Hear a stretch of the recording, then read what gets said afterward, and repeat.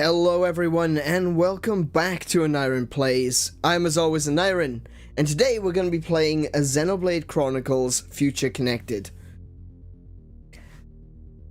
I'm sorry about the delay to getting started. Okay. I talked about this, I think it could have been yesterday, it could have been on Monday or Tuesday or something like that. About having enough time to do things before I start streaming. And I lamented the fact that I usually don't have time to do anything in the morning. Like, I usually, because of the time that I go to bed, usually like 6 a.m., I usually get up and immediately either have food or start streaming. Right? And I was lamenting the fact that I don't really have a lot of time.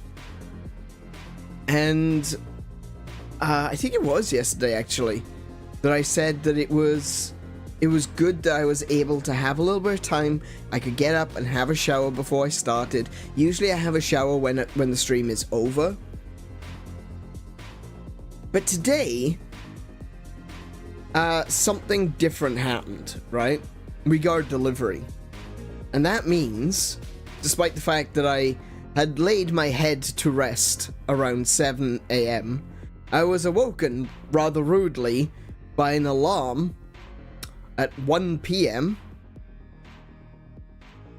saying, "Hey, we got delivery for you." Well, that was a little annoying, and I couldn't get back to sleep afterwards, because, you know, once you've woken up, and you've run down 3 flights of stairs and carried a box up 3 flights of stairs, you know, it's not so easy to get back to sleep. So I lay there tossing and turning for about half an hour, then I finally gave up. And got up. So I've only had like 4 hours sleep, maybe. Most 4 hours. But I've had all this time, right? I've had from 1 p.m. through till now to get everything ready, to make myself some food, be prepared. But here's the problem, right? When I've got too much time, I find other things to do. And that's a problem. So today I discovered that, and this is where I'm leading to, okay? I kind of buried the lead here, but still. Today, or last night, in fact, it was announced that Nintendo would finally be shutting down the Wii U and 3DS eShops, online services, and all that sort of stuff. And Monster Hunter, the Monster Hunter team at Capcom, put out a series of tweets saying, if you want to get the DLC, if you want to get the event quests and all that sort of, all the free stuff, which is still available, log on as soon as possible, because all of that will go away on April 8th. So today, I restarted my save in Monster Hunter 3 Ultimate, because apparently I lost my save at some point. And I've been on Monster Hunter 4 Ultimate, making sure that I got all of the DLC.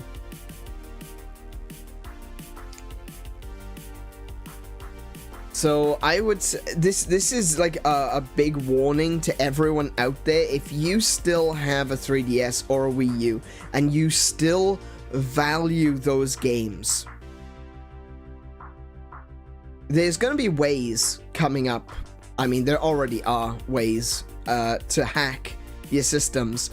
But if you want to try to keep your 3DS, your new 3DS, your new 3DS XLs, wherever it is you've got, if you want to keep it factory perfect, and you don't want to crack it, you don't want to edit it and change the firmware and all that jazz, then you need to become very proactive in searching out all this DLC that is going to be available that you need to download as soon as possible. Because I've got a stack of 3DS games, and I was planning on buying more, but with the closure of the eShop and now the shutdown of online play and the ability to download things, extra quests and updates and all that sort of stuff, I don't think I'm going to be buying any more 3DS games, aside from ones that I know are, like, complete on the cartridge. Like, I don't have Final Fantasy IV, the 3D remake. I'll probably be picking that up at some point.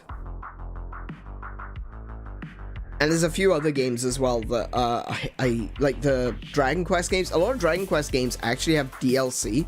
They have downloadable quests. I know I've got one of them. I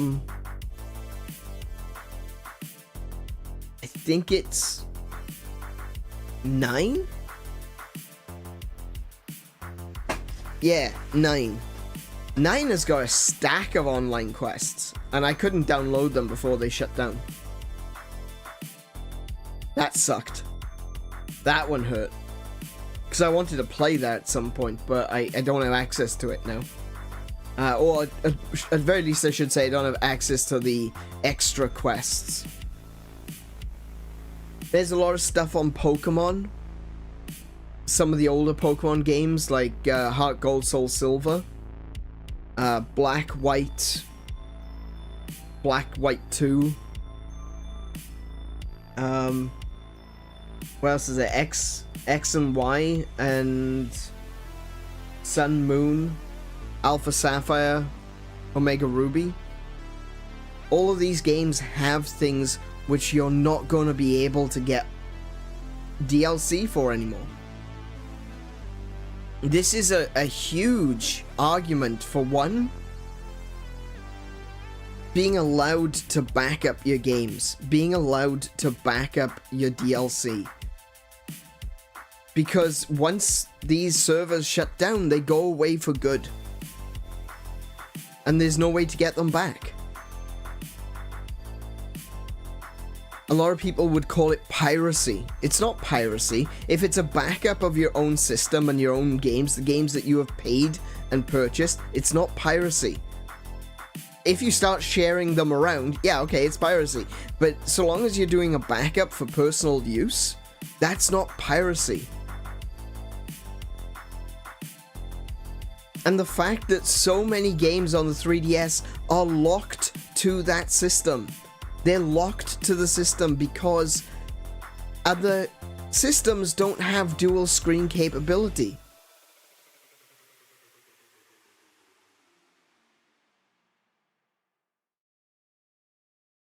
If ever there was a piracy lock, like some games, you know, the way that they made them was it specifically designed for a particular piece of hardware. But you could get additional hardware and, you know, little things that you could plug in to various consoles that allowed you to play other games on the newer consoles, you know? But if ever there was a way that Nintendo has managed to stop people porting games to other systems, it's the fact that it requires 2 screens. And a touch screen at that.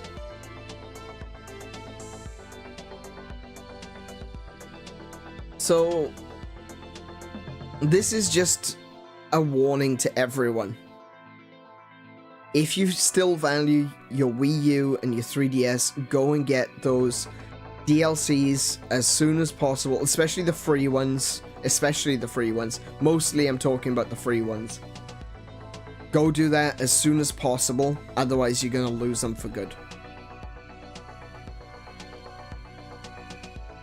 And this to me is, like I said, a good argument for backing up material, for being able to back up your hardware profiles and your software to another console or to another platform or even to a PC. And it's an argument for physical media. For all those games that you have bought digitally, they could be gone soon. If you've already got them re-downloaded and on your Wii U and on your 3DS like I do, I was very fastidious in going through and making sure that every single game that I had bought digitally was downloaded onto the system. You won't have access to it very soon.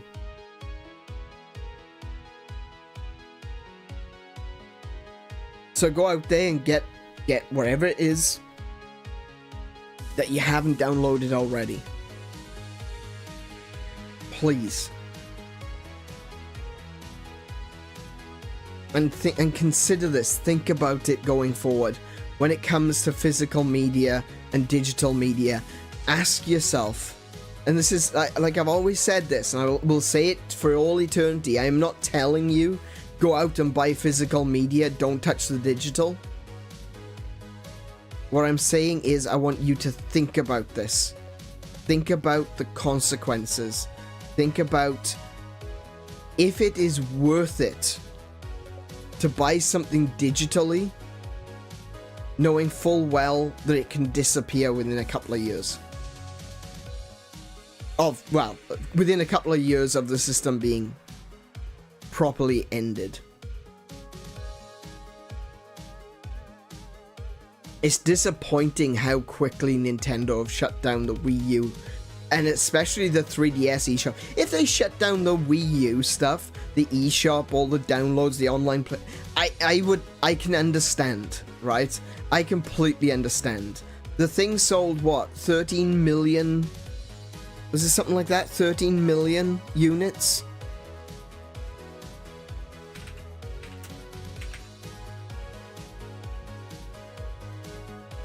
Let's see.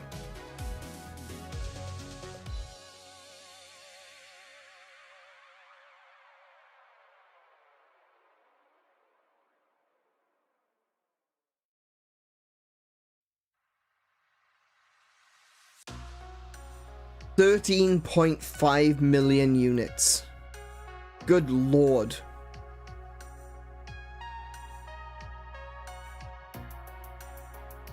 $13.5 million. The Switch has done 10 times that. There's a little bit of a wake-up call. The Switch has done 10 times that.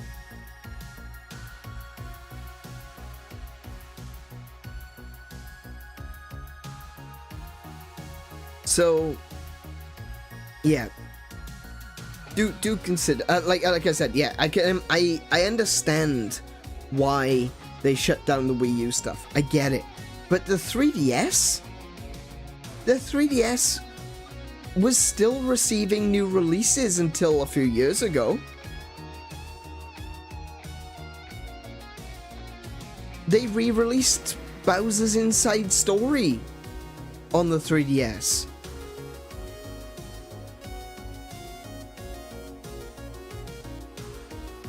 It seems to have come very suddenly. And even, it doesn't really matter how much time they gave us to prepare and get ready for these systems shutting down, it's still going to be a massive impact when it does. So, that's why I say I want you guys to think about it for your own sakes, for the games that you love and the games you want to play. If you don't want to be buying the same game every single time a new console releases, then consider getting, consider the benefits of physical media. And if the more of it, this is the thing, is that the industry is pushing us in a direction where they are saying, oh yeah, people want digital media. Yeah, I'm sure some people do. I'm sure some people like the convenience of it, but more and more, as that convenience is being taken away from us, people are realizing, hang on a minute, this might not be what I signed on for. Especially now that we've learned a few things about different companies, like Xbox claiming that they were going to continue to support physical media and physical game sales so that the gamers can feel confident about owning the games that they buy. The next Xbox is going to be digital only. They fired their entire physical media team. PlayStation recently was discovered that they do indeed have a kill switch. That they can literally come into your account and turn off a game. It's been confirmed. That's a thing that exists. Not only is that a thing that exists, there is currently a glitch in it, and it is randomly turning off people's games.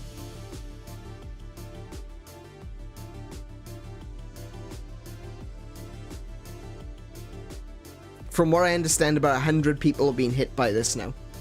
It's a small number, don't get me wrong. Like, there's what, like 3 million PlayStations out there? Dear. It's a small number, but it's still... You can't look at that as a statistic. You gotta look at it as the individuals who just lost their entire gaming library. And that doesn't just apply to PlayStation 5 either. It applies to PS Vita.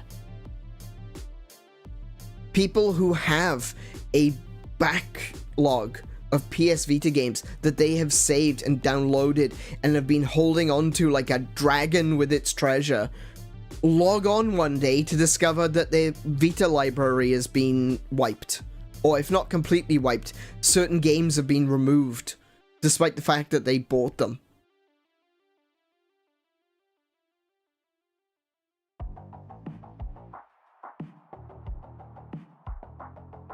And PlayStation doesn't have an incentive to fix it. That's the problem. If PlayStation fix it, well, you get your games back. If PlayStation doesn't fix it, it's only 100 people. But to those 100 people, that's a problem. And here we have Nintendo. Recently took down Yuzu and Citra. I'm annoyed at the admittedly, I'm annoyed at the crew, the guys that were making Yuzu and Citra, because they should have known better. But they did include proprietary software in Yuzu and Citra. Well, not in Citra. Citra was fine. In Yuzu. And that resulted in the whole thing being pulled down. Everything was handed over to Nintendo. I'm annoyed at Nintendo for going after what was ostensibly something being used for backup, that being Citra.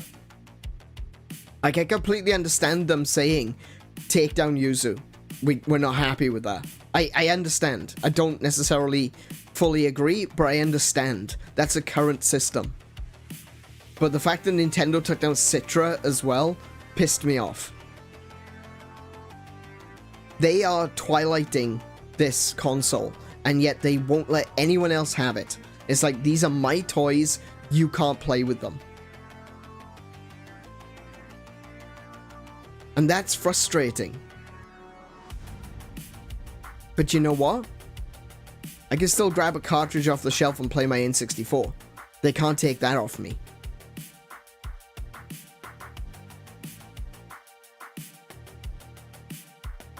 So do consider that going forward. Consider what it means to buy physical instead of digital. Consider the possibilities of what might happen in the future every time you make that purchase. And like I said, I'm not saying this to tell you you gotta buy physical, you're not allowed to buy digital anymore. That's it, it's over. If you don't buy physical, you're not my friend anymore. You know, I'm not doing that. I buy digital as well. I would like to consider myself an informed consumer, however. And a lot of people don't realize that when you make a purchase on an eShop, on the Nintendo, on PlayStation, none of them are innocent of this. When you make a purchase on an eShop, on a digital platform, you are only buying a license. A license that every platform, every publisher has the legal right to revoke at any moment. For any reason.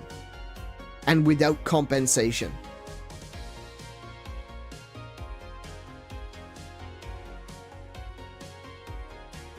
You could literally buy a game tomorrow. Like, let's say something brand new, Stellar Blade just released. You could buy Stellar Blade tomorrow and PlayStation could revoke your access to that game. Actually, not PlayStation, sorry. Oh no, PlayStation or the publisher. PlayStation could revoke your access to that game. And say, you could call them up and say, oi, I can't play Stellar Blade. And they'll be, oh dear, what a pity, never mind. Little ain't I thought, mum. For the old fogies in the audience that are screaming, yeah, retro media. They don't have to do anything about it. They can just force you to buy it again. Well, not force you, obviously. If you wanted to continue playing it, you would have to buy it again. And this is why I say they've got no incentive to fix these problems. Because it's only 100 people. It hasn't affected enough people for it to be a massive hit to PlayStation.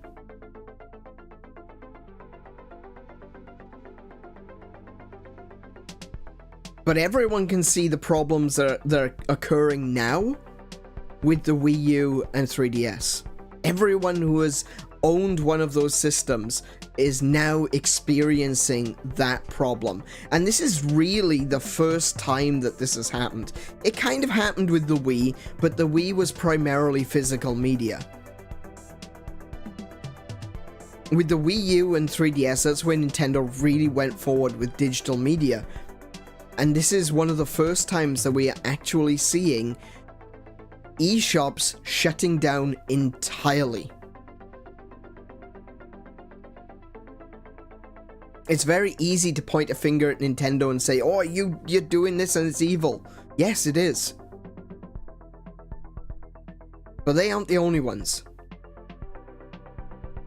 And we're going to start seeing it more and more. So please, not just for your own sake. Don't make this a selfish thing. It's not even for my sake.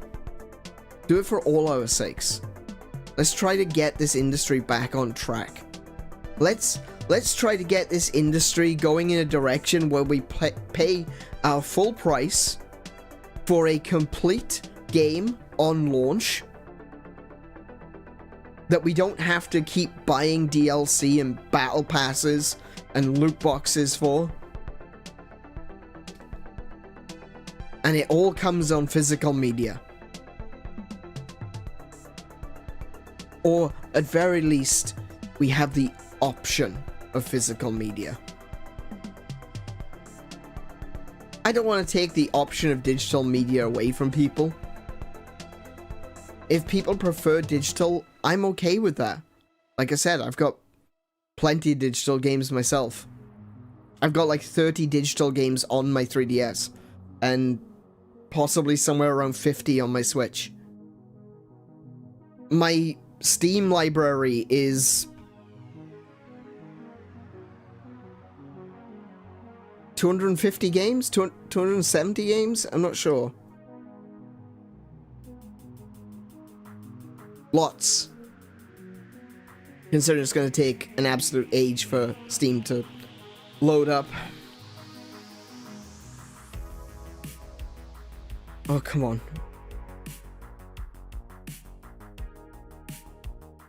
What have I got? All games. All games. Well, oh, right. If I go to my profile. 348. That's more than I thought. Wow. That's a lot more than I thought. Okay.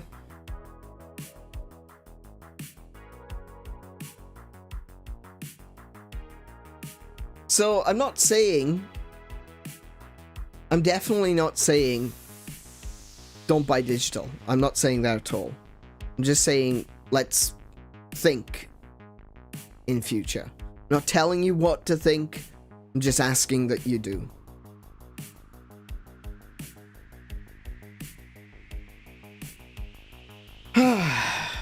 It's a shame. I don't want to come on to stream and talk about this stuff because it is kind of negative. It does feel all doom and gloom, but I feel this is necessary. People need to be informed.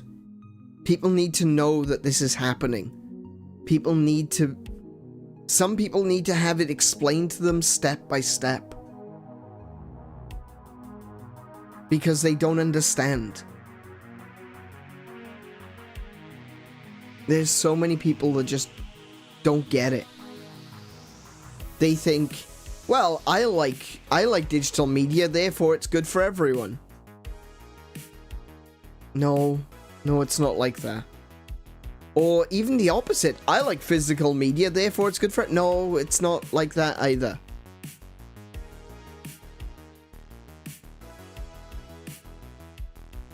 If there's anything in this world that I advocate for, more than anything, it is not one thing or another. It is choice.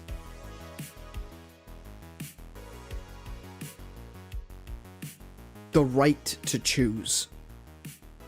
The right to look at the world, or not the world, the world, yeah, okay. No, well, I mean, it can be extended out that far, I guess. The right to look at what is available and think to oneself, I need to do what is best by myself, what is best for me, what is best for my gaming needs and my collection. And if people have that choice taken away from them, if the companies tell us you're only getting digital, then that's not good for the people who like physical. And everyone has their own reasons. It's not even necessarily just an ownership thing. Sometimes it's a collection thing. But very rarely is it selfish.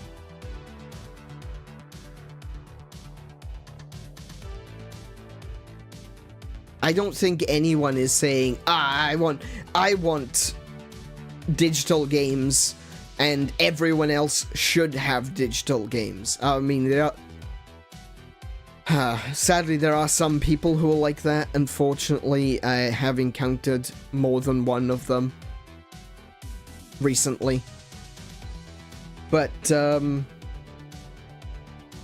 will always advocate for choice. An option. Yeah, like Kiko said. Choice is what's good for everyone.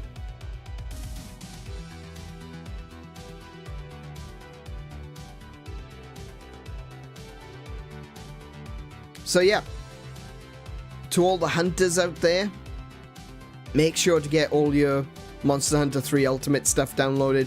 Make sure to get all your Monster Hunter 4 Ultimate and Generations stuff downloaded. Generations and double Gen Ultimate, or Cross and Double Cross if you're playing the Japanese version, They are available on the Switch as well. So you'll still have access to those on the newer system. But if you've got Generations on 3DS, make sure you get all your event quests. Make sure you get all of your special quests. Because you got 3 days.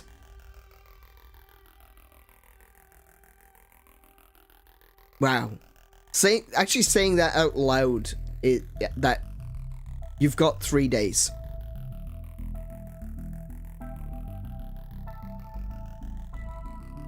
That's how much time we've been given. 3 days. That sucks.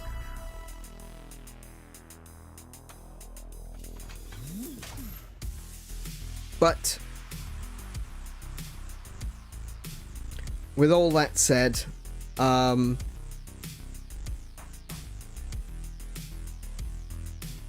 let's get into the stream proper, shall we?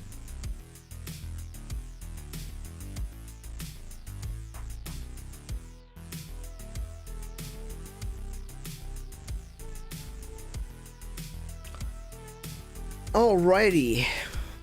Big welcome to Tim and to Hiko, who is in the chat already. I'm sure there's some other... I can see this. Actually, I can see there's a couple of others as well. Welcome, everyone. Sorry about... Well, no, on one hand, I'm sorry that I had to start so dour, but at the same time, I'm not sorry, because these are the sorts of things that people need to know about. And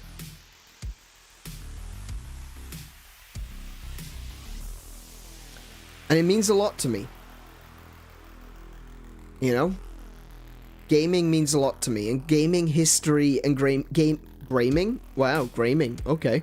Graming is, it also means a lot to me. It's, it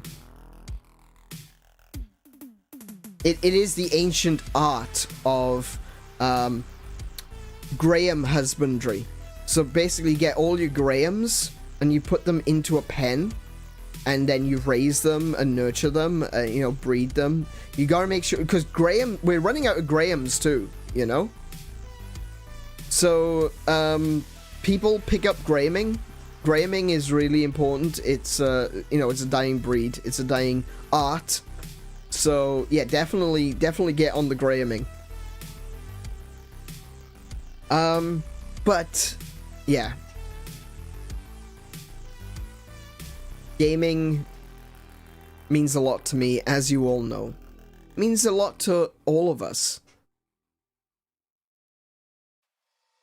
I think it's important. Sometimes people don't want to know this, and I understand. I do understand where you're coming from. It's like, oh, I just want to play some games. Yeah, I get it. But there's a... It's getting to a point where there needs to be a level of responsibility in there as well. Games are supposed to be fun. This isn't something that we should need to talk about and argue about. But they're making it very difficult for us to just sit down and enjoy a game. Who are they? The wizards? I don't know. Publishers, big publishers, platform owners.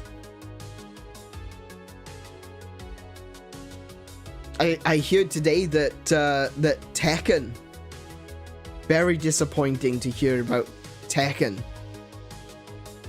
Tekken is a full-priced game, right? $80 off the shelf. It's got a... There are 3 different versions of Tekken. There's a version that's $80, a version that's like $175, I think. And there's a version that's over $300, right? So these are big, like, special edition packs. Everyone has been really excited for Tekken 8. It went out to, to reviewers, and everyone is saying, oh, this is a great game, it's an excellent return to form, Tekken 8 is amazing. It's so good to see this renaissance of fighting games that are happening right now. We've got Mortal Kombat 1, Street Fighter 6 is doing really well, Tekken 8 is just released. Even King of Fighters has been doing really well recently. So Tekken 8 went out to all the reviewers. All the reviewers said, yeah, this game is amazing. Let's give this high scores and, you know, send it out so that everyone can enjoy Tekken 8. It was even noted in a number of reviews. There's no online store, there's no microtransactions, there's nothing like that. There is now. A month after release,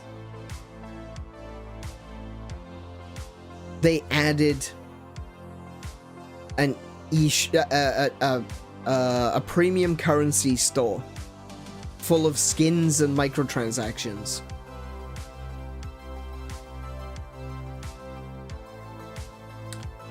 And, you know, you could turn around and be like, oh, no, it's fine. It's fine. Because it's just cosmetics. And I would agree with you. It's just cosmetics. I got no problem with people including cosmetics. What I have a problem with is the fact that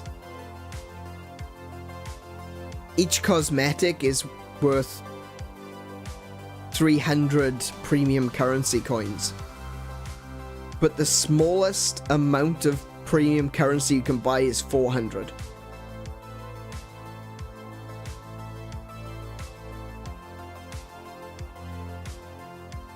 That's nice. That's not shady at all. The game also has a season pass. Now, if you got the standard edition off the shelf, it doesn't come with the season pass. Okay? That's understandable. That's fine. That's fine. You just bought the standard edition off the shelf. That's fine. If you bought the deluxe edition, it comes with the season pass. And if you got the premium deluxe, you know, the super deluxe edition, that also comes with the season pass. And you can buy the season pass separately. So if you did buy it off the shelf, you can buy the season pass as a purchase on the shop. Yeah, well, that's not going to be enough, unfortunately, because they also are adding a battle pass. Tekken 8 is a full-priced game. Let me remind you again. Some copies of Tekken 8 are $300.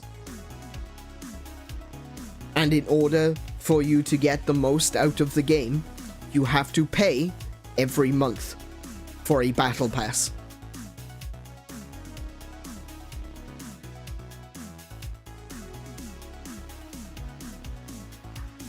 Why? Why? This is bad news, bears. We should not be paying for battle passes in full price games. I can understand battle pass and skin monetization and stuff like that in free-to-play games. I get it. I genuinely do. I understand. But Tekken 8 is a full-price game. And you have to pay you have to buy the season pass if you want the extra characters. And you have to get the battle pass if you want to unlock everything. And you have to keep paying for the battle pass. And the battle pass will get you some coins, but not enough coins to buy the skins. This is greedy corporate rat behavior in a full price game.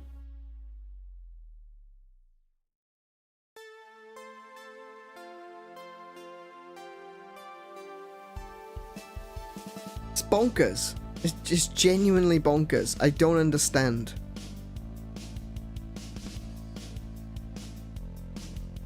I don't understand how people, well, no, actually, no, I understand the mechanics of it. I understand how some people are looking at this and going, oh, that's actually quite a good deal. It's because they've grown up and been trained into thinking that way. They've been brought up in an era of Fortnite. They've been brought up in an era of mobile games and microtransactions. So when they see Tekken 8 has got microtransactions, they don't go, hang on a second, I've already paid $300 for this. They go, ooh, more stuff? That's great.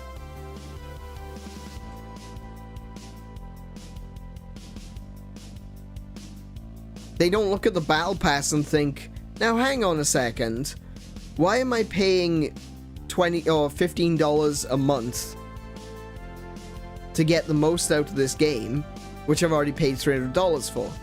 They look, oh, more stuff. I should probably grab that. And it's not their fault. But this is why I keep going on about being informed consumers, being informed gamers. Because that's not right. And if you think to yourself, oh, hang on a minute, I paid $300, but a battle pass, $15 a month? That sounds great. Take a step back. Take a step outside yourself and take a look at what you just said. Like, really tear that down. Because that's not right.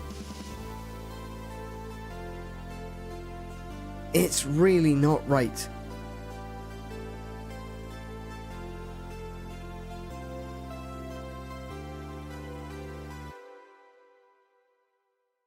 Why is there only bad news recently? I don't know. I'm not happy about this. I don't want to be talking about this stuff. I don't want to be talking bad news all the time. Not a fan of bad news bears. It just seems to happen.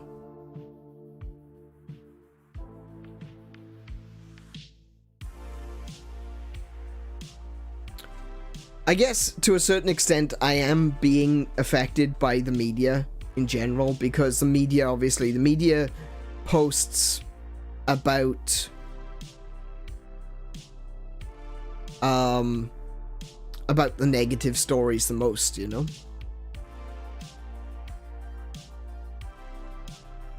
So it's clear that I'm definitely being informed by that.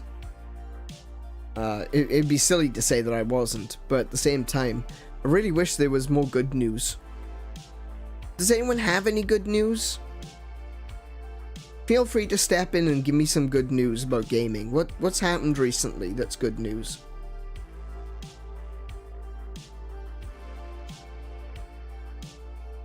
This is a conversation. I know I'm basically preaching at you. That's not really fair. I know that. But this is a conversation. Do step up and step in and say, oh yeah, actually this is kind of cool. This happened recently.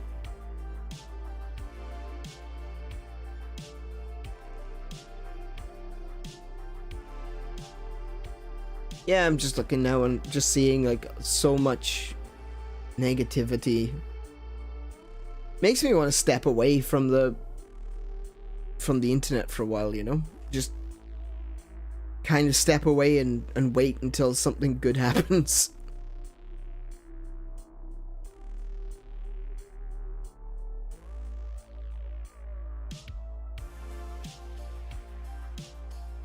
Oh, actually, Endless Ocean Luminous. That looks really good. I probably won't play it on stream, but Endless Ocean Luminous looks like one of those really cool relaxation games where you're just gonna chill and scuba dive. I know there's gonna be there's gonna be a few people out there that are not gonna like this game at all. There's a lot of people out there absolutely terrified of the sea. And yeah, this isn't a game for you if you're afraid of the ocean. But yeah, Endless Ocean Luminous looks really good. I like the idea of scuba diving alongside basking sharks, you know?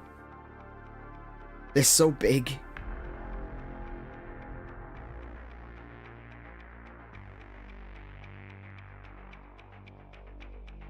Oh, actually, there is some good news.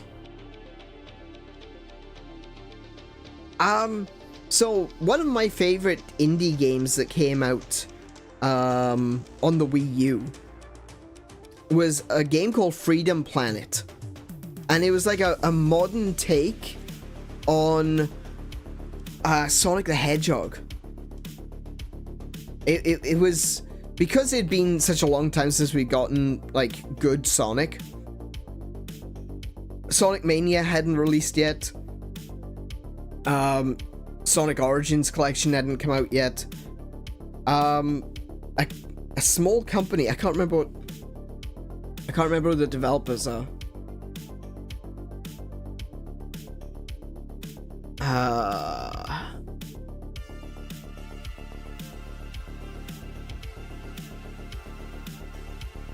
Where is it? Where is it?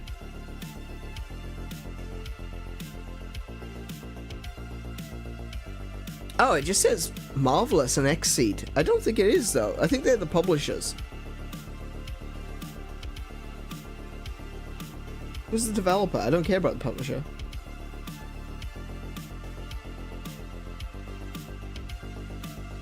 Galaxy Trail. That's them. Galaxy Trail. There we go. So they released... Galaxy Trail developed a game, and it was released by Xseed / Marvelous. Onto the Wii U, called Freedom Planet, and it was really cool. You had this purple dragon girl named Lilac. There was a panda girl. There was this, like, I'm gonna go with green fox wolf thing. Not entirely sure what she's supposed to be. And then there's this, like, this doggo, this red-headed doggo. She's really cute.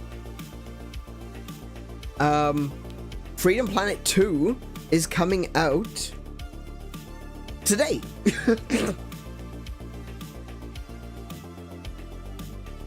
So that's good news. There's some good news. Freedom Planet coming today.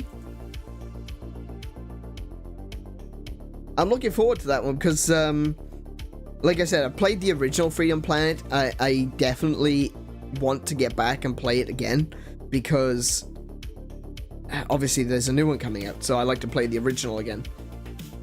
But it is available on Switch as well, so I'll probably pick up Freedom Planet at some point, and Freedom Planet 2 as well. Honestly, I'm kind of hoping that Freedom Planet and Freedom Planet 2 get released as a double pack through like Super Rare Games or Limited Run or something like that. That'd be really cool.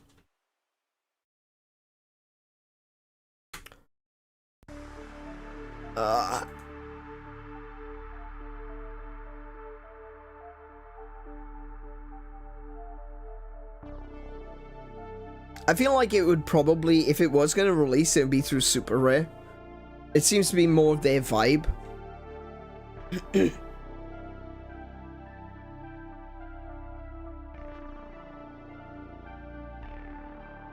Yeah, but it doesn't look like it's doesn't look like it's got a physical coming.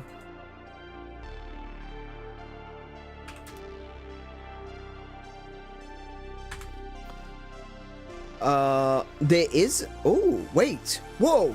Wait, what? Sold out. It did get... October 2019. Okay, so Limited Run did have the rights for Freedom Planet. In 2019, they released the original one as a physical.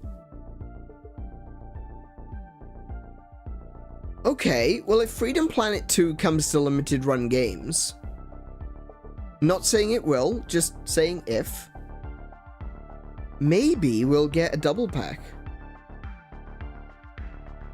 I have noticed that Limited Run Games have been more inclined recently to do a second run of something.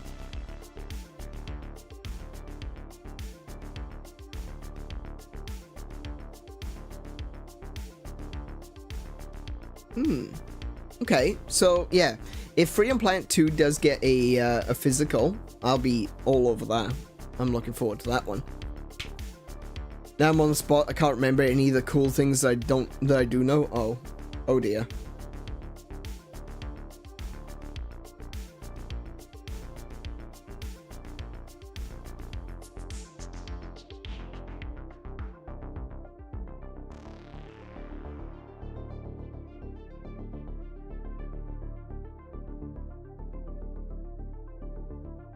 Huh.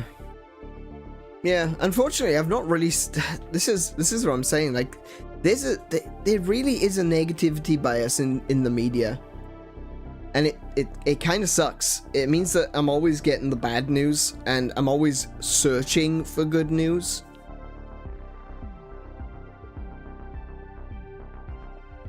Sadly, it's just been a bit of a rough week, I think. Most of my good news lately has been Stardew Valley related. Well, yeah, actually, yeah, there's, Stardew Valley, was it 1.6? Is it 1.6? Or was it, like...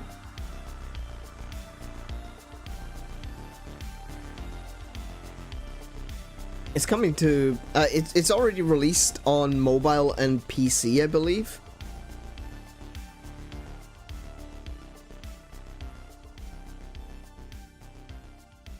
I know Swill has been playing it. I actually watched Swill playing it a little while ago. Check out Swill.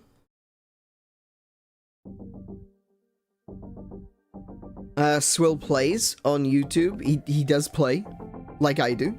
He does play video games. He's been playing the new Stardew Valley stuff. So, definitely check him out. Check out his streams. But, yeah, it's Stardew Valley update hasn't hit Switch yet.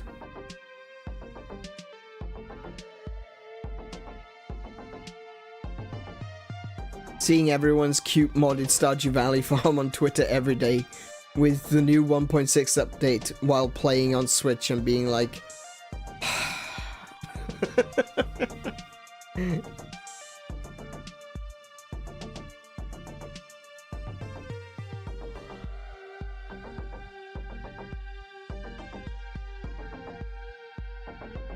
Oh wow, yeah, there's some really pretty Stardew Valley farms. They've got to be using mods, surely. Surely they're using mods. There's no way that Stardew Valley looks that good.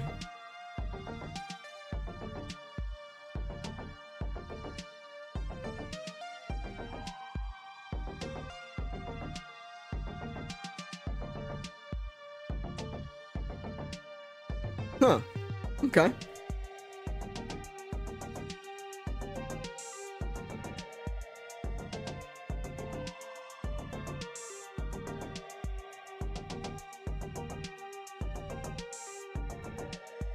But yeah, that's coming soon. We'll get more info on Stardew Valley very soon, I believe.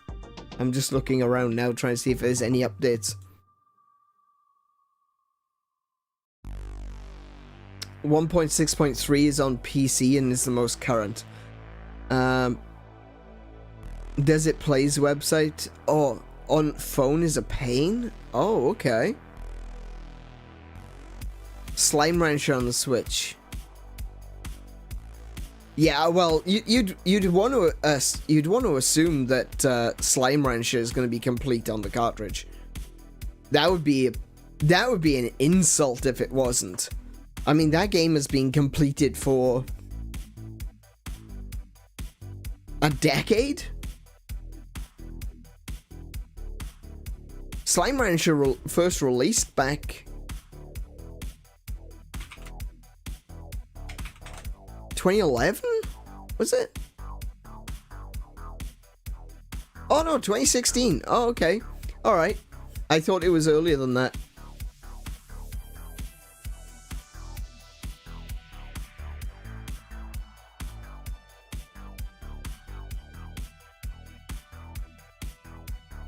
That might be a fun game. That would be fun to play on Switch, especially if you got the gyro controls.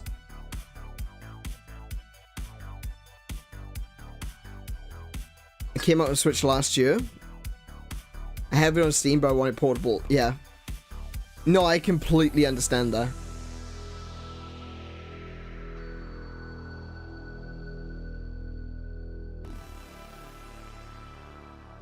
Yeah, I'll be honest. I was disappointed with Spyro.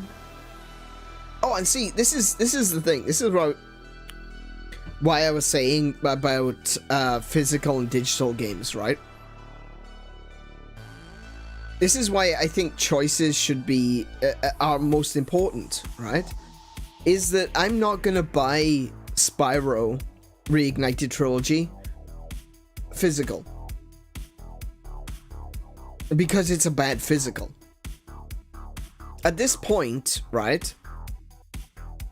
You don't want to be buying physical copies just because it's something that can fill a shelf space. That's not the point. That really isn't the point. There are so many physical games that you literally go up to the counter with the box and they put a slip of paper inside and give it back to you. I was nearly caught out by James Pond Robocod. That's a classic. That's a game from my childhood, and I was so excited to see that it had gotten a physical copy on Switch. And I'm like, oh my goodness, people actually remember this game? So I was taking the, I'd taken a photograph of it, and I think I posted it to Twitter or something, saying, I can't believe I'm actually holding a physical copy of James Pond for the Switch. It was just mind-blowing.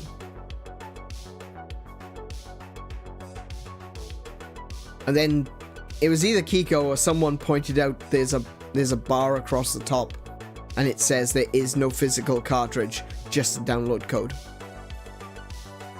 And it's kind of the same with Spyro and Crash Bandicoot as well. If you get the Spyro Reignited Trilogy, it's got roughly half of the first game on the cartridge. Everything else is download. So it may as well be entirely digital. At that point, if you want to buy the game, buy it digital, but buy it in a sale. You know? Buy it in a sale. Make sure they don't get all that money. If it's a $70 game, wait until it comes down to at least $30. Right? We don't budge until it's on sale. Star Ocean R on Switch is more or less complete uncut too.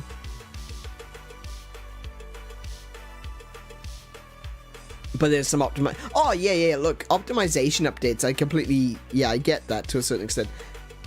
It would be silly to not take advantage of online capabilities. You know? That's why I say that I'm not 100% against it. Because sometimes mistakes happen. In the past, those were just bad games. Today, we can fix bad games. Like, look at No Man's Sky. No Man's Sky is probably the best rags to riches example that you can find in video game history. Some people might say Cyberpunk. I don't think so. See, okay, I don't think Cyberpunk because while the hype was there for Cyberpunk, and don't get me wrong, Cyberpunk 1.0 is busted. But it wasn't a completely different game. No Man's Sky was essentially a completely different game.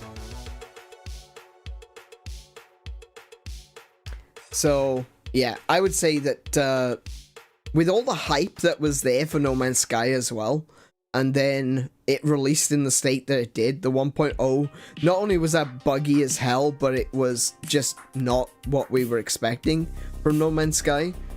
And then, you know, they just, over the years, they've just kept adding to it and adding to it and adding to it and adding to it. And it looks amazing now.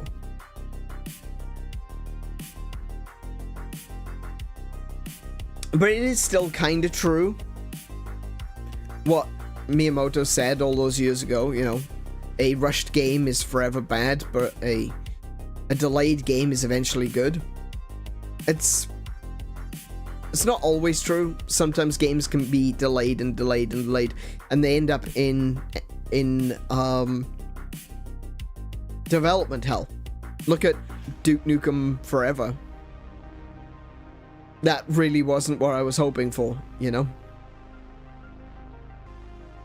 I mean, if they delayed Duke Nukem Forever longer, it probably could have been better. But it had gone through so many different developers at that point, it had been restarted so many times, that there was a good chance that it wasn't going to get better, so I don't know. But the idea that a delayed game can be made better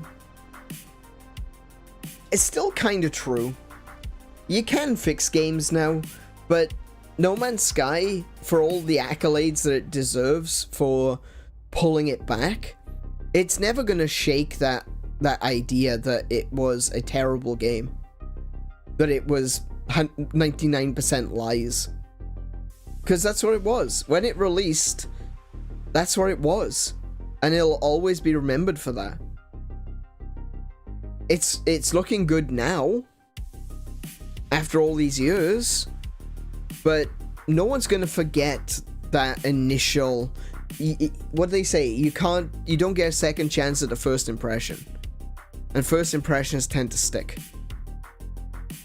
So, No Man's Sky, despite the fact that it has been redeemed, people are always gonna remember that initial launch and how disappointed they were. And I think that's different to Cyberpunk, at very least. Because Cyberpunk was just a broken game. And people tend to forget how broken the Witcher games were on release. Like, those were pretty busted, too. Especially Witcher 3. Witcher 3 was pretty busted on release.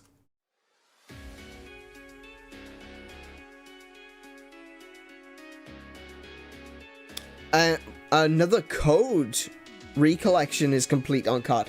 That's good news. That's really good news. I've been looking forward to getting another Code because I actually want to play it on the channel as well. So we should pick that up. We saw a copy of it recently in EB Games. So we should probably pick up a copy before it disappears forevers. Because I guess that's the one downside of physical media, is it does inevitably go away. Which sucks. It sucks so bad.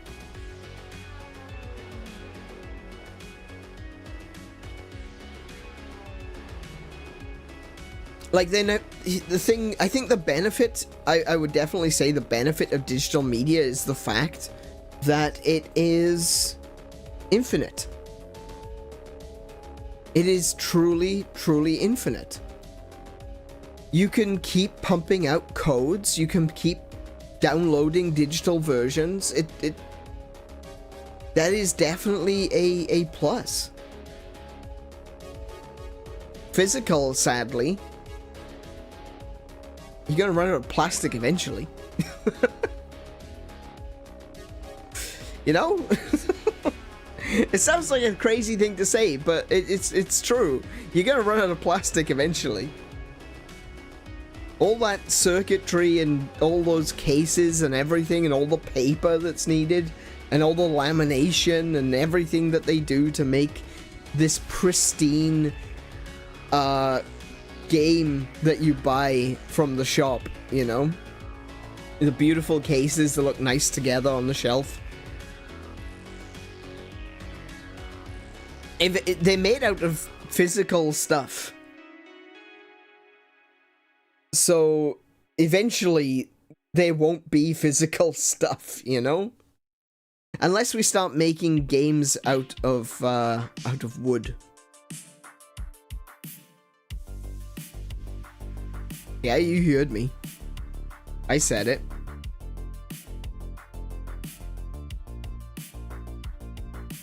Let's have the next games console being made out of wood. Like the Ataris of old. That'd be pretty sick. The Atari 2600 Plus is it's not actual like wood. It is I believe it's wood, but it's wood laminate. So that was impressive. I believe it's wood laminate. It looks real enough. But yeah, no. Let's go back to the olden days. You know, back to the days of Atari and all that, and make stuff out of wood.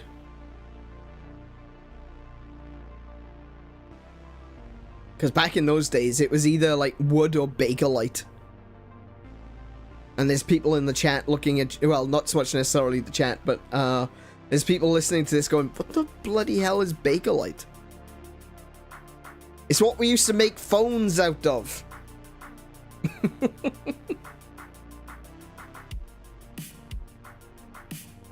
The old Bakelite phones and the old Bakelite radios.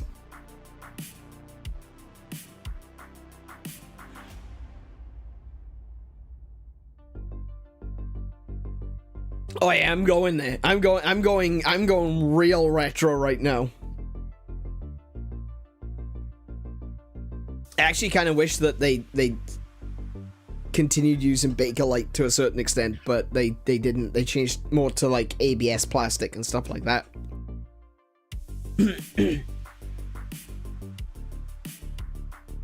And there's actually, the thing is, like, a lot of the early plastics are really bad. Like, alcohol will melt them. Something I discovered when trying to clean my my Sinclair at one point. I have a shiny Sinclair. It used to have that, you know, the sandy texture, that matte texture that you'd expect from plastic. Yeah, mine's shiny. I'm not cleaning it with alcohol ever again.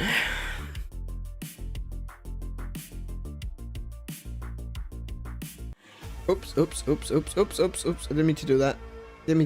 That was a mistake.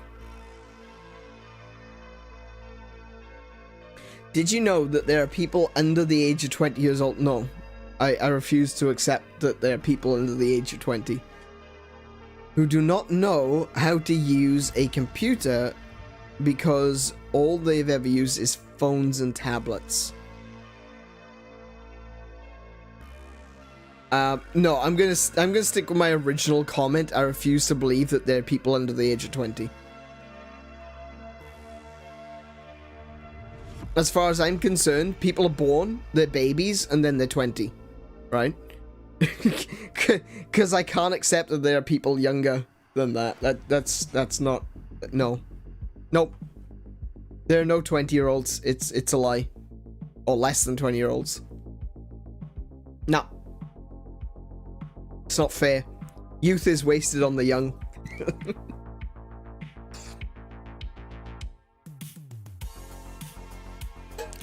Ah, dear. I did see something which upset me greatly recently, and I don't mean it in the same way as, my goodness, the gaming news is upsetting me. No, I mean this as, like, mostly sort of a joke, right? Someone posted on Twitter, they 3D printed the save icon. And they were holding a floppy disk. Someone 3D printed the save icon. That one stung. I was feeling that one for days. That was rough.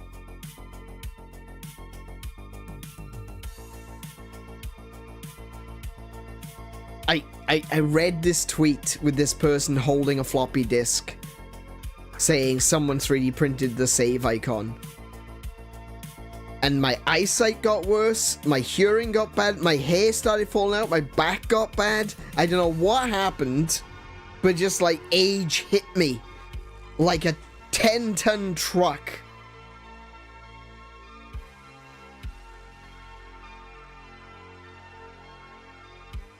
I'm currently recovering from the liver failure and the arthritis.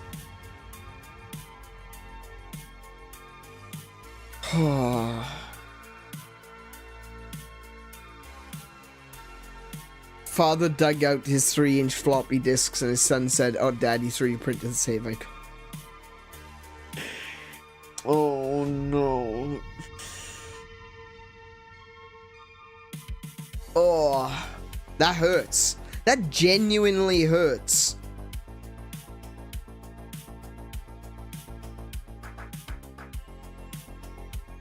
I saw another one recently as well, is zip drives.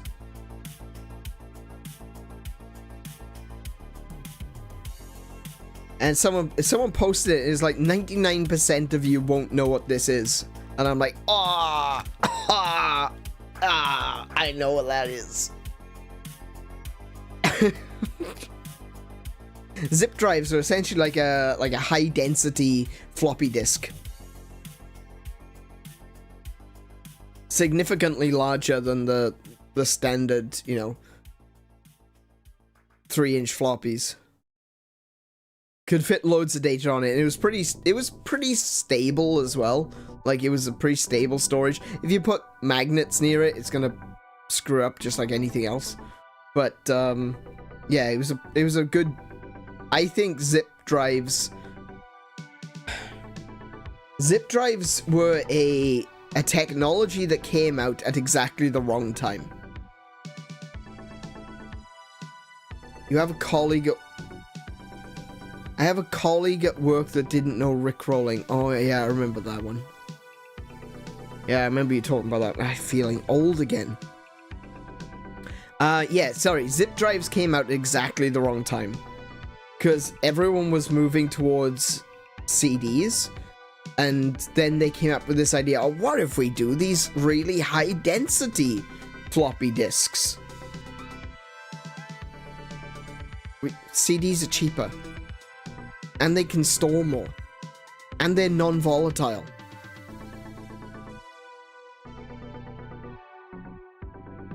No one's gonna use zip drives. Except for Muggins here. I used it. I use zip drives.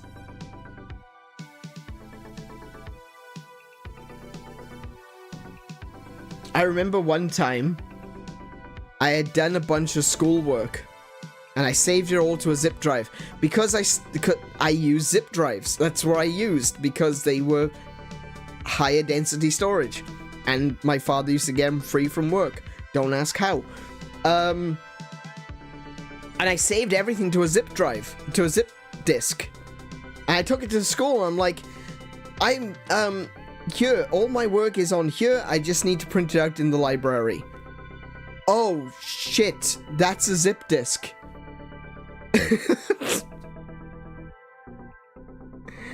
I didn't think to, oh, I need to put this onto a standard floppy drive. I put it onto a zip disk and I took it in and I'm like, oh, I got it. It's right here. And as I'm handing the disk over to my teacher, I look at it and go, bugger.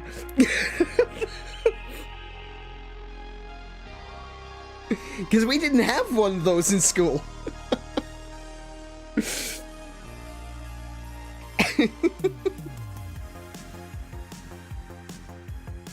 So, Kiko, you have new good news? New news? New news? New news?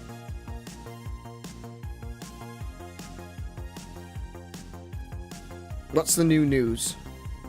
There's now a Dog of Wisdom 3? Wait, wasn't... Oh no, Dog of Wisdom 2 was the last one that came out. Oh, okay, I'm gonna have to take a look at that later. I love Dog of Wisdom. It's a classic. That's a classic meme right there, Dog of Wisdom.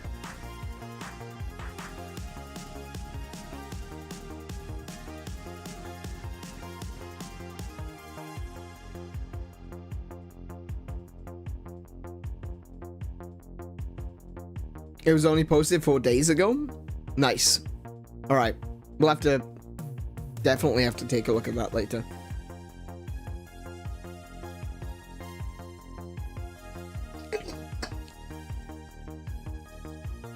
Classic. Classic.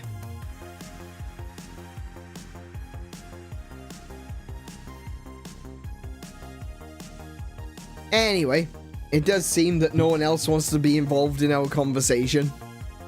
See, Kiko keeps telling me that I could do a just chatting stream, and I wouldn't run out of things to talk about. That's true. I wouldn't. I wouldn't.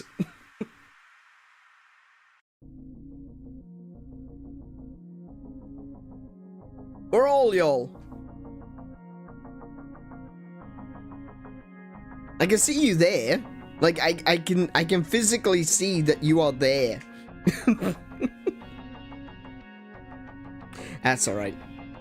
That's alright.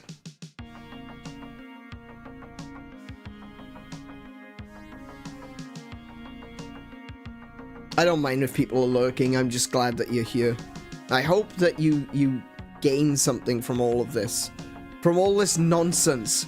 From all of this bullshit. From all of the doomsdaying and doomsaying. Those are Pokemon. Fakemon. Doomsay and Doomsday.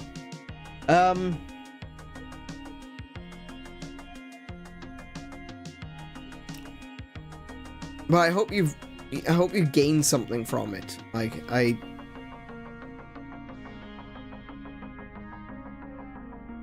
don't want to be negative Nancy all the time.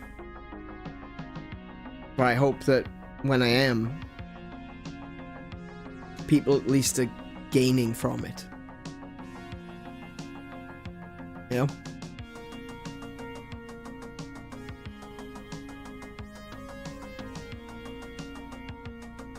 I know that not everyone agrees, and that's fine too. I don't expect everyone to agree with me. And that's fine. I welcome the discussion.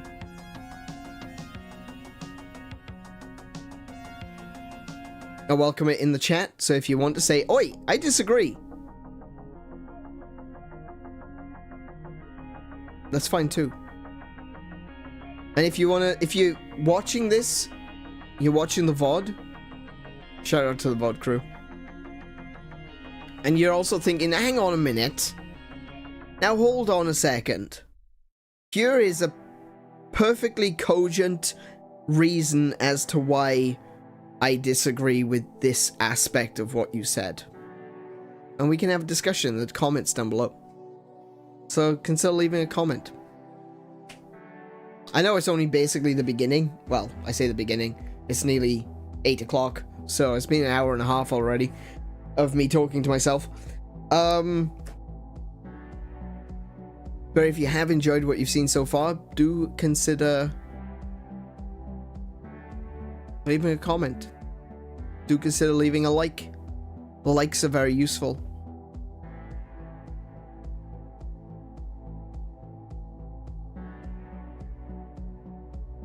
And yeah, get on Gilded. That'll be another one. Yeah, definitely get on Gilded, because actually Ritterwolf just posted something really cool. A starship. Oh, what's it called?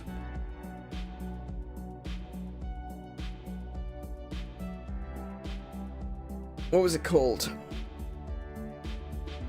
Starship Simulator. Oh, that was it. It's just literally just called Starship Simulator.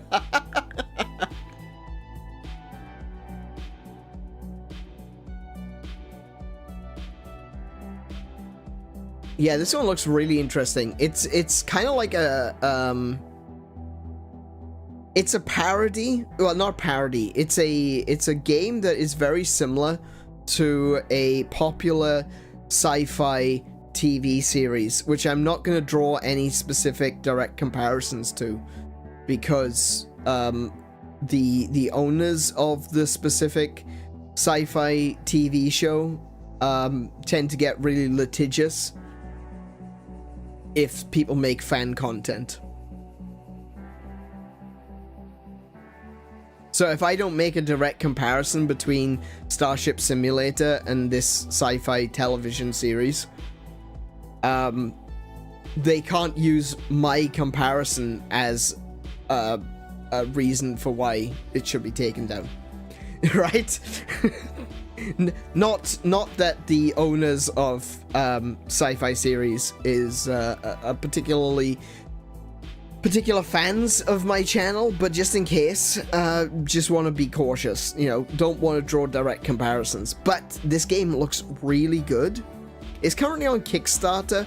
I'm a little iffy about Kickstarter games. There's a lot of Kickstarter games that just don't end up being the game that is promised. And, yeah, a trend that was started by No Man's Sky. At very least I think it was No Man's Sky. No Man's Sky was crowdfunded, wasn't it? Am I wrong? I think I'm wrong. Either way, Mighty Number 9 is a game. Alright? There are a number of games that that end up going to Kickstarter that just don't release.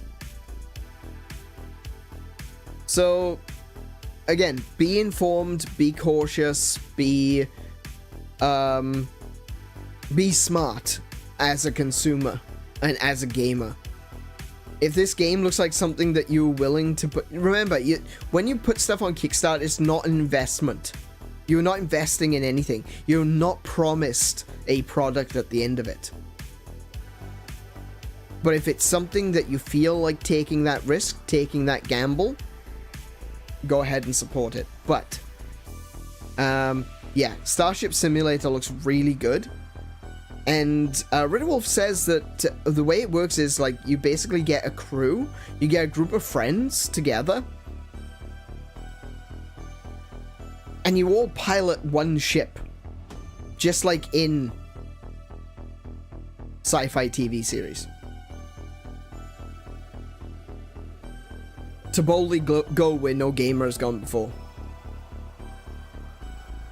And apparently you go onto a ship in space dock. You have to start the reactor from cold. So you gotta get the I'm not gonna use any specific terms.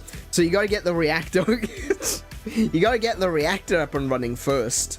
Then you gotta pilot out of space dock, do all your full checks and everything. And then you can explore the galaxy, and the galaxy is a 1-to-1 replica of the Milky Way, but with alien life scattered throughout. That sounds amazing. That genuinely sounds fun. Mountain people are worse than Michael Mouse. They can be. They absolutely can be.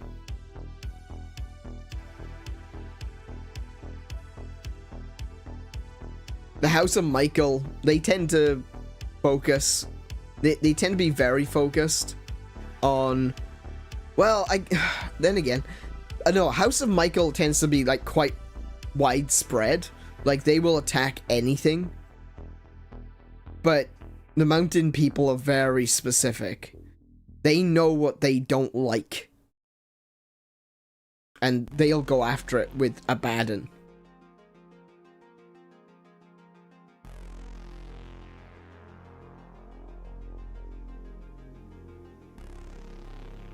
But, yeah, this game looks really fun. Ritterwolf says that there's a demo available on Steam. So maybe check that out. That's something I might be interested in doing in the future.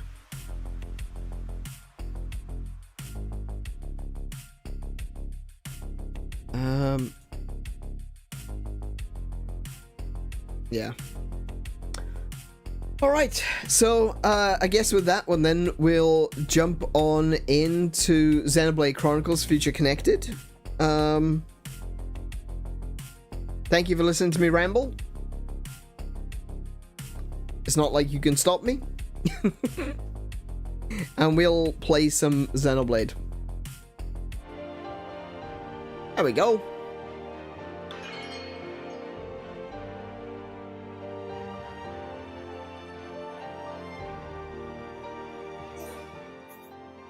Right. So the last time we played Future Connected, we had just defended the walls. Tyrea was defending the walls of Grandel, and we had gone off to the Cape, and we had brought all the soldiers back. It was like something out of Lord of the Rings. They are fighting off all these enemies at the gates. All these monsters were coming in. And then here comes our army of chicken nuggies, along with Shulk and Melia, walking like a total badass over the hill and just assaulting the enemies that were besieging Grandel. That was such a moment. That was such a moment. It was so good. Right, let's have a little look. What have we got? We're missing Nonona. And I don't know where Nonona is. And we can't get 1-1 until we get Nonona. So, before we actually go... Oh yeah, that's right. Okay, so after we defeated the monsters around Grandel, we were told that we're gonna go back into Alcamoth. But before we do go back into Alcamoth, I want to get the last of the Nopons. So we need to figure out where we might be able to find the rest of the Nopon. Let's have a look at the map. So the quest that we currently have is the quest for Pororo's favorite. I did notice when going back over the stream last time, I kept calling Pororo Popopo.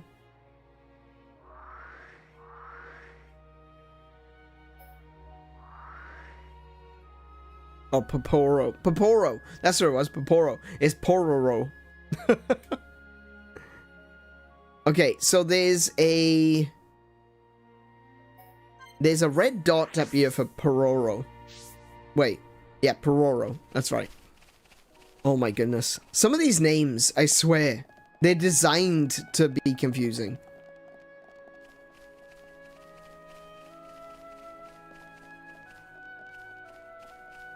Oh, hello. No, no. Level are you? 68? Okay, so fighting this fog beast isn't going to be an issue. The issue is it's going to call all of these enemies into the fight with it. The enemy's weak, but don't drop your guard. We'll be dead before can take a plunge. Can you hit it, please? Oh, I can't hit it because it's too high. I'm really feeling it. There we go. Nice, Mr. Shulk. Yeah, see, look, it called all of the enemies around us. That's rough. Okay.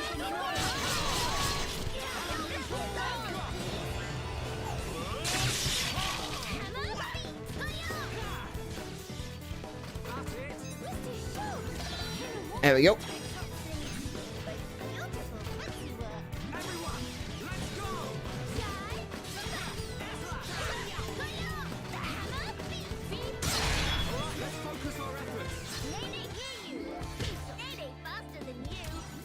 Okay.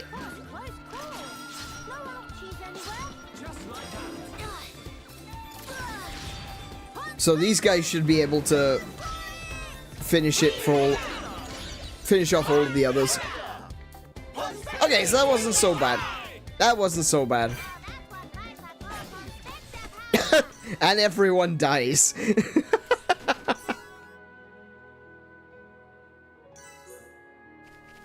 I do like that thanks to all these chicken nuggets that are following us, that we basically got a kill all button. That's...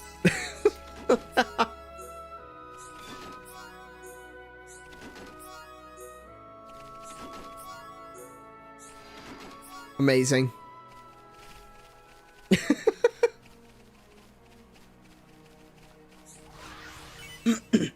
Poison plus, not what I'm looking for. Muscle up 4. That's what I'm looking. I was just about to say. I'm hoping to get some muscle up. All right. Wait.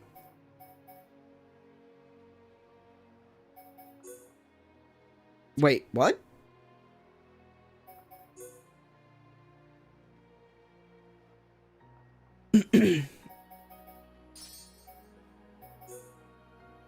What's that? Tension swing 4? Okay. Can I put that onto the sword?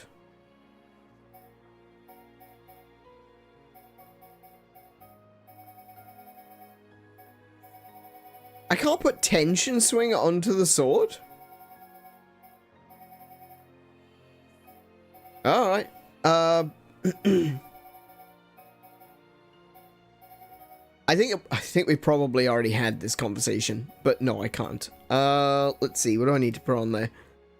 I've got daze plus. I could put bleed attack. 20% chance of auto attack inflicting 130 extra bleed damage. That's not bad, actually. I could add bleed. Or attack stability. Raises minimum weapons damage dealt by 30. Well, put one of them on. Now you can see, look, the auto attack minimum and maximum are the same.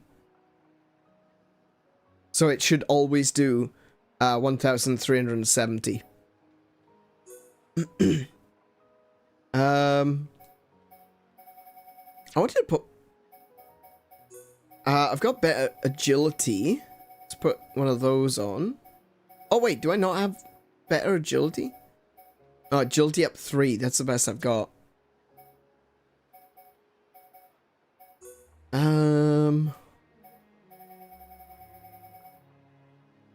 Haste? Extra... increases the speed of auto attacks? Yeah, that looks good. That's good. There we go. I would like to get the Rex bottoms and the Rex shoes. Just so I can give him, like, HP up. Like, look at Nene. I might take away one of the HP ups and give her muscle up to increase her physical defense. Because her physical defense... physical defense is only 714 right now. Which isn't great, honestly. Oh, this only adds 40. I'll be fine.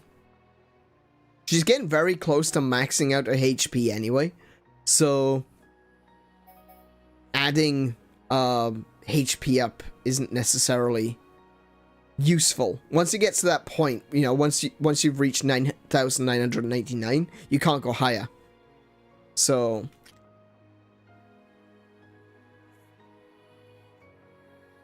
you say look at Nene, meaning her stats, but I just looked at her. She's cute. She is. She's adorable. But I think we've got a good build here. Physical defense down, so she's lowering the defense of enemies. Topple plus, which means that I can get my daze attack off. Aggro up, so she's attracting... oh, wait. More aggro up. Yes. What was aggro up 3? How much... what was the percentage on aggro up 3? 10. And this one's 14. Okay, it's not a huge increase, but it'll do. Okay. Recovery up, so she gets healed for more. She deals spike damage when she's attacked. Her physical defense is now 754, which is pretty good.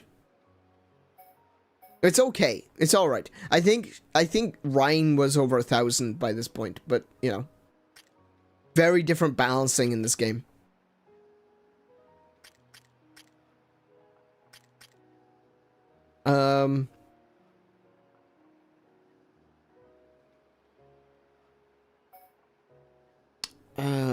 HP up, topple resist. Okay, topple resist I could probably go without. What can I give her that's going to be better, though? That's the question.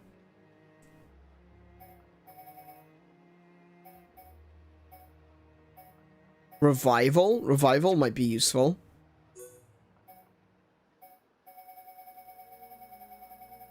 Revival's a red one. So if I can find a red deposit, I might be able to get Revival HP 4.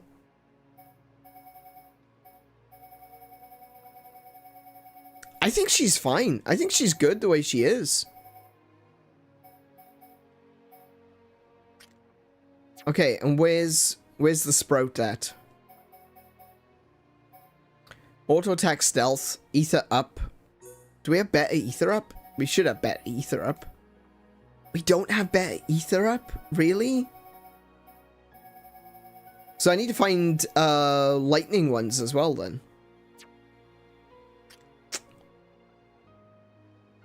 Right, okay. I also need to get just a better weapon in general. Fruit Spouter is good, but it's lacking a slot. Kino is also dealing spike damage. Revival HP up is good. Ether up again, and HP up. So I would like to get another HP up on Kino. And I'd like to improve these ether ups to ether up 3 or 4. Alright. But we did get muscle up. That's what I was hoping for. And we're going to grab this Pororo's favorite. Now, if I remember correctly, we have to go about halfway up and then jump off the side to reach it.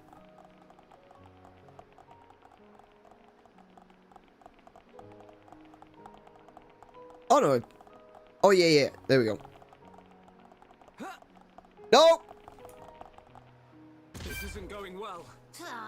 It's just No, it's not. even a very big scratch. Hoverstone?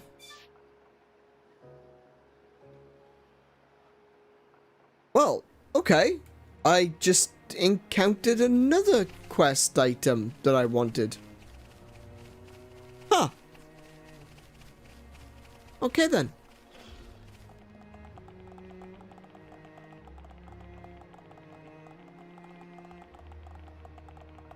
I mean, that's fine. I can't really argue with that. Okay. Question is, how do I get there without dying? Like that. I've got one left, and I don't know where it is. Like, if I... Wrong menu. Alright, let's have a look. Area map. See, the only thing we've got is this, and that's Pororo themselves.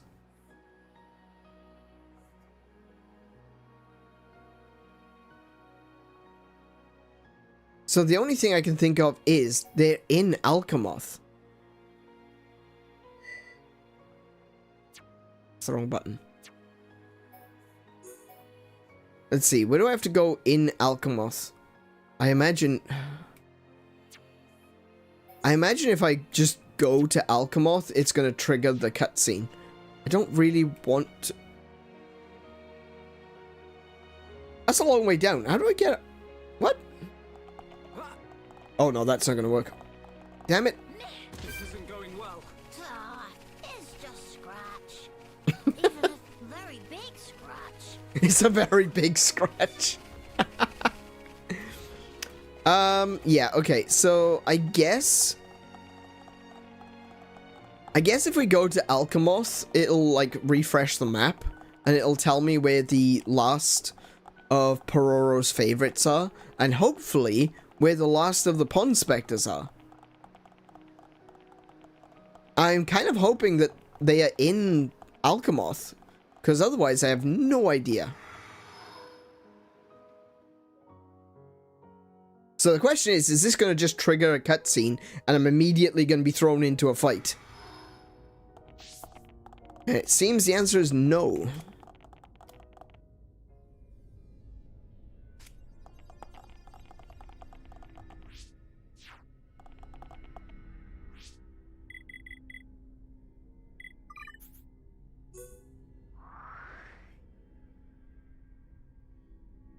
Ah. Hmm.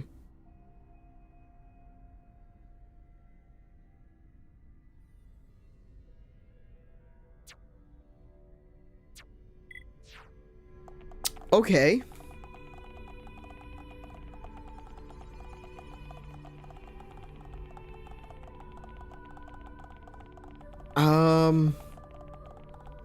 Hang on. Hang on. Well, I just had a thought. Hang on. Area map. Alcamoth.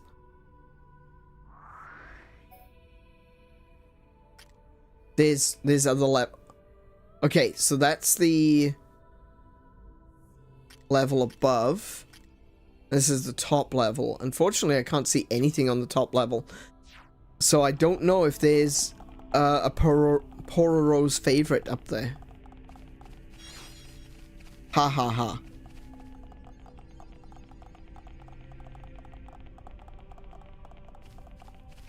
The Sprout is like a 10-year-old? Yeah. Oh, yeah.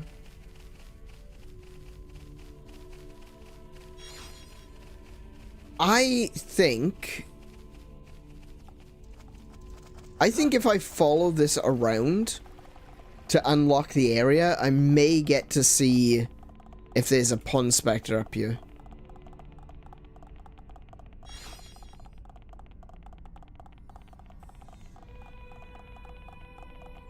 Sadly, you can't do the full circle of Alcamoth. It looks like it's sealed. That sucks. That'd be fun if, like, the entire city was open and you could just wander around. Even if there's nothing here, it's got this, like, liminal feeling, you know? Like, this just sheer emptiness, the scale of it. I could really be amplified if that wall wasn't there and it was just a full circle of Alcamoth.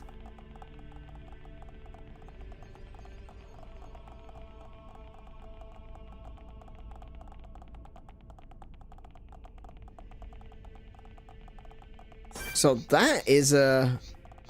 Why can't I tag that fog beast? How big is that fog beast? I mean, that looks pretty big, but it's too far away for me to lock onto it. Makes me think it's a lot bigger than it looks.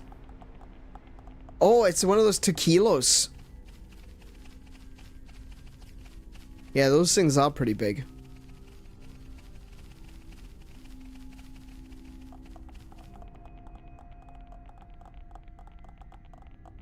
Oh, okay, there's another one.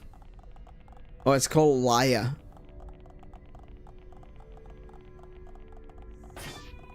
Oh, that's different. That's smaller. That's much smaller than the other one. Yeah, it's a big nope. A really big nope. And I'm gonna stay the nope away from it.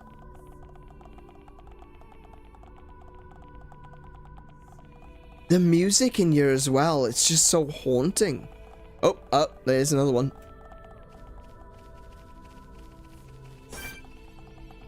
Oh, a Teryx.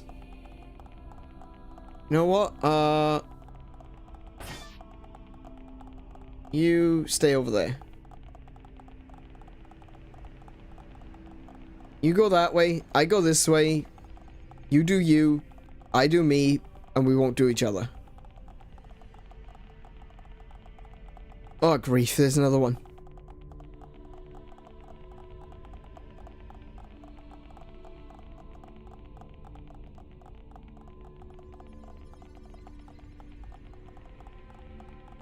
Okay, let's take a quick little look at the area map now and see where I'm seeing.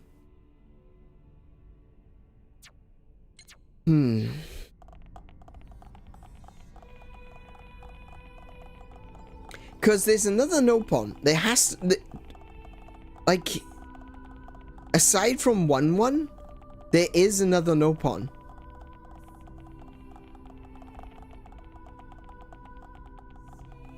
And I clearly haven't encountered them because they're not on the map.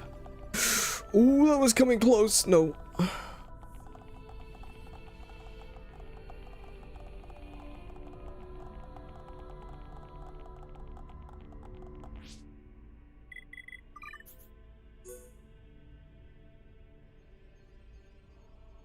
Yeah, so look, we've cleared all of that side. We haven't cleared this side yet, but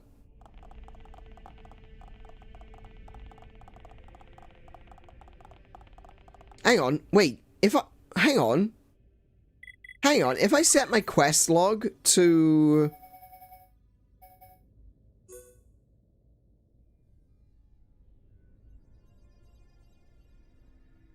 Wait, where was... Apparently I've already encountered them. That was... Okay. Right. Oops, I guess. Alright,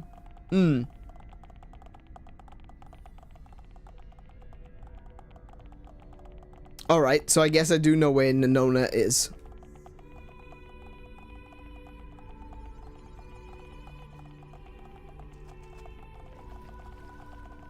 I'll continue looking here, though, just so I can see if there's, Pororo's favorite somewhere around here.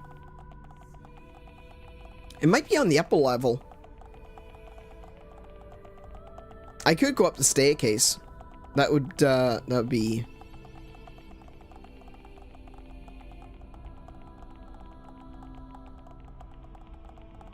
Look at all Tlethia outside as well.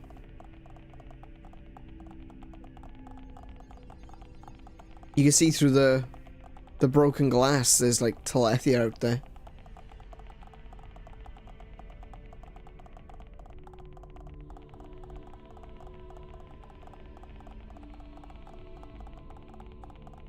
Okay, so we've just done a lap of this for absolutely no reason.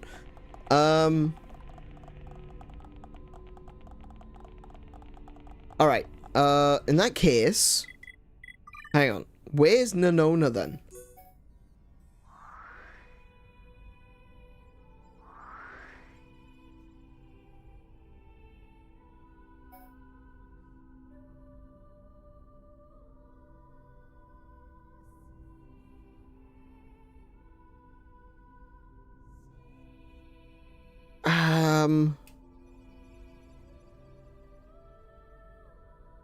See, this is the thing.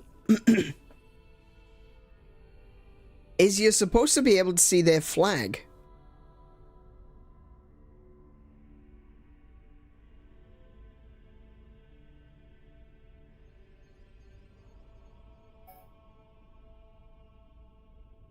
But I'm not seeing a flag anywhere.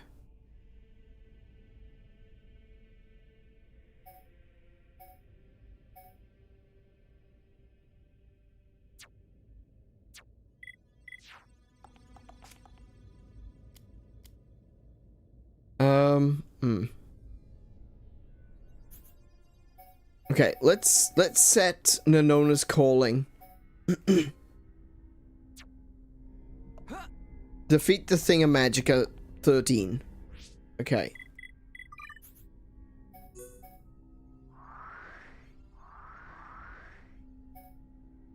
See, that's not even showing up.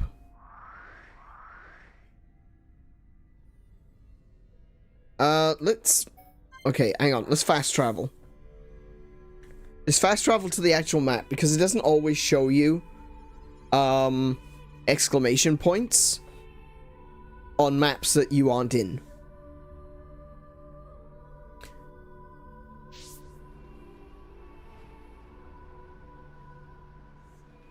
I'm glad that Future Connected is all about the Entia, because there's a giant loose thread. All those people who became Tlethia in the war. Yeah, that's a really good point. I mean, it doesn't necessarily have to be a loose thread, but it is, you know. you could just accept, yeah, you know, they're all Telethia. You know, that it happened. It's over. Can't really change it. Can't go back. Wait. Now, hold on. I thought that was Pororo.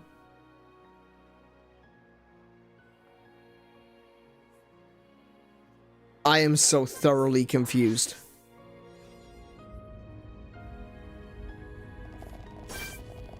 Right. What level's the Oluga? 72? We can take it. We can't lose. Stop saying that, Shulk. Search through Nene.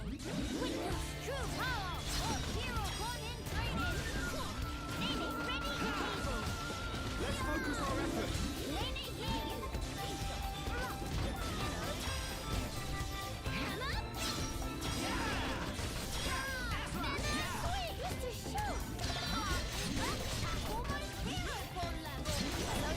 There we go.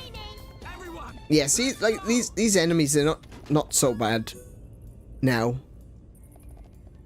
Oh, we have to fight a thing in there. Thingamagica 13. Ravager epilepsia. Apelpesia.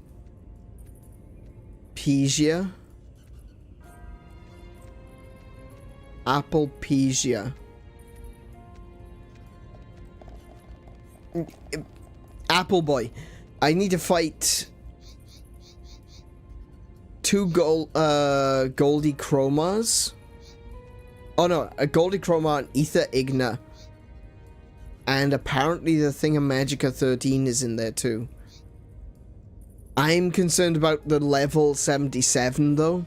Like these guys I could probably take them out pretty quickly. Even the Thingamagica I could probably take out pretty quickly. But it's that guy. 77, 3 levels above us. And he's a named character. So I'm going to want to be very, very quick. And immediately get these guys.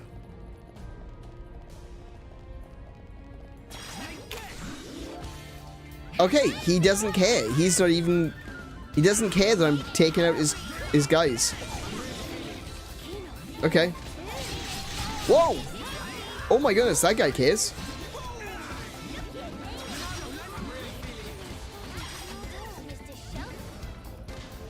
Behold the power of the Monado.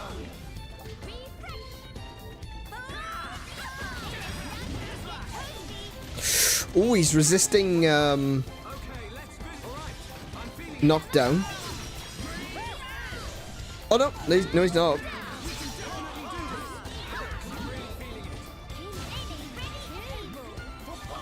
Can you...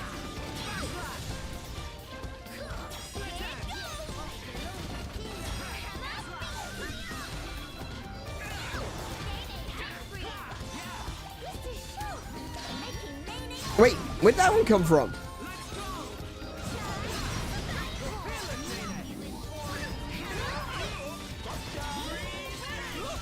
That one's only level 71 though, so this one's not going to be an issue at all.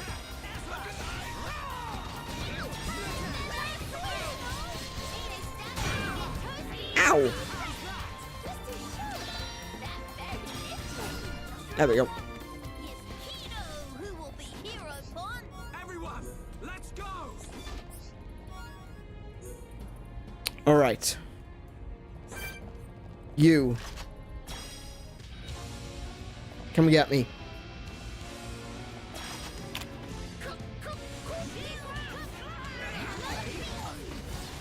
Oh! Wow! What? Okay. Yeah. Yeah. Fair enough. Fair enough. No, understandable.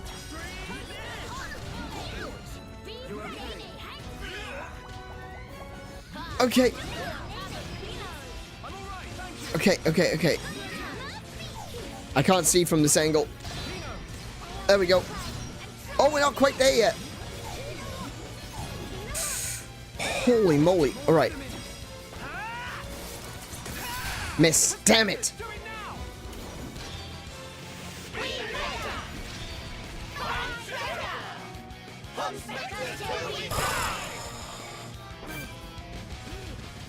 Yeah, loads of damage. Nice. Extra chance. Hell yeah. I think I'm gonna go for the more damage. Even though Nene looks like she's kind of in a bit of trouble there.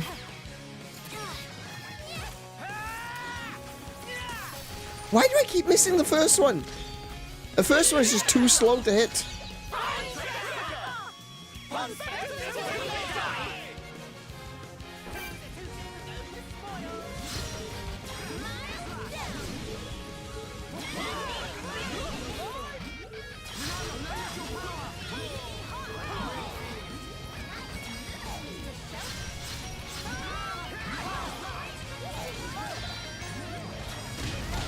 Oh, whoa!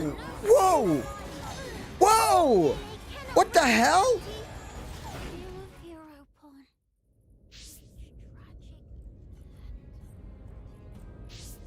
So it's just got one of them dick moves then.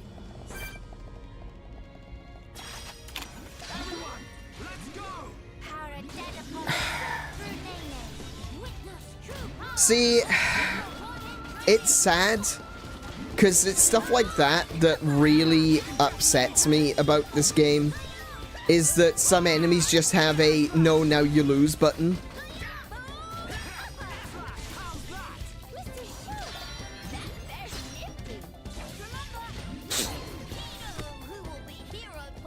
And now all the enemies are back as well because I basically relogged. Yeah, look, everyone's back. Oh, that's so cheap.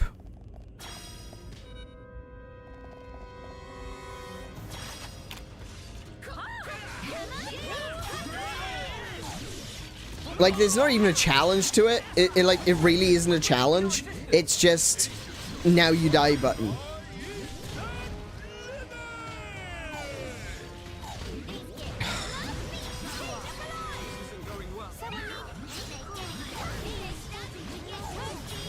Oh, thank you for healing me just as I healed myself.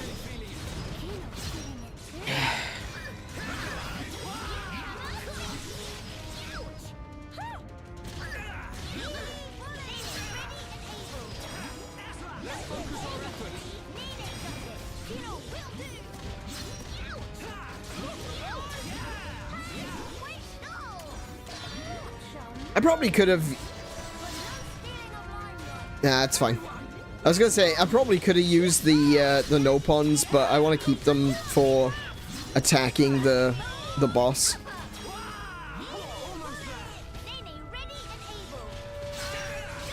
There we go.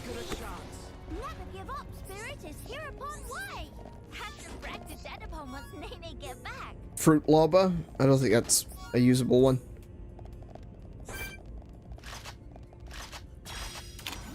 No, never mind.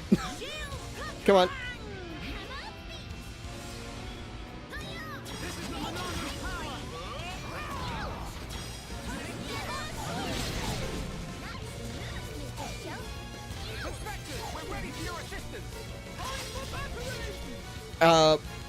Okay.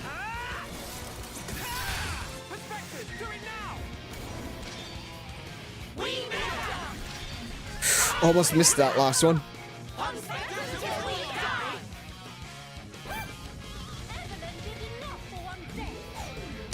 Do we have the... We do have the thing of Magicka in here as well. Wow, okay. I didn't want to have to fight both of them at the same time.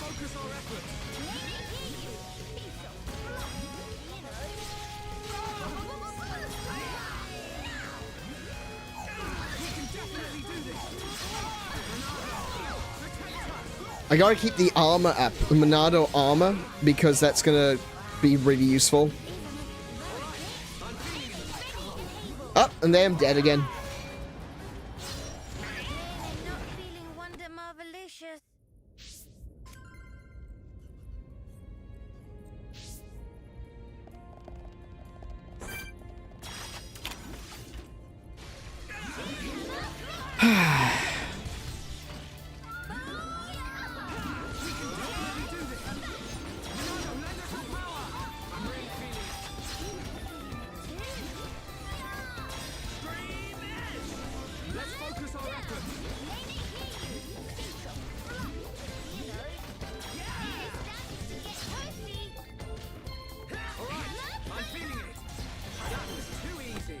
Okay.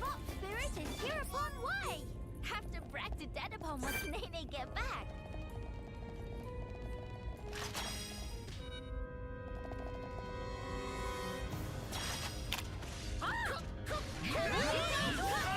Let's focus our efforts.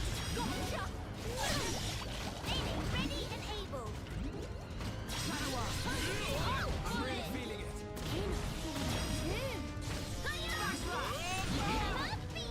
Not good enough. Uh-oh. There we go. Okay, we're good. I'm just gonna use it. Missed. Damn. Felt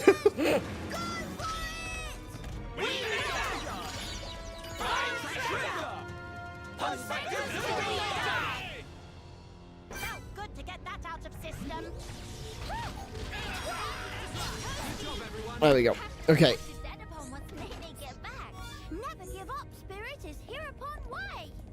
Okay. I want to focus on just getting you and not the magic thingamagica. Okay. What the hell? Are you serious?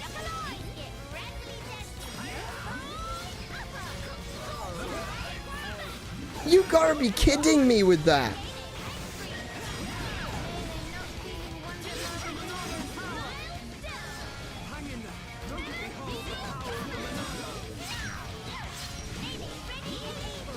Yeah, keep him on the floor.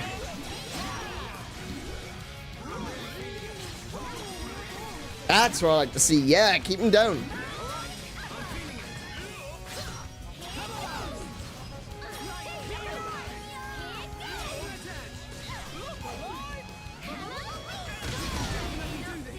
I immediately kills everyone. Fantastic. That's what I like to see.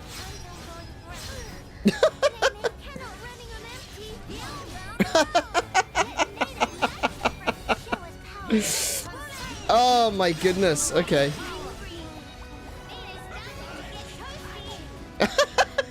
That's so dumb.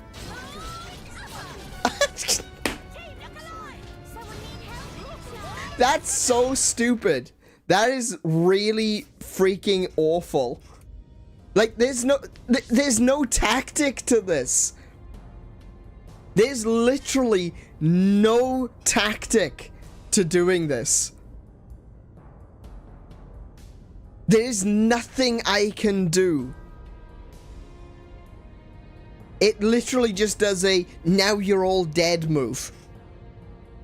This is some of the bullshit that really pissed me off in the main game, is that sometimes you'll reach these brick wall enemies and you literally can't beat them until you've ground up your levels.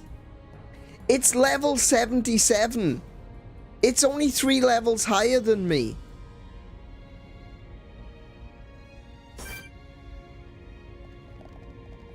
It's not even 3 levels higher than me. I'm currently level 75.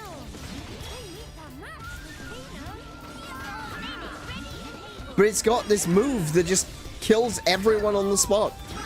You know, takes them down to such low HP, plus knocks you down, plus dazes you.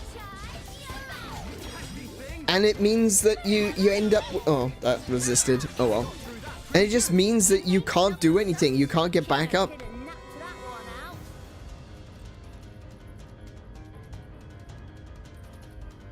How the hell did they see me? What the heck?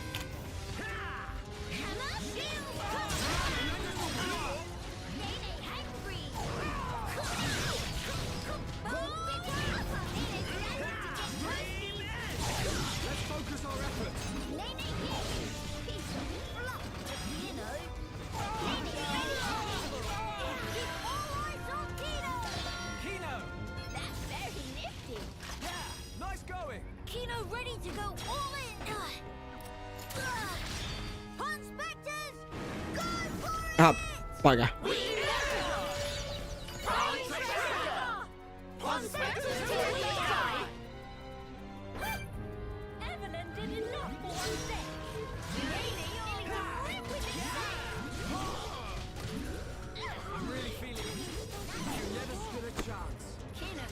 All right. That feel like run a polymer mill.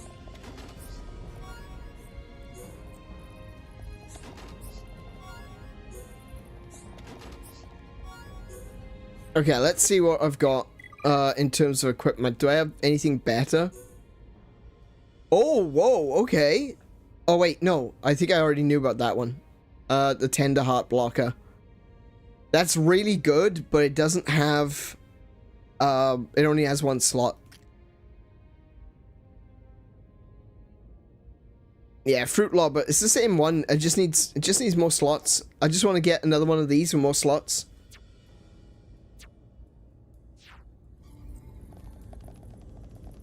Let's get some crystals while we're here. Haste. Topple plus. Topple plus. Bleed attack. Haste. Topple plus. Haste. What's the last one?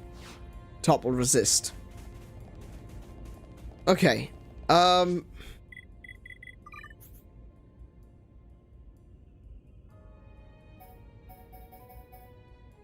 Instead of recovery up, because let's face it, if I'm dead, I'm probably not gonna get resurrected. I'll go with some HP.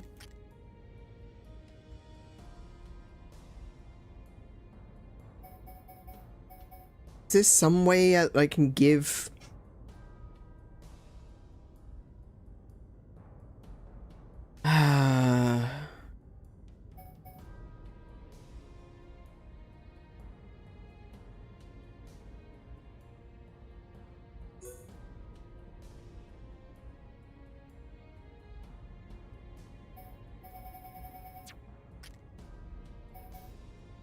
So Nene's got topple resist.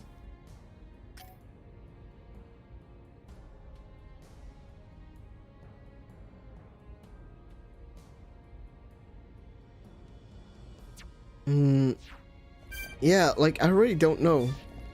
Everyone's level 75 now, so this is it, you know? This is basically the whole point of this, is that I can't beat this boss because it's a grind wall. And it exists purely for no other reason than to force you to grind your levels up to fight it. Because it's got an attack which you can't get around. If you're lower than level... well, I'm going to assume level 75, you're not going to be able to beat it. Because of the way it's designed. It just hits everyone and knocks everyone down.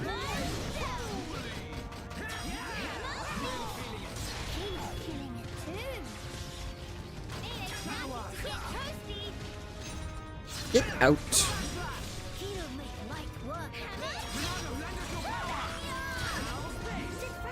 Oh, hello.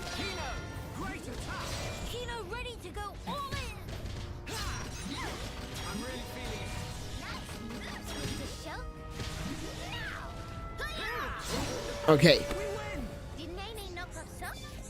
And they didn't get an opportunity to summon another one there. Snug Hug Blocker. Hang on a minute. Oh, that's the same one. That's the same one. Okay. Tender Heart. Tender Heart Blocker is the one we're going for.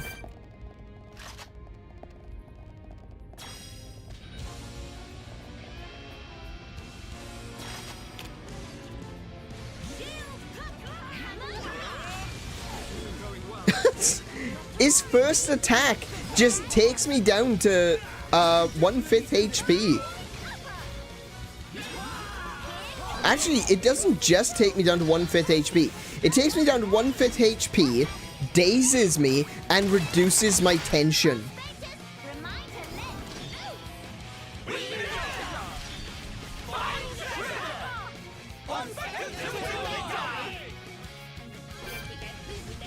So that should do a decent amount of damage. Oh, and an extra chance. Okay.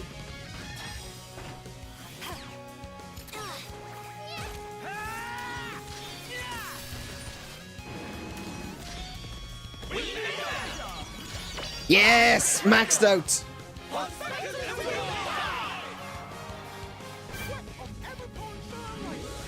Okay.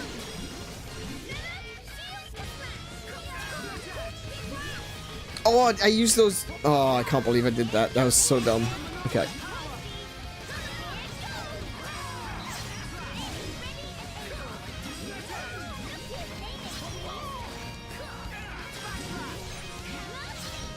Oh, here he comes.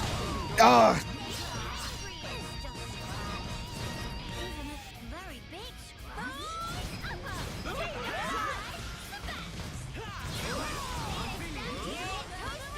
Okay, we survived it that time. Oh my goodness. Wild down, please. There we go, and it's done. That's it.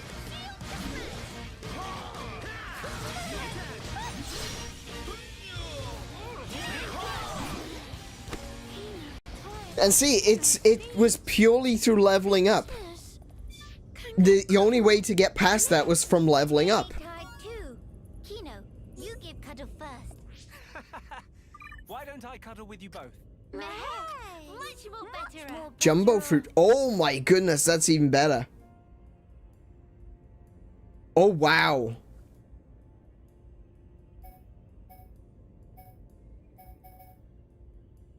Yeah, we'll take that one. We got auto attack stealth. Ether up 2. Where was that? There it is. Okay, and we got a new slot. Cool. So I'm gonna give Kino another HP up.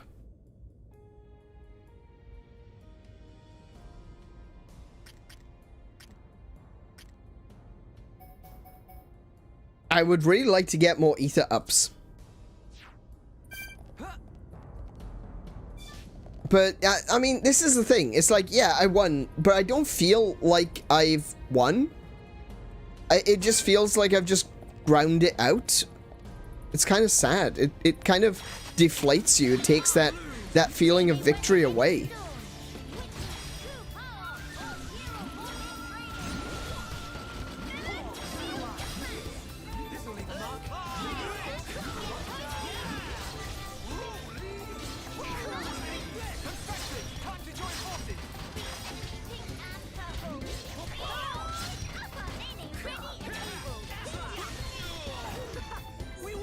There we go. We got Nonona's license back.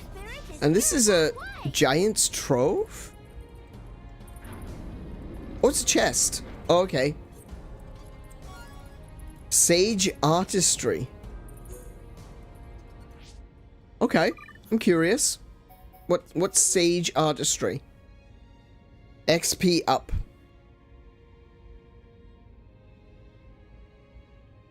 You kidding me, right? If that doesn't say it all,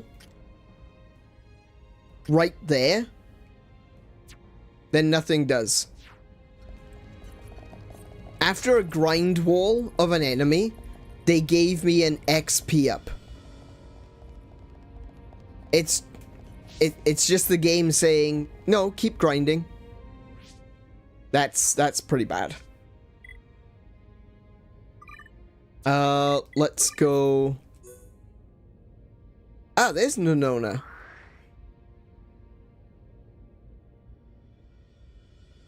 How do I get there? You?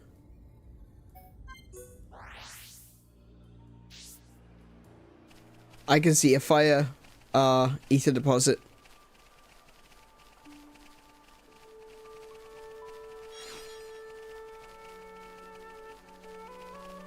How'd you get around the back of that?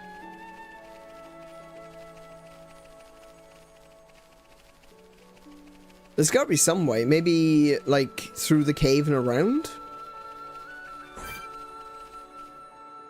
Ah, these things will still attack me on sight. That's, I thought I would have been high enough level by now, but...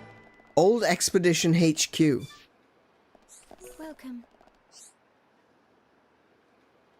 You are a Homs, a Hyentia, and Nopon? The perfect specimens. I don't like that word. I'm not a big fan of that word. Melikanze? Okay. Ah, no, don't mind me, please. Pretend you didn't hear that. I'm trying to. We're sorry to disturb you. What are you doing out here anyway? Nothing suspicious. You have my word. Please, don't start suspecting me. Well, now I am. As you can see, I'm a machina. After arriving on the Bionis shoulder, I was stunned by the level of biodiversity here. From there, I decided to study the local monsters and came here to take photos of some of the specimens. Photos, huh? Wow. I haven't seen any of those since I was at Dunban's house. Which monsters did you come to photograph? Dinoses? Dinoses? Wow, that's how you pluralize dinos? Dinoses?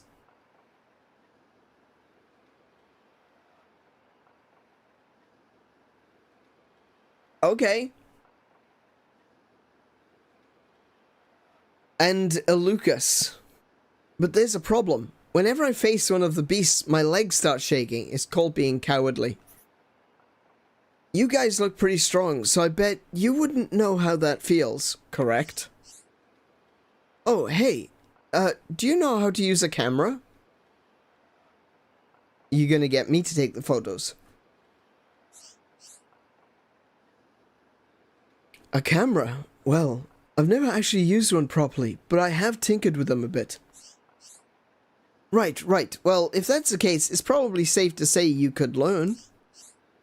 Sure, I understand how it works, theoretically, so I should be able to figure out the handling.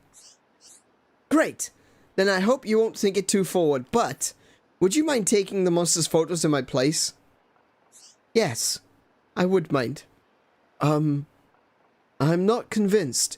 I'm not convinced I'll be able to take very good pictures, though. That's alright. The camera will respond to your desires and do the lion's share of the work. Take a photo of a glow dinos and take a photo of a dozy aluka.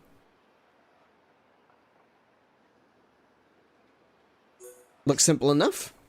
Okay, in that case, you'll be needing this. What I'm after is photos of two specimens of monster, the glow dinos and the dozy aluka. For the dinos, I really like you to get a night shot.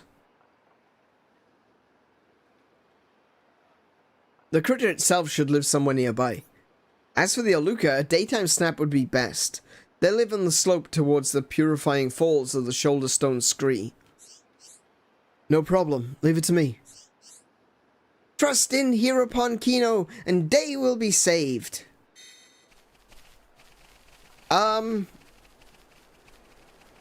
Night shot they want, specifically. It's easy for them to say, they're not the ones taking the picture. What have we got? Buff time plus. Blaze plus. Shield defense. Okay. Let's check the... That's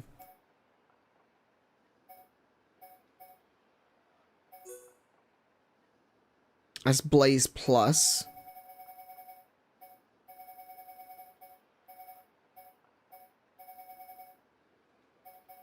Poison attack 4. 20% chance of auto attacks dealing 130 extra poison damage. Well, there we go. That's useful.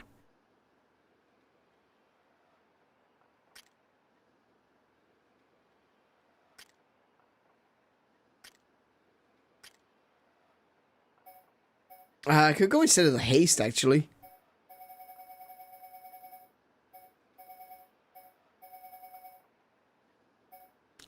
Actually, I got bleed attack.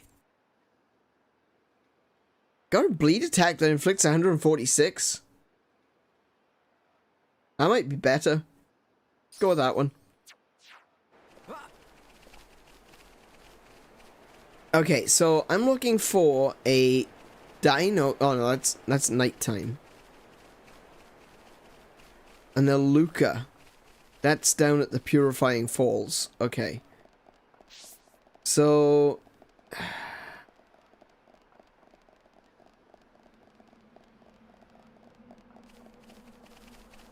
if I remember correctly, there's a Dinos up here.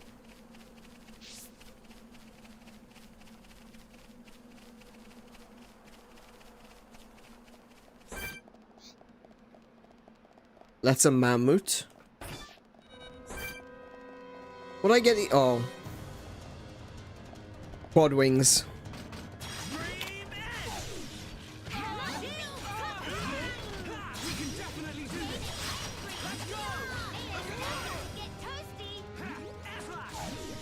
Nah, you can't break some of these monsters that are flyers, which means you can't topple them, which is a little annoying to say the least. If you've got something that can force a topple or force a daze, sometimes you can get them. Oh, actually I broke that. Huh. I got a break on that one.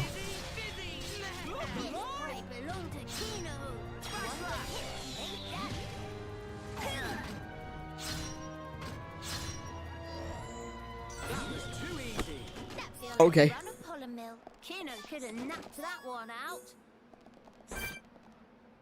So that's a Rana. That's the Mammoth. There's a Plasma Dinos. Wait, that's not the right one. Hang on, that's the wrong one.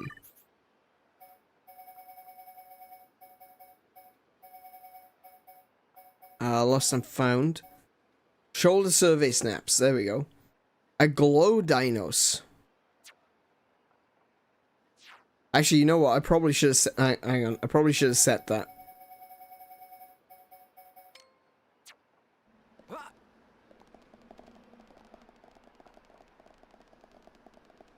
What's this? Take a picture of a glow dinos.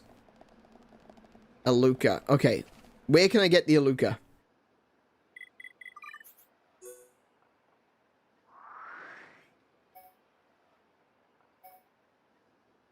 Oh, is the Aluka the caterpillar?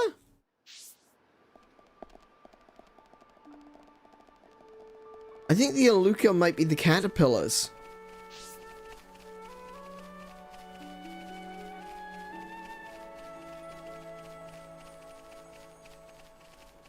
Wait, what?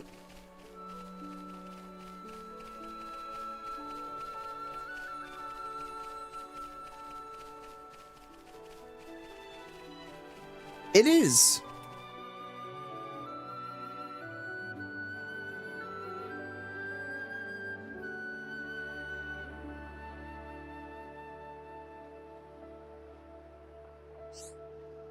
Found you.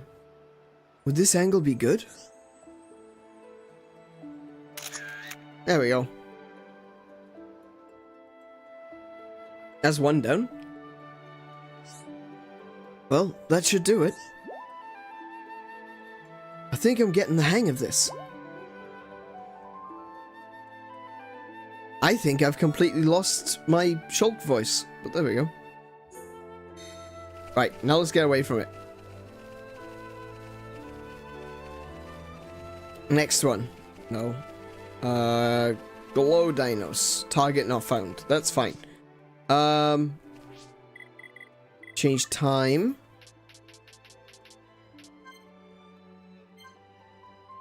Oh, excuse me.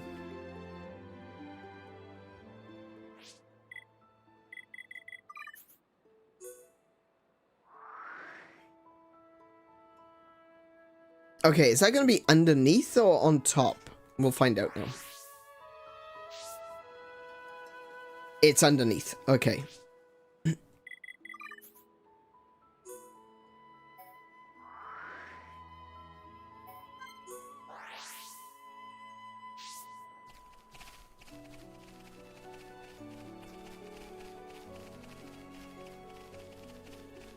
Which means all the turtles have respawned.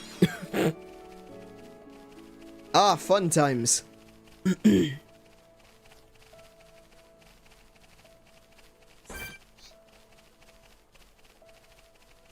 I suppose if I keep fighting this, you know, it's going to be similar to the... It's going to be similar to that enemy that I was grinding to get leveled up. It just means that my level is going to get up high enough that they won't even see me.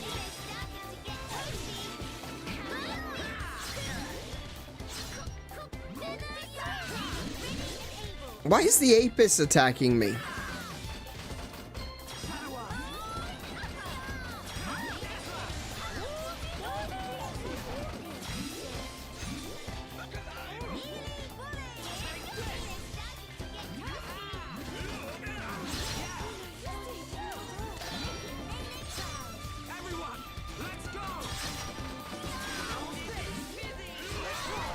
There we go. I didn't want to fight the bee. I like bees. Have to practice that upon once they get back. Keynote plus sidekicks are undefeatable.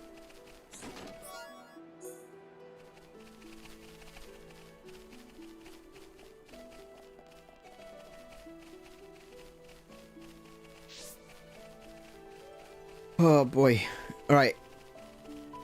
Again, just want to avoid this thing. I don't want to get its attention. I really don't want it to turn around. We're just going to run past, hope for the best.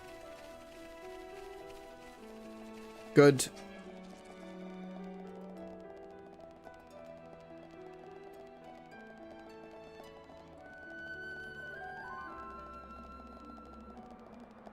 Like, fighting the regular turtle things, it's not too bad. But they are a little bit of a pain. They're not like some of the enemies where you can just hit them a couple of times and there it's done. Wait, hang on. Hang on, I'm going the wrong way. What? No, I'm not going the wrong way.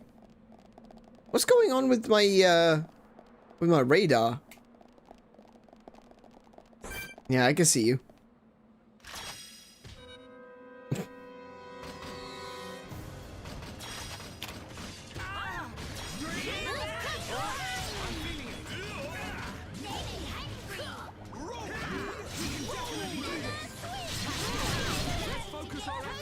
No, no, no, no, no, no, no, no, no, no, no, no, no, no, no, no, don't come back.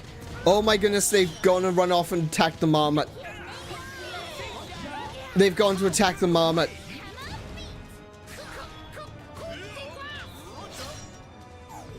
Let's focus our efforts. Oh my goodness. Oh, it's coming this way, slowly, but it's coming this way. I don't think it's in the combat. I'm alright. I think I'm alright. We're ready for your assistance. Yeah, no, look, it turned around. Okay.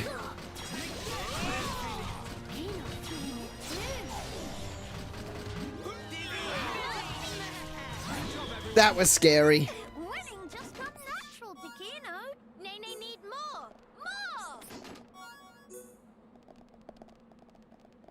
I mean, I could probably take him, but still.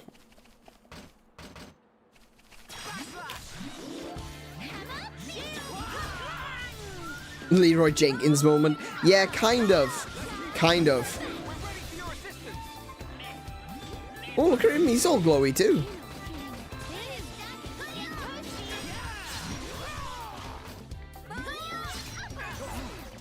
It's over. Have to practice that upon once Nene get back. Never give up, spirit is hereupon way. So that's a Dinos there, but that's a plasma Dinos. That's the glow Dinos? Oh, oh, oh, oh, oh. I got one's attention. I didn't mean to do that. Okay.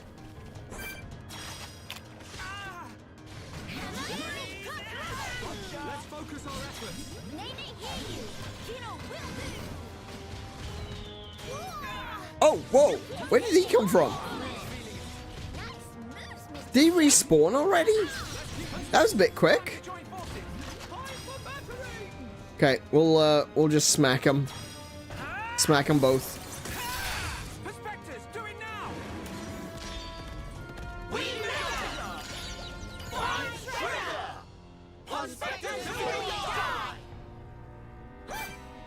Evelyn did enough for one day.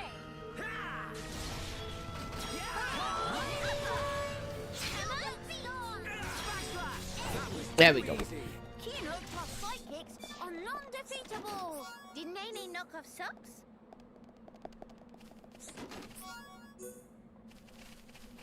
Alright, now. I was planning to fight this guy. Shield cut line. Hammer beat.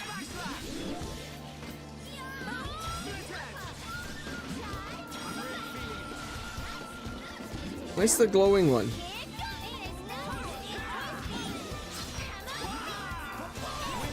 Okay.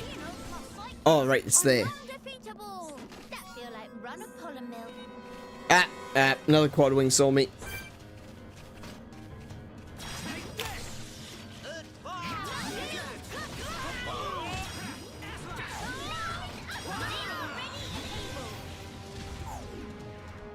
Oh, we're all sleeping. Amazing.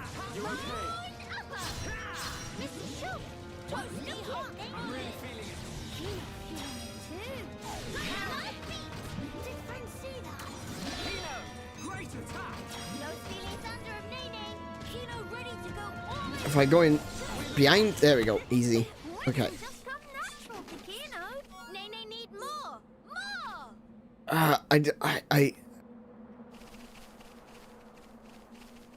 There's a, wait, where'd he go? I could have sworn that big lizard was closer just a second ago. Was that me, or did he just, like, kind of teleport backwards?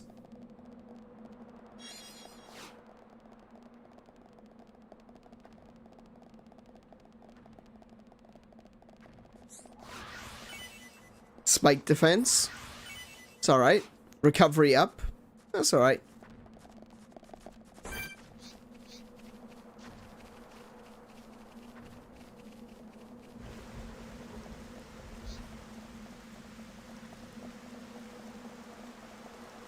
Okay, there we go. Okay, and get the photograph now. Easy.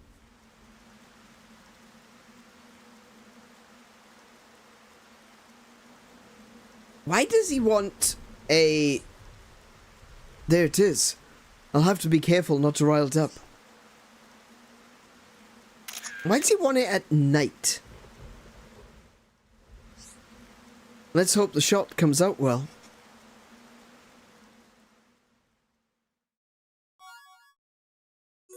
Okay. Now we return.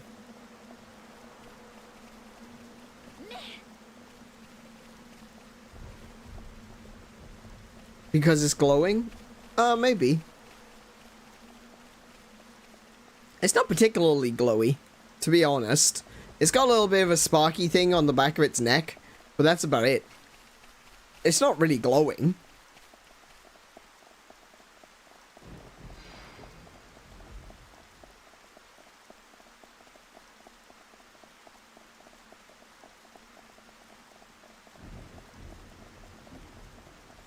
Oh well, we'll finish this one, and we've got the last of the Nopon, so we can go to 1-1. And then we can head into Alcamoth.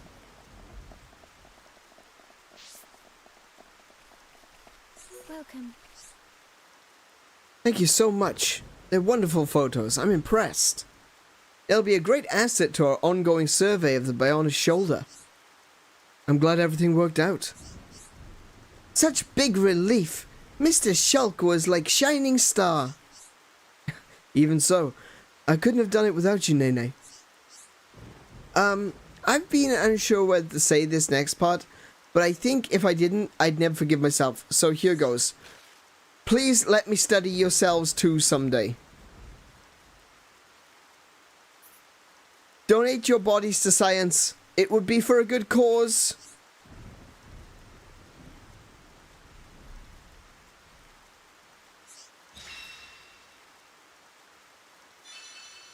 Okay. Replica hood and replica jacket. Okay, I'm curious about these ones as well. I can speak.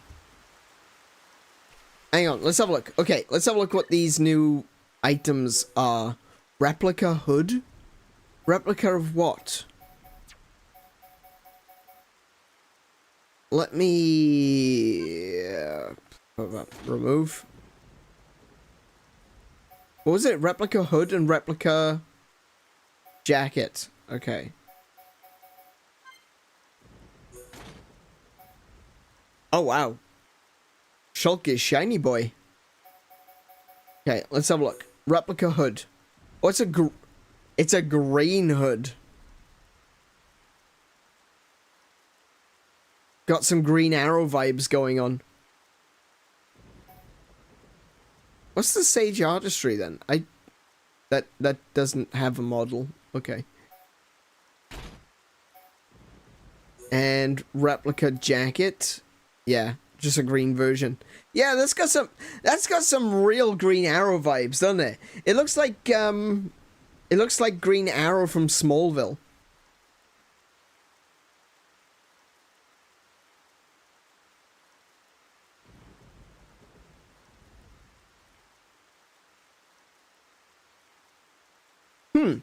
Interesting. Okay. What does the replica hood have? HP up 2. Yeah, that's never mind. That's pretty pointless. Let's see. Yeah, so I've got the Monado style. I got it in red, I got it in green, in black, and I got it in green. I kind of like the black one, but he looks a bit emo.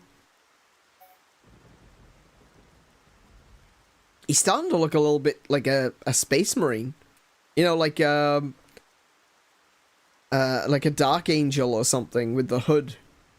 With the armor. Or even a librarian. Yes, we're getting into Warhammer, guys. Oh, wow. So the hood isn't actually attached. It's its own obviously it's its own separate thing, but you know what I mean. It's like it's not just a hood that's pulled up, it's a separate piece. Interesting.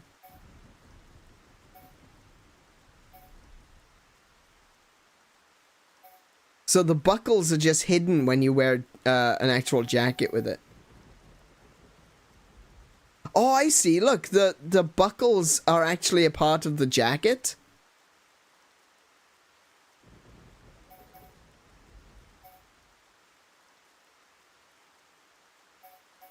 Right, so the hood is a separate piece that is attached through those buckles. Okay, that's really interesting. It's good to see it separately, because if you were to ever want to cosplay as Shulk, specifically this one, you could take a look at that and go, okay, how does this attach? Oh, right, I see. This part is separate from this part. And you could come up with your own jacket that looks very similar. That's good. I like that. I like that because, yeah, like I said, I like it when it's made easier for cosplayers. Because some people can come up with truly amazing outfits.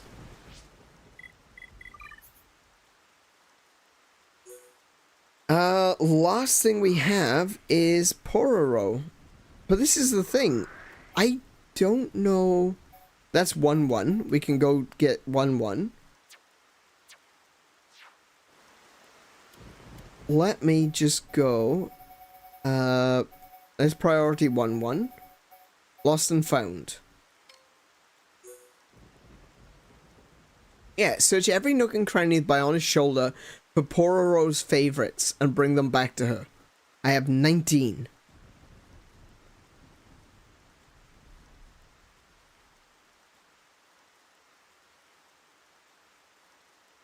So where's the last one?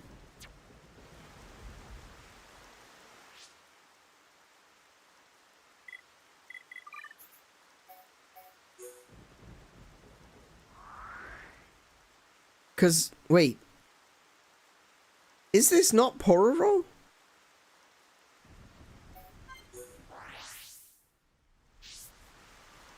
Oh, wait. No, that's not. Oh, no, oh. That's under there, deep in the corner.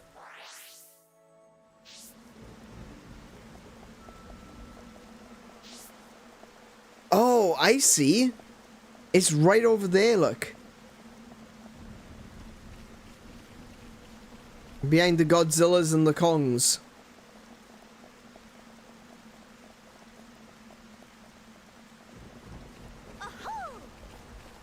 Don't get past without triggering a fight. Ah, so this isn't... I thought this was Pororo's location. Oh, look, see? Right, there we go. That's why. Pororo is literally directly above it.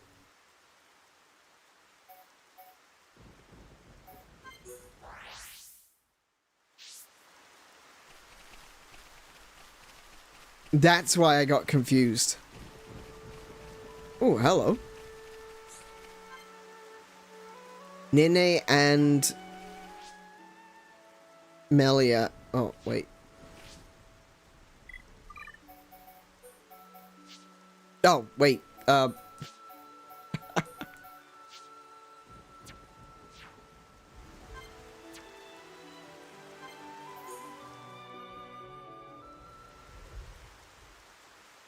Miss Tyrea seemed like difficult sort of person to deal with.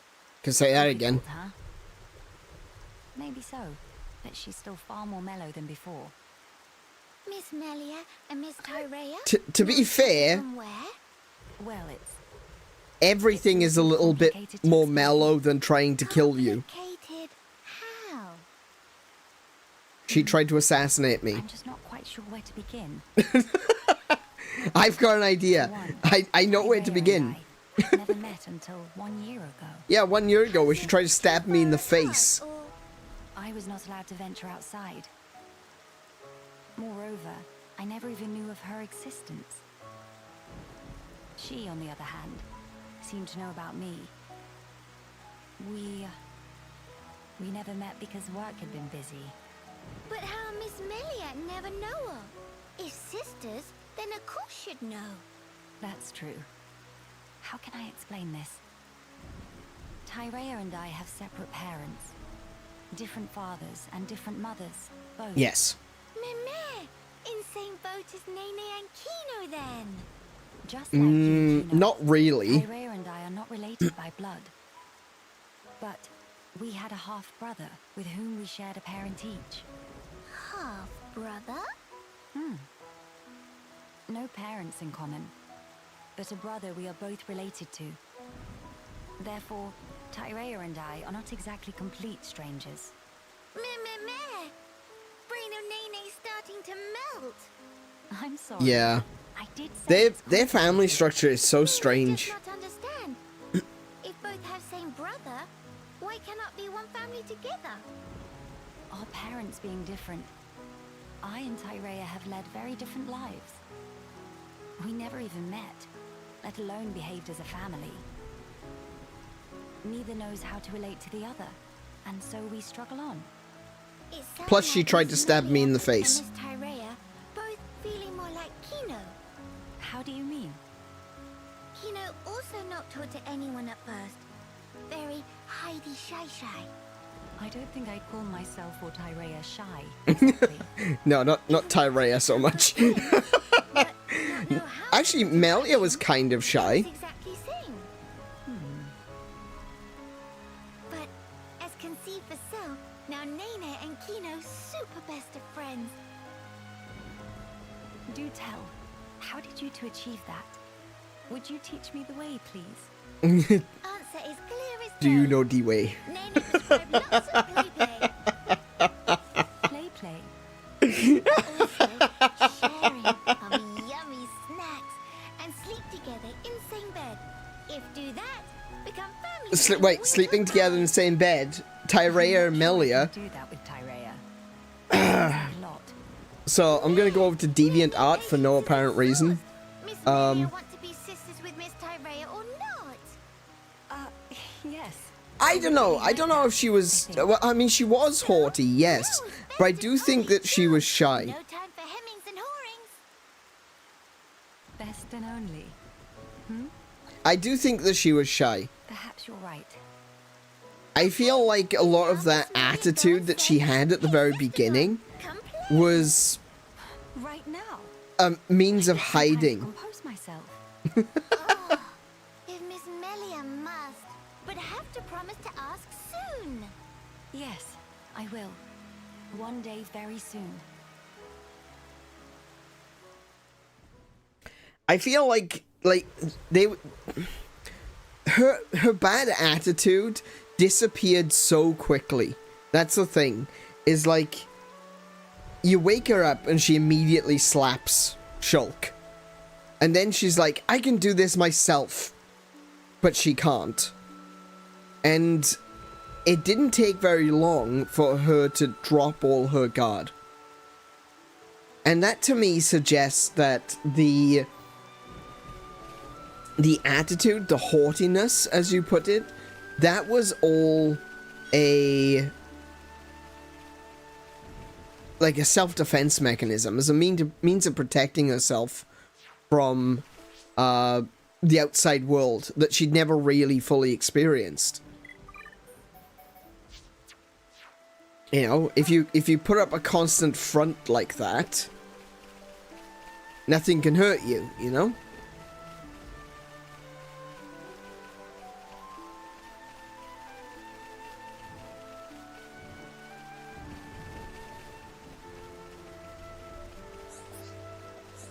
Oi! Maybe. Friends find some Pororo's fave? Show Pororo, please. Just Shulk is like, Incredible effort. Friends found 15 of Pororo's favorite. Friends deserve material reward as an extra pat on the back. Quick step. That speed. That gives me extra walking speed outside of combat, I think. 20,000 gold acquired. 1, 2, 3, all here. All 20 bits. Pororo's favorite, all safely returned. Pororo not know how to express elation. Congrats for days and days. Friends did unbelievable job and deserve unbelievable reward. Now, Pororo can go to Grandel and face esteemed person with no fear for personal safety. What?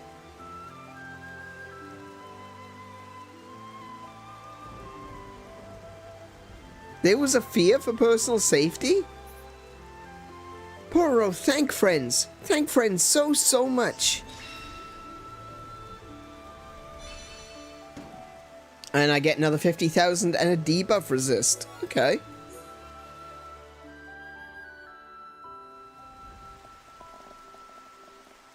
And there's a little glowy over here hiding in the background.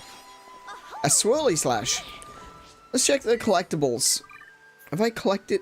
Look, I'm still short on animals and one strange.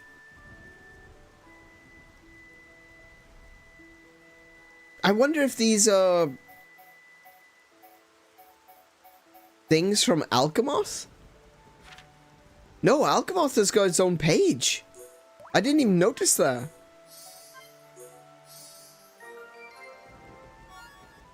Trendy gloves. Okay.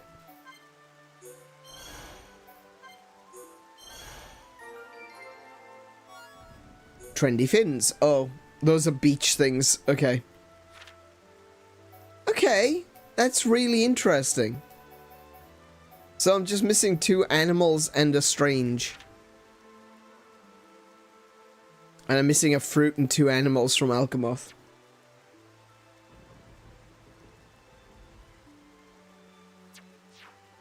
Alright, I guess with that, we'll just go back to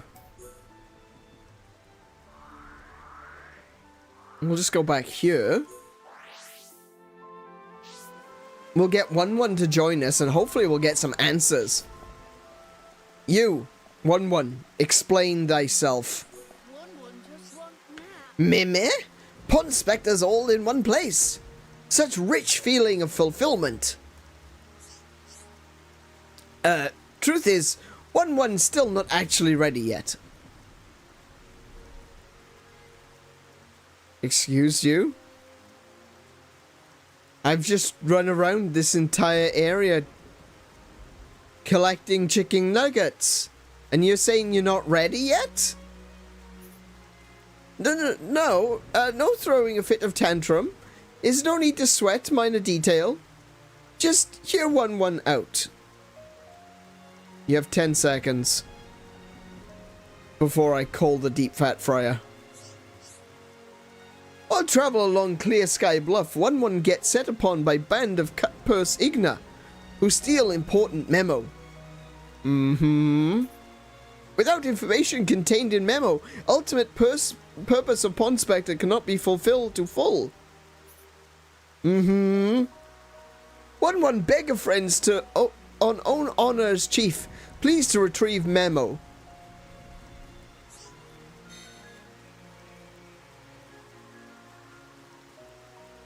I'm getting the deep fat fryer.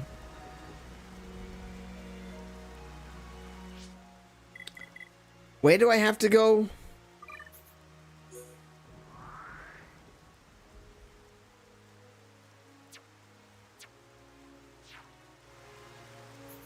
Oh, it's not. Alright, okay, it's not selected. Okay.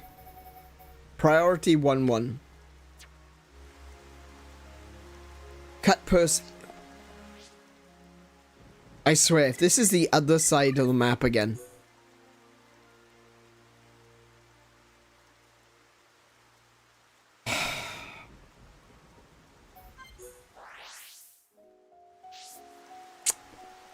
Right. Note to self. Murder 1-1. Wait, no, this is the wrong way. There you go.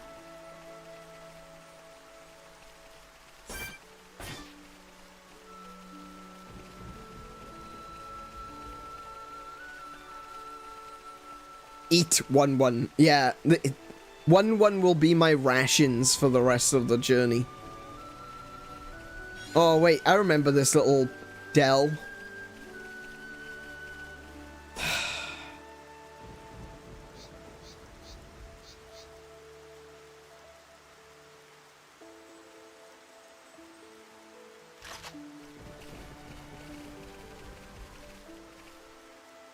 That one's coming, look.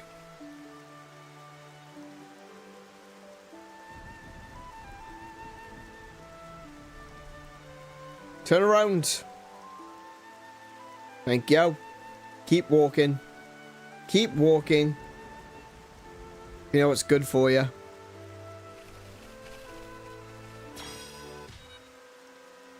Nice. Right. Murderize them. Let's focus our efforts. Nene hear you. Gino will. Nene's starting to get toasty. Toasty hot. Nice move, Mr. Shulk. Miles down. Okay. Nene swooped. No, no, no. Why? Why?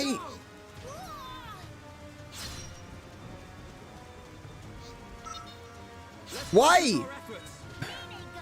Piece of fluff. But you know. Alright, fine. Split edge. How's that? Nene. Gino, a great follow-up to that. Nice going. Good. It's good. Yeah, one of the things that's definitely an issue and has been an issue throughout this game and throughout the main game is the fact that you are able to target enemies that aren't in combat. And then your NPCs just go running off at the other enemies.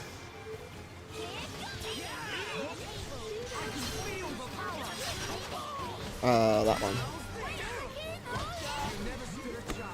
Kino could have knocked that one out. Have to practice that upon what It only really happened. If I'm remembering correctly, it only really happened once to major negative effect in the main game. I accidentally sent Ryan running off to attack a Mechon while we were in the mines. That's like really early on as well.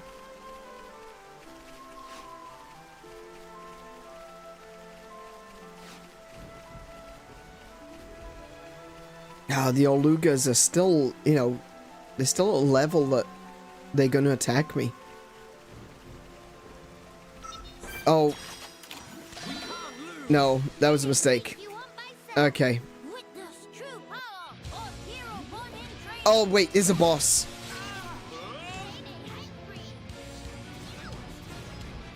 Where's the boss?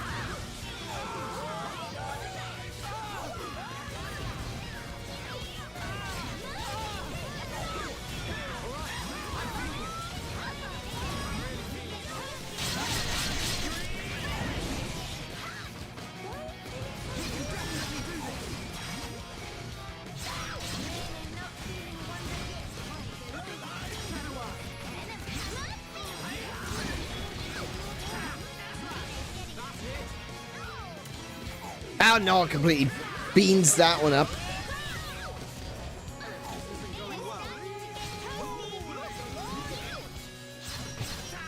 You gonna topple me? Get toppled yourself. Can I get up, please?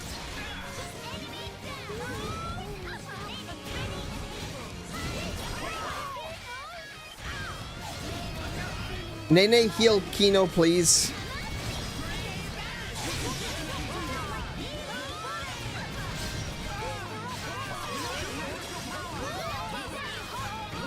Oh my goodness, we're all being piled.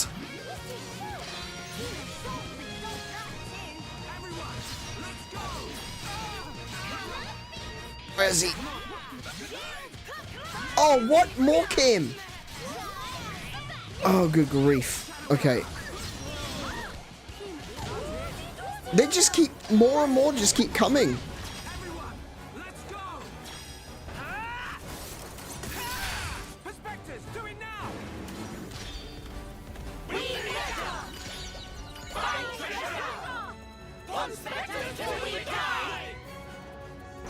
to get that out of system. Wait, did we get all of them? We got all but 2.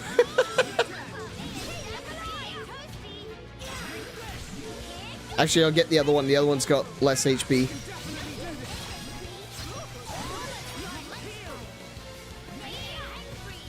Where's Kino? I can't heal Kino. Oh, okay. Right, I see.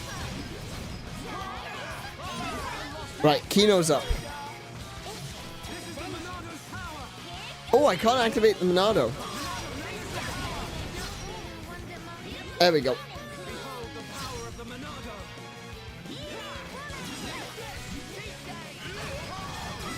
Oh, is he level 74? Okay, he's not going to be too tough.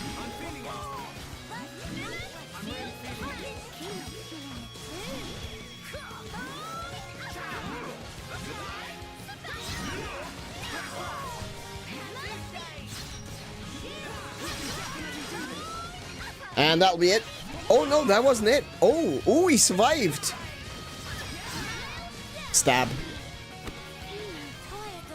Oh, okay. They just kept coming and coming. They met, but Nene died too. Kino, you give cuddle first. Why don't I cuddle with you both? Much more better. All right.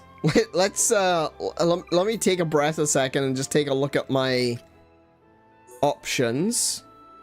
Yeah, still the only tender heart that I've got is the one that's only got 1 slot. Okay.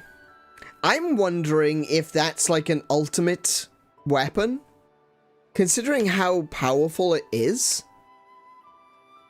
I'm wondering if that's like some kind of ultimate weapon. Oh yeah, it says that.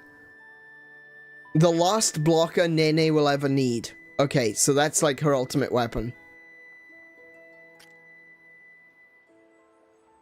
I don't know though, because...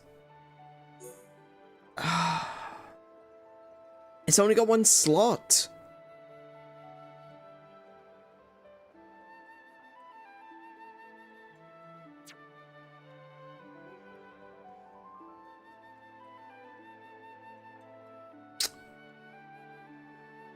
Yeah. I'd swap physical defense down though for something else. Maybe something that does more damage. But then again, physical defense down allows me to do more damage. Top plus aggro up. I wanted to accumulate as much aggro as possible. No, that's a pretty good build. No, I'll stick with what I got. Right. You.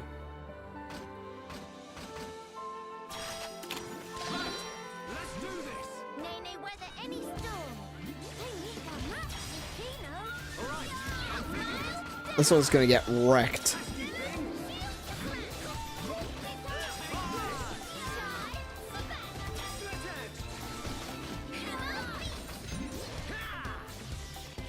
Wait, he's... Look at that big pile of chicken nuggets right there.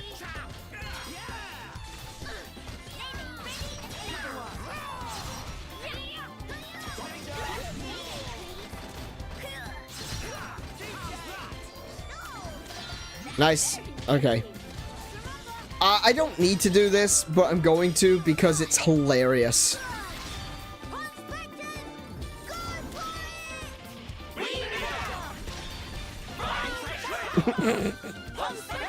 Overkill. There's no kill like it. Did Nene knock off socks?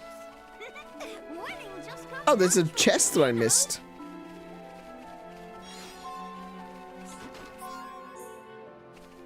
Alright, let's check the Collectopedia again, just in case. Obviously, I haven't been there yet. Okay.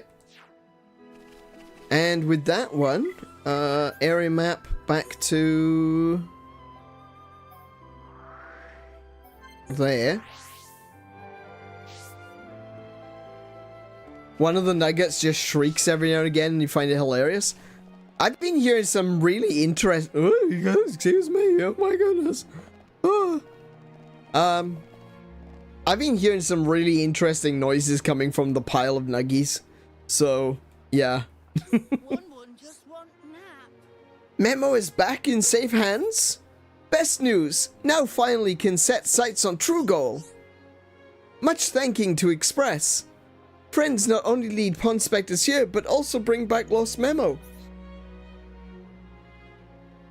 My goodness, my stomach is making some noises right now. I don't know if you can hear that, but it sounds really loud. I can hear my stomach over my headphones. Wow. Okay. As reward, we'll let friends in on secret. True purpose of Pond Spectre mission. Okay, here we go. No, don't quest complete. Tell me. Oh, here we go. Now to reveal objective of Pond Spectres. Drum roll, please. Ready? Okay. Objective is to obtain thing which mentioned in memo. Okay. But what is thing? And also tend to pretty sure we already Pond Spect everywhere. Nonona have pierced veil through occult rites, obtain true lore concerning relics that hide on Bionis' shoulder for eons. There's always one Chuny, isn't there? Every now and again, it's a rare occasion, but every now and again there's someone that I'm just like, put the manga down. Please. Or the game. Just put it down. Turn off the anime. Stop. Get some help. So there really is treasure? It not myth? That mean nest egg of Hikasa, so unlawfully seized, will be returned? Yeah, I wouldn't get your hopes up on that one. Yeah, what is treasure in actual fact? It's the friends we made along the way. That would be the worst response. Oh dear, did 1-1 again forget to announce? Oh. These no pawn, I swear.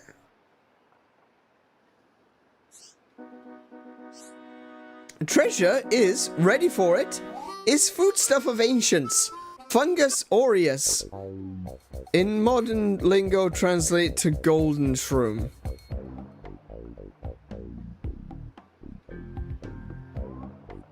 Oh, they're gonna throw him. They're gonna throw him off the... He's gonna go straight off the edge of the shoulder. And there's nothing I can do about it. I've collected all of them. There's 11 of them and only one of me. How am I supposed to be able to stop them?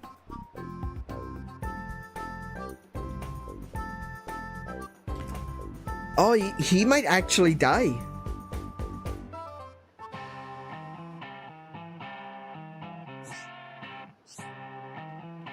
Not to worry, Noggin. If Pawn Spectres find Golden Shroom Trove, return borrowed fund will be easy as measure of slope. Something not add up here. Why if I get weird feeling from the fungus talk?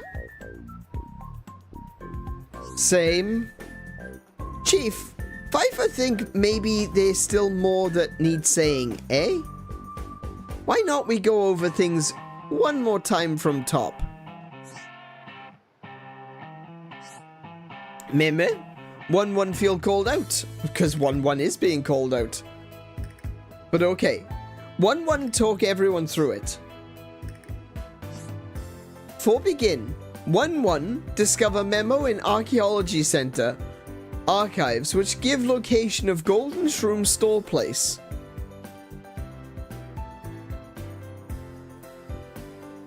Okay. Pfeiffer knew it! Was Chief himself that wreck Archaeology Center in Arden, in Pollinorb Kitchen. Oh, you've been caught, son. Red-handed. 1-1 just trip over some boxes. Oh no. And anyway, back to subject. In detail that unfortunate I can't read these bloody... In detail that unfortunate location... I can't read it. I can't read it. That comma just seems like it's in the wrong place. Location on memo suffer lack of exactitude and precision full coordinates. That why needed to combine data from all Pawn Spectre surveys and use to find hiding place of prize. If no location, then better spell quick. Hearing about Golden Shroom is make hexa woozy with want. There's one at the back just sleeping, look. He doesn't care, he's just like, nah, I'm gonna sleep, it's fine. Then the snap. Golden Shrooms, they sleep in ruins at very deepest end of Nerthis necropolis. Meh? Tay Pawn Spec necropolis up and down. Was no ruins in back, else Tay would have found. Admittedly, I didn't look around too quickly in there. I you know, I went in, grabbed the thing and left.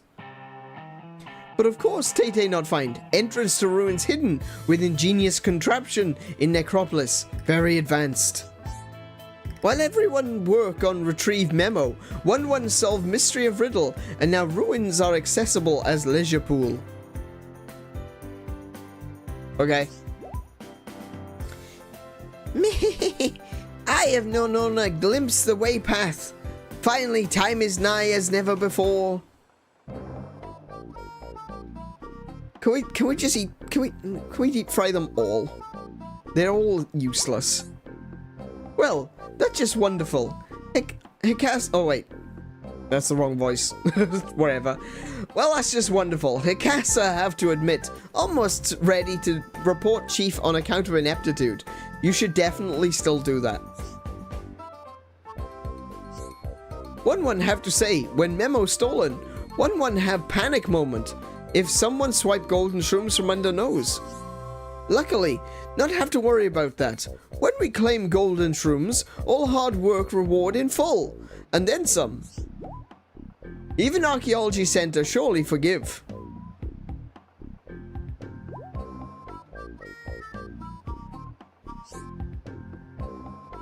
As for friends, please escort 1-1 and rest the Pond Spectre team until can recover prize from 𝗦𝘄𝗶𝘁𝗰𝗵. Naturally, we're more than happy to share golden shrooms as reward for service rendered so far. When friends ready, then light is green for go, for spot of treasure hunting fun.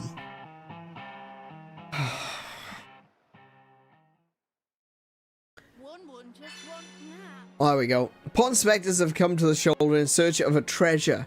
Finding it will be their last request for you. Let's help them track down the loot. 𝗦𝘄𝗶𝘁𝗰𝗵. Necropolis. Okay. That's all of them. We got all the no ponds together. They give me a headache. I want to give them one back.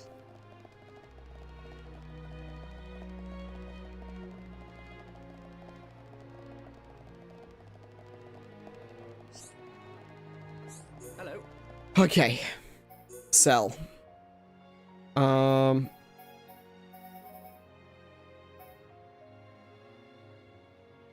So I can sell all of the jumbo fruit. I don't want to sell the Tender Heart blocker, but I'm probably not going to use it, to be honest. Wait, hold on. That Snug Hug blocker does more damage.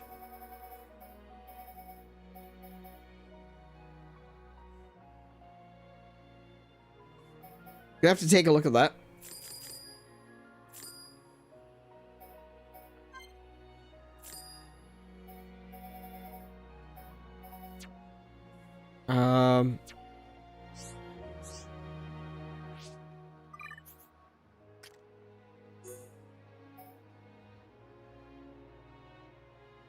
The blocker's helpful design is inspired by a popular no-pond toy. Oh. It doesn't look very snug huggly, does it? Oh, it kind of does on the back, I guess.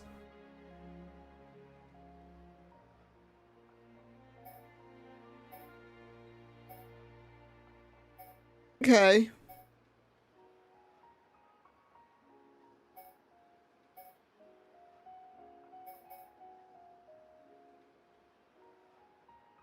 Interesting. I might just sell that one. Actually, I need to sell all the grey ones as well.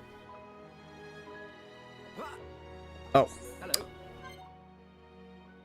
They are a useful murder swarm. They are a useful murder swarm. They're fine for murderizing. That's not a problem. We'll sell that one. I'll keep the Tender Heart just in case, but I don't think I'm gonna use it. I don't have something set up for Melia, but that one looks like the Dusk Staff that she's got is going to be the best one anyway.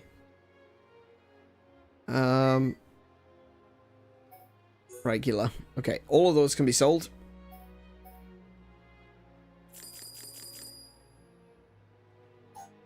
And unique. Oh, we don't have any of those. Okay. Let's see.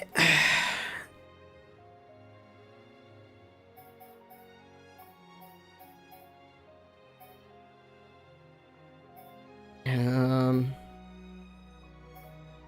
can sell these two. I don't need them. The HP up 4 is just... Sorry, XP up 4 isn't necessary. And the HP up 2 is... No, that's not good. Okay. So I'll sell these. Replica jacket, HP up 2. That's utterly worthless.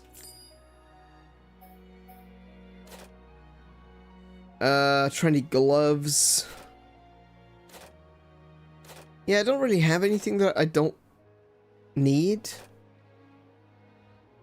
Alright, let's see if we can finish buying all of the armor that we need.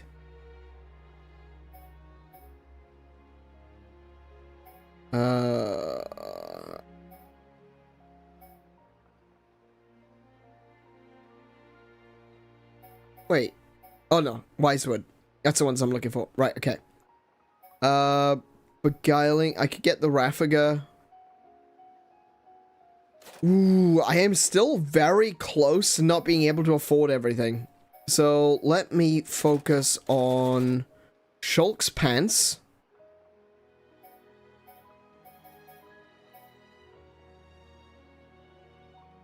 So that's 110 and 120.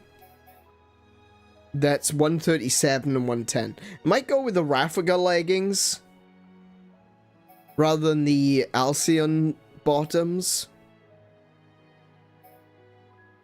More physical defense. 45,000 though. Good grief. Okay, I'll get one of those. And the Raffiga boots. Oh my goodness, and that's basically everything.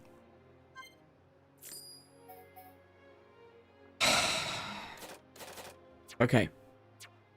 That's fine. It's fine. I'm sure we'll be able to put some money together. I'm still using Stellar gear though. So I need to upgrade all of this as well. Okay.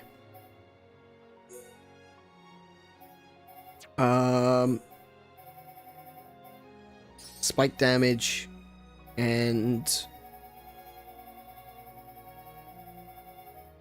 muscle 4.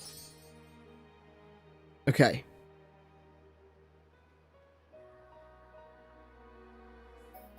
Probably swap attack stability. What can I put there instead?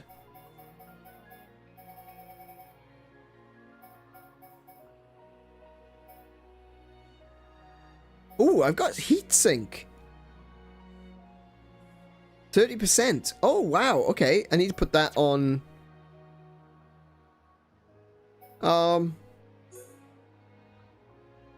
What happens if I get rid of that? Hang on. Let's just see what happens if I remove attack stability.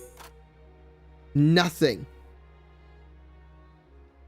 Attack stability does nothing for Shulk. Okay, I definitely don't need attack stability on Shulk then. So let's go with haste 4 for more damage dealing. That means that I'm going to be getting the bleed attack off more often because of the haste, and my tension will be going up quicker because of tension swing. So that's good. That's a good start right there. I still haven't got any better ether. So, but I do need to put heatsink. There we go.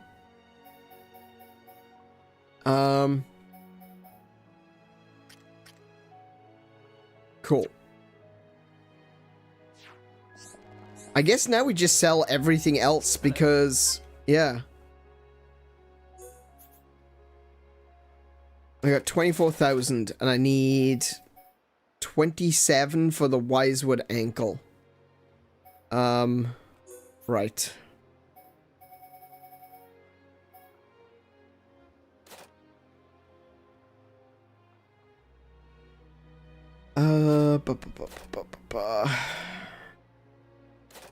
Oh, hello. Rex bottoms. I can sell those. Rex shoes. I can sell those. I can probably sell...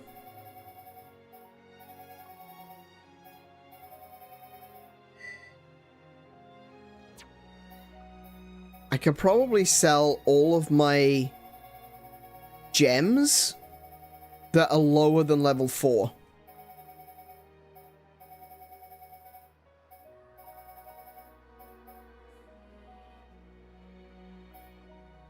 Or maybe lower than level 3.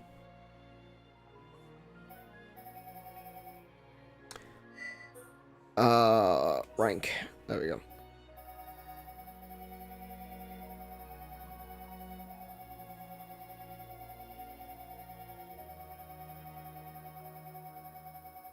Right, so I'll sell everything that's level 2.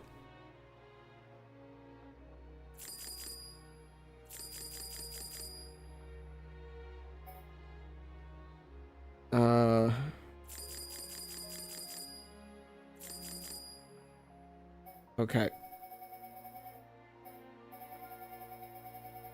That wasn't much. I think I'm just going to go through and sell all of these items as well, all the collectibles. And all of these.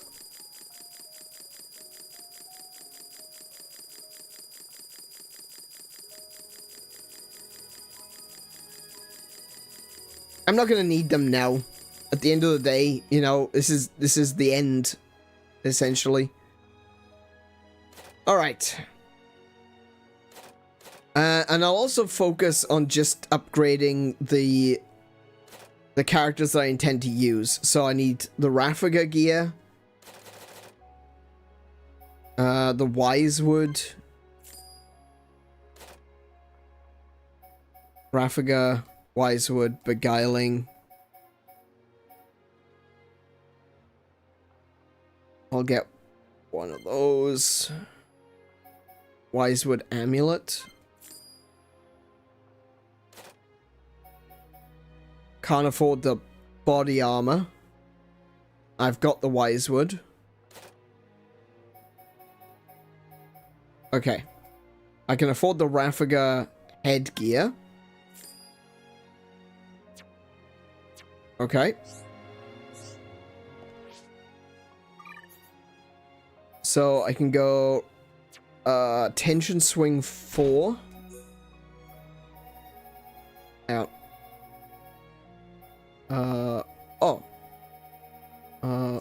Tension swing. There it is. Stellar armor. I've still got stellar armor. Raffiga gauntlets. With a HP up 4. So all I need is the body armor. Nene is all done. Wisewood Amulet with Ether up 2. Oh, I got rid of one of the Ether ups. Wisewood Anklet. Okay, I'm gonna want to get more Ether up. But for now, maybe...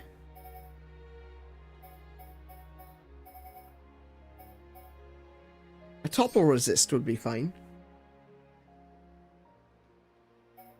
What did I have in here? What did I have in there before? Or no?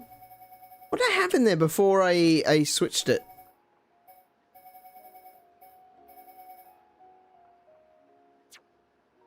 I don't remember. Oh, it was another Ether up, wasn't it? Yeah, it was. Okay. Alright, so we got the Wisewood stuff.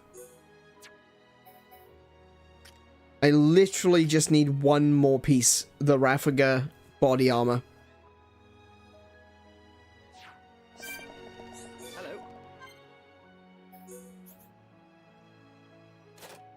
Hello. Stellar gear. I'm not going to get much for this.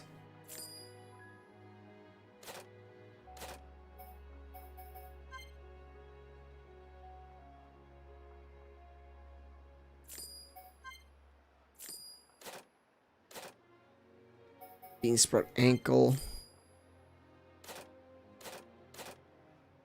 So I've still got 22,000. After selling pretty much everything, I'm still only at 22k.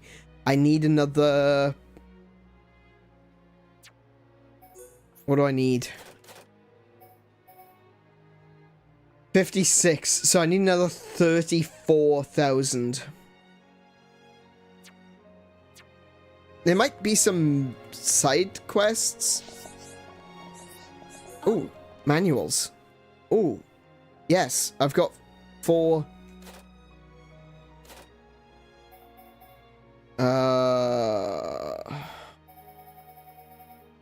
I don't know what these mean.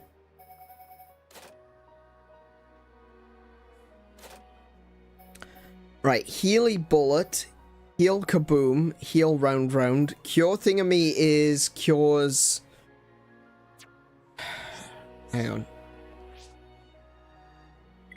I haven't checked arts in a while. My level...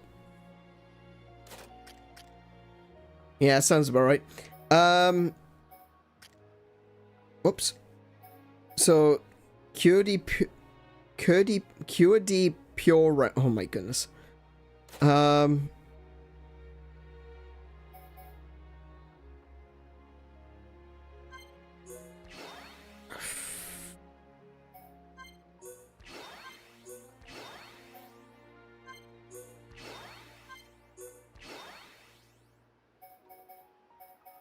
Shield. Do you know what? I might not have enough points to really level up everything to master anyway.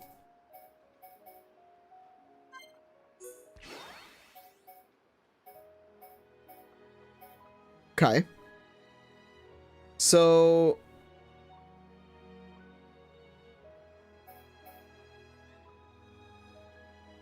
I might just master these two?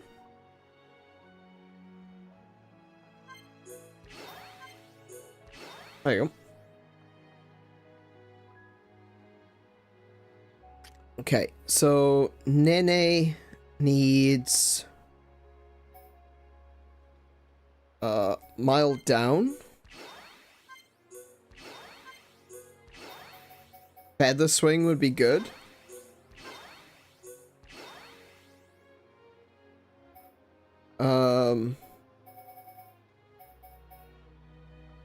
Last stand. Get some extra. Oh wow, that's nearly maxed out as well. Okay. Let's see. Oh, and she can't afford anything else.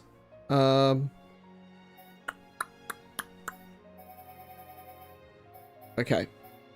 And lastly, Shulk. Let's see. I think backslash is probably a good one to fill up.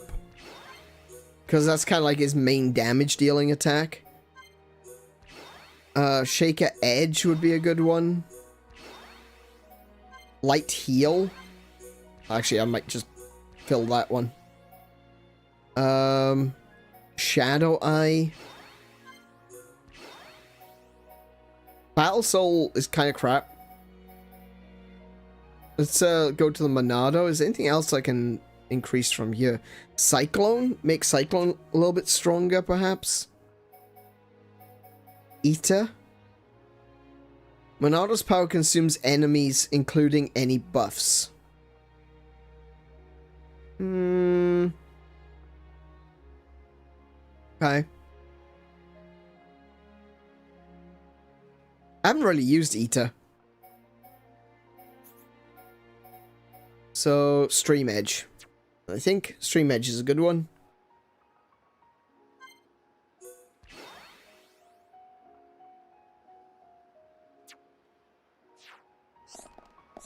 Oh. So, I will pick up the Shield book.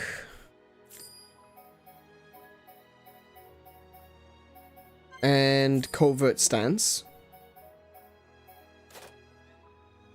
For Nene, I might grab...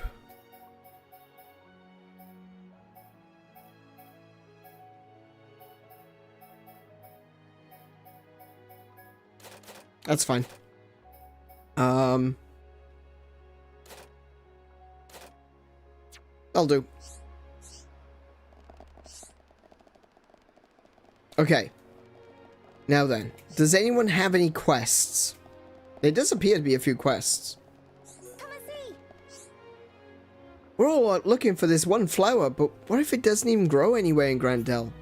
Oh yeah, if you have the time, could you... Oh no. Could you maybe talk to Nestor about it? I think he'd appreciate the help. Oh no. I've just sold all my collectibles. This is the worst. Maybe Grandel just doesn't have any. Oh, it's you. Can I ask you a really big favor? Oh, no.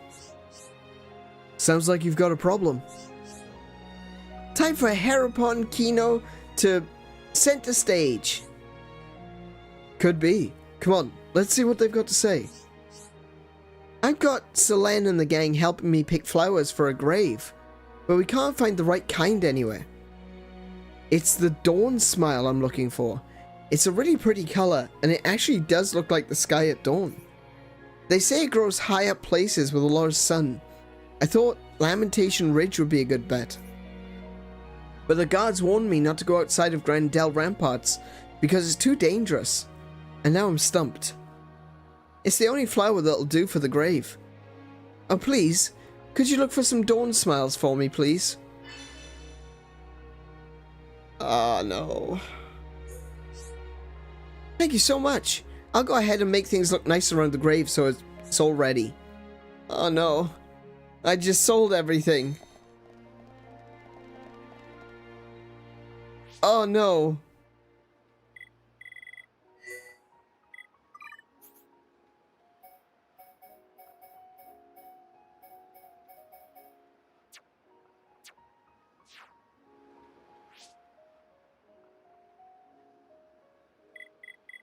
Wait, no.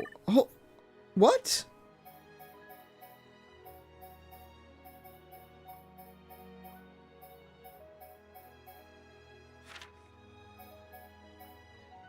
They don't exist. Okay. Oh, thank goodness this is a quest item. Oh, that would have. Oh. Okay. No, we good. We good. Oh my goodness, I just had this sinking feeling in my stomach there, just like, this is it, I just gone and sold everything and... Oh, no, that wasn't nice at all. Oh... Hang on, wait, actually, wait. Stop. Stop!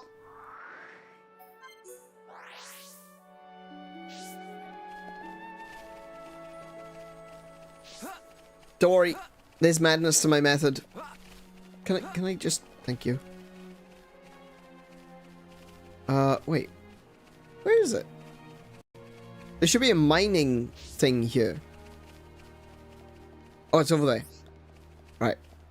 I need ether up. And the only way I'm going to get ether up is off of yellow nodes. And so if I do this, fast travel over to the other side, and then fast travel back, this node might be actually, you know, refilled. Ow, no. Okay.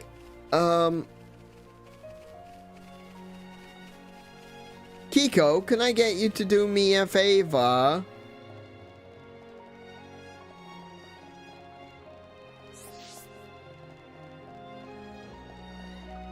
Have a look on the wiki to figure out where the yellow or the lightning or thunder, wherever they call it, the electric nodes are. Just make it easier for me to find the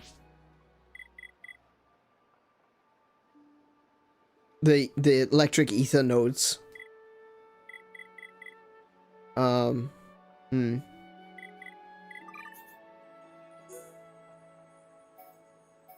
I think there's one there. It's either the one on the left or the one directly in front. Wait. Yeah, it's the one directly in front. The one over in the corner, I think, is an earth. So I could probably have a look at that as well. Might get muscle from it. Oh no, it's fire.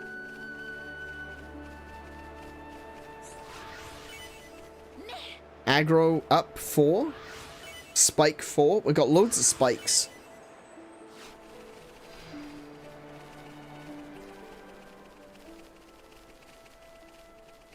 Is this yellow one up here? I'm really hoping this will give me a an ether up.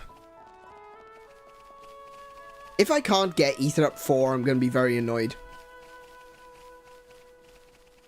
Because I kind of feel like it's necessary. I need Kino to have more ether. Days up.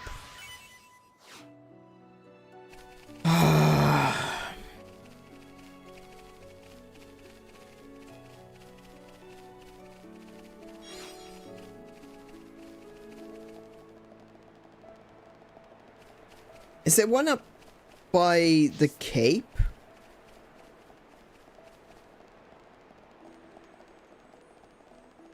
I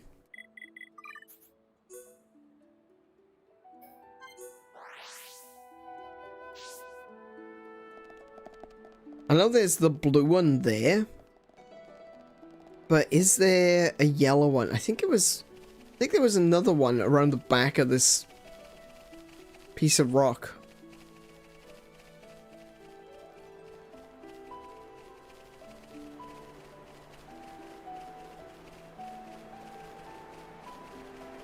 Oh wait, hang on a minute. I'd be able to see it. Yeah. Oh, it's an ice one.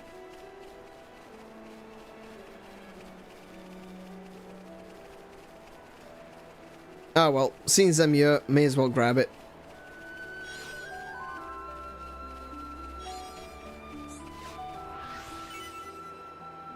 What'd I get? Ether Protect. Chill Attack. That's not bad. Chill Attack's pretty good. And Ether Protect.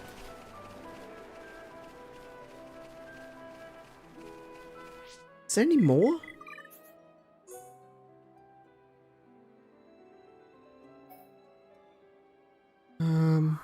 See, there's a mining node there, but I don't know how to get to it.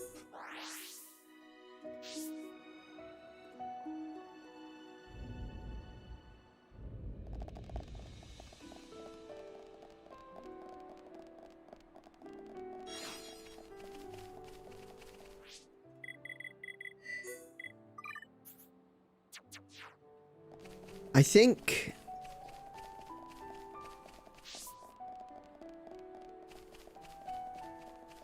Oh, look, over there. Oh, wait, is that...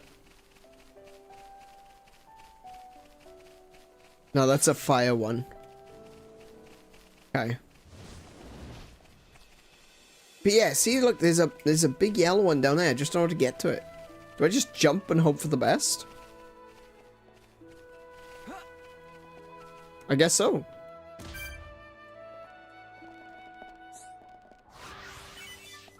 Physical defense down. Ether up 4. Got one. Fantastic.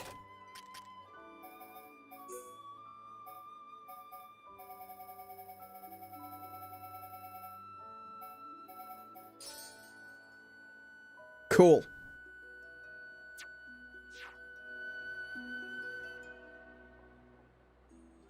It might surprise you how useless nearly every guide, every wiki and guide is about this.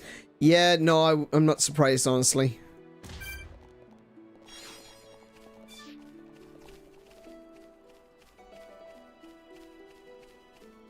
Like, I was looking through the Monster Hunter wiki recently.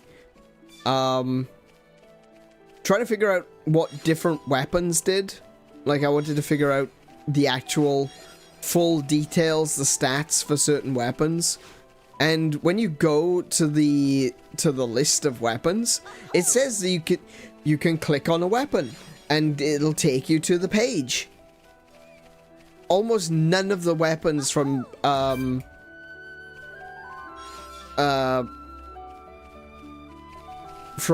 what's it called?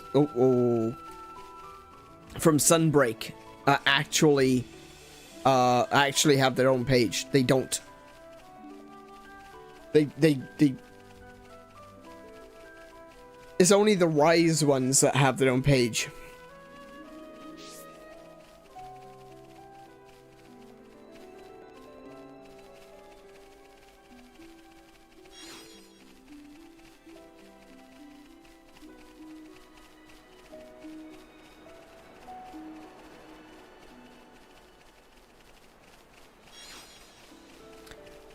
am I being taken?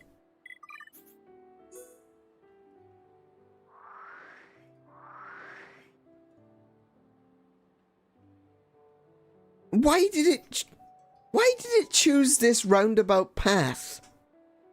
It had me going up and around over here rather than going just straight down.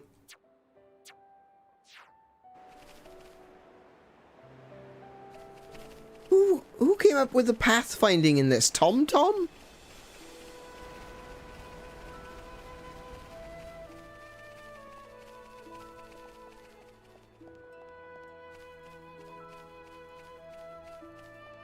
Continue forward for the next 200 meters. I'm in a lake. No, Shulk. Continue forward for the next 200 meters. I'm in a lake.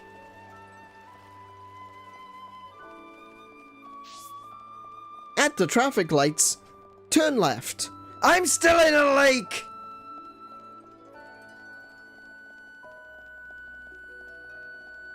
Doesn't have its own page? No, I didn't think it would have its own page. I just thought, like, some of the maps would be labeled with which ether things are where. That's a water one. Oh, there's a yellow one.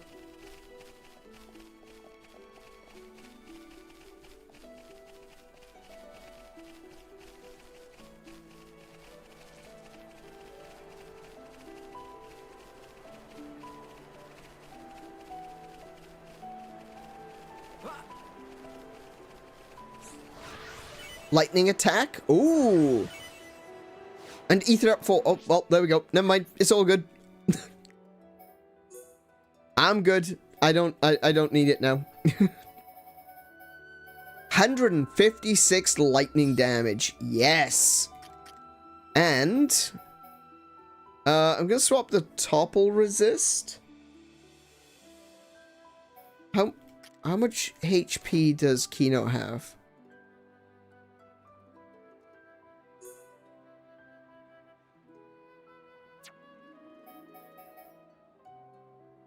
42% HP up. Okay. No, so Kino is going to need the HP up. I'm going to swap the Spike. Spike? Yeah. For another ether up. There we go. Oh, but then again, Spike is good.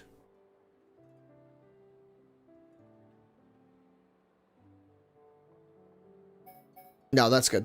That's gonna be good.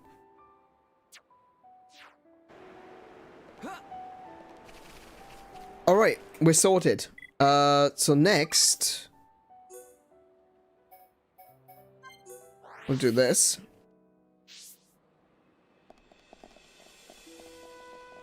And hopefully...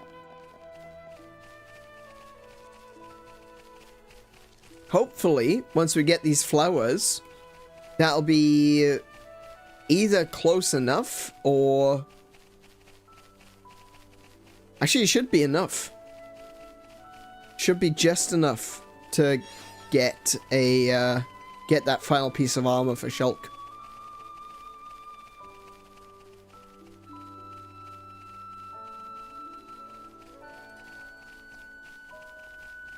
I can sell a bunch of these collectibles I've been picking up along the way as well.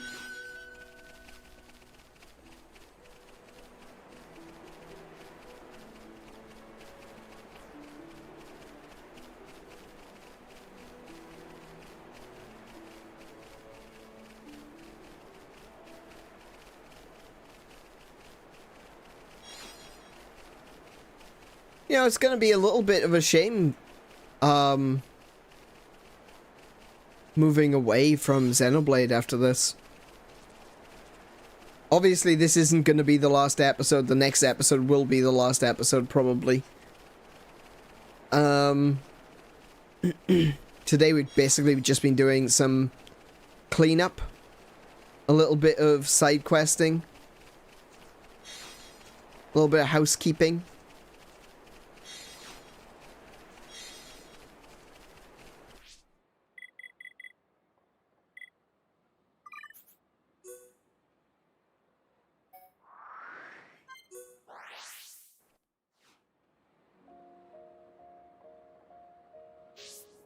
There you are. Wait, no. First things first.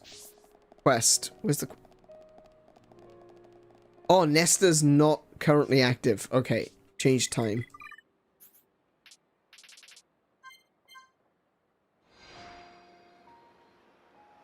Right.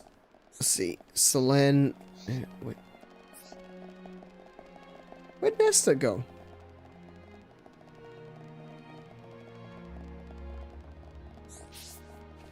Oh, he said he was going to go to the grave.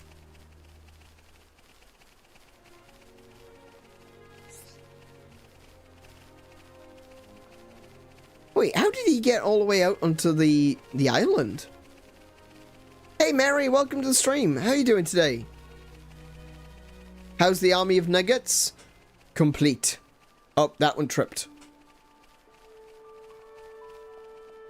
Complete, but still idiots.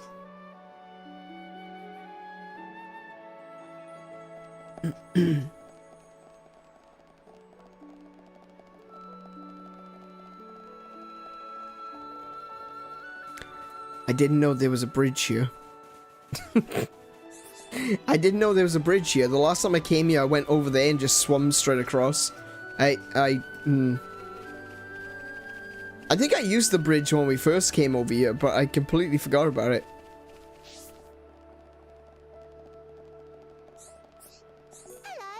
Hello. Wow, those must be the Dawn Smiles. Thanks so much for finding them. That doesn't sound like a kid. That sounds more like a Monty Python old lady. He's not the Messiah. He's a very naughty boy. A lot of people died trying to... A lot of people died trying to get the capital back.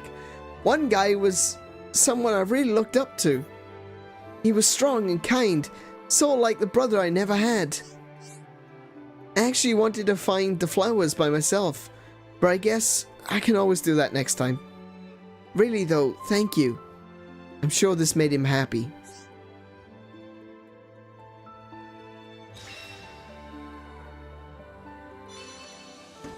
Pointed sleeves, princess bottoms, and knee-high boots. Okay. As for Nesta, I imagine he swam. He may have swam. He could have used the bridge. Cannibalism?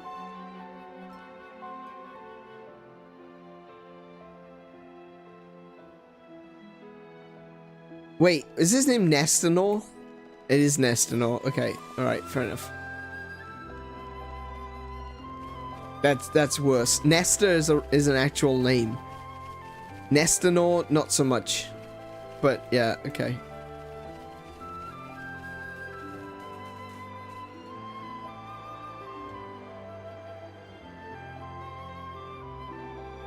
That's a long way down. That's just a long way down.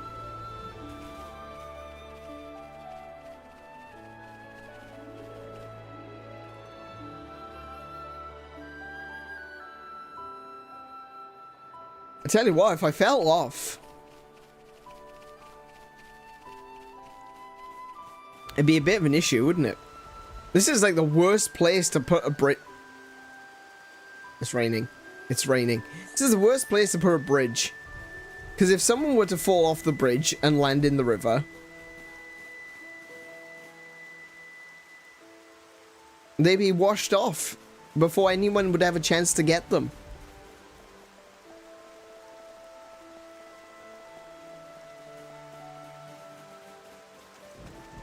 Had a session with my new doctor about diet, autism, ADHD. Oh yeah. Went surprisingly well. Now you're gonna fall asleep watching my stream. That seems to be what people do. That seems to be the way.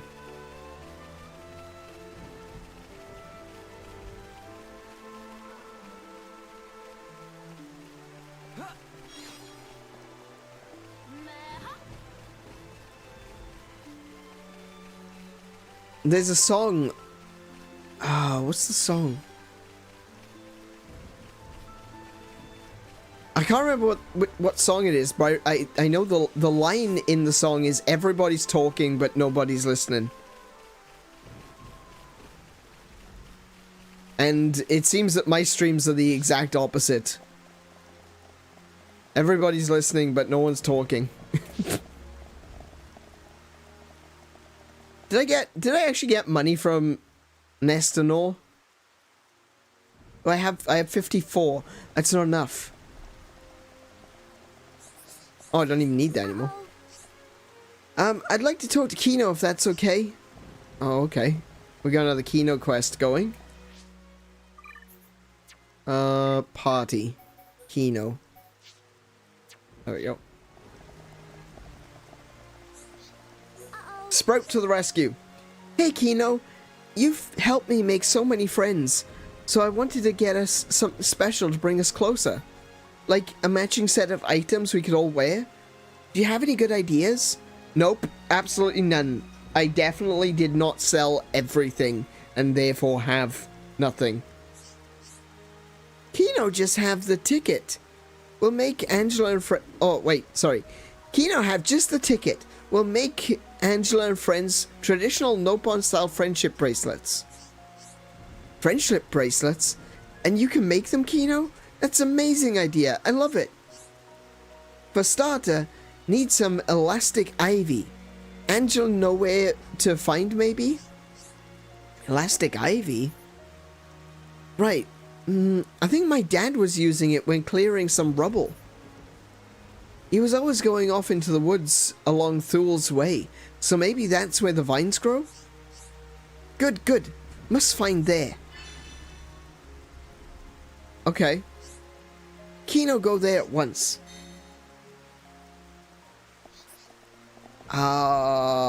Thul's Way.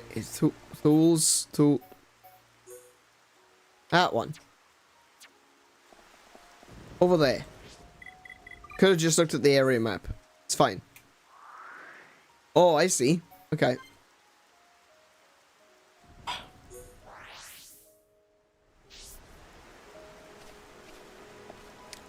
Oh yeah, loads of it.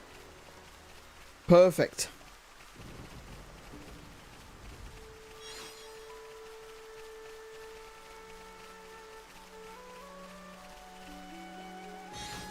Change back to Shulk. I could.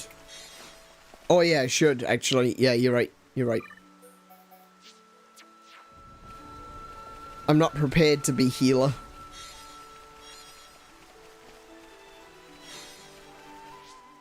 I much prefer just yelling at the NPCs than actually trying to be a healer myself. Because that... Oh yeah, I bought more books, didn't I? Okay.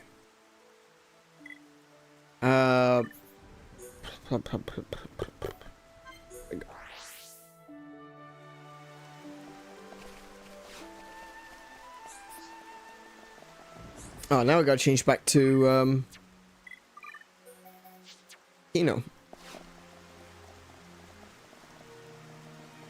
Hi. Come and see. You making friendship bracelets? Wow. I'm so looking forward to that. Yeah, oh, thank you. There we go. Kino discovered motherload of elastic ivy. Good. Angela can hold on to for now. Okay, understood. I'll be sure to keep them safe. Next is sparkle stones. Kino saw stones that look similar near a lake where junks landed. Should be no problemo to find sparkle stones if I look there. Okay. Near where junks landed. You say landed, I say, very badly crashed.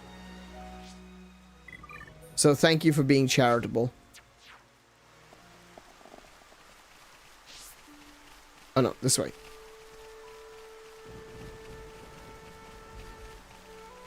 I mean, there's shiny stones everywhere. You could probably use like an ether crystal.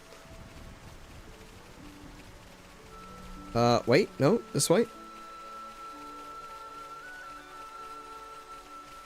No, I can go that way. What are you on about? What are you doing, game? You're drunk.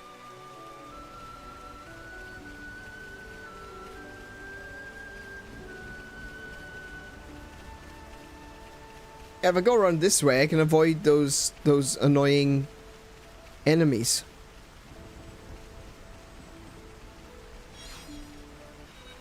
Nope, apparently I found another annoying enemy. Okay.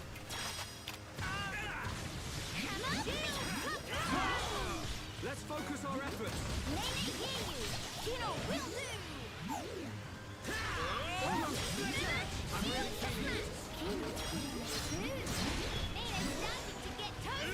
Hurricane Bulge.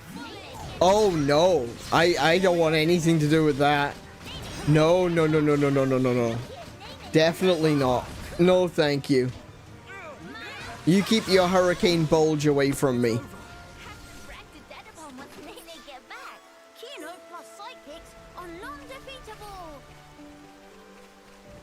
I don't want none of that. You keep your Oluga Bulge to yourself.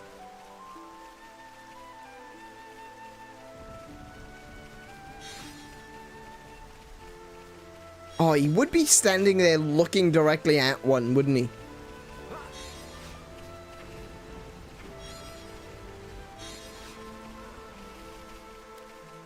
Okay. Oh, he's a boss one too. That's fine. We can do one of these.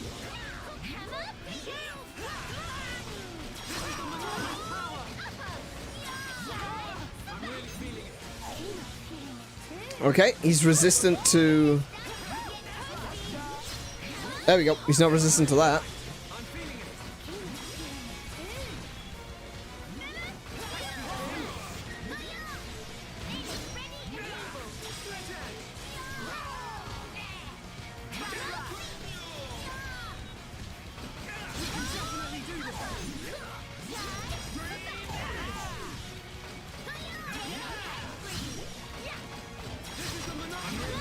I gotta keep everyone armored up because even though he's 2 levels lower than me, he is pretty strong.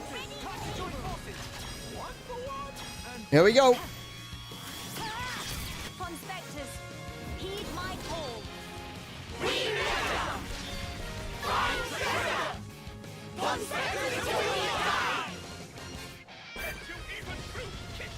Nice. Loads of damage.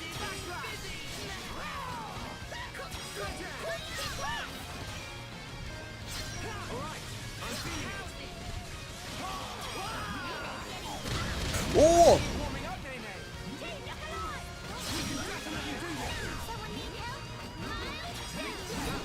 There we go.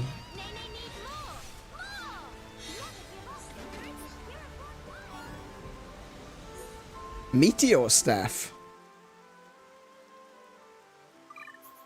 Let's just take a little look at what Melia has. Oh yeah.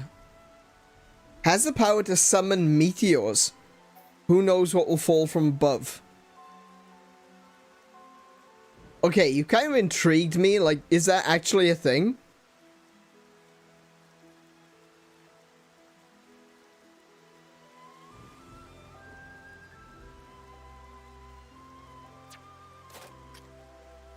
Okay. I am intrigued.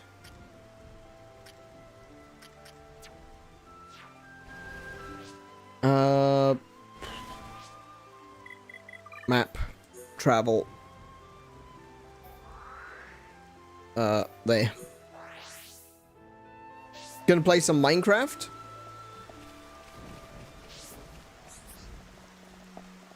Yeah, I know how you feel about the boost of energy thing.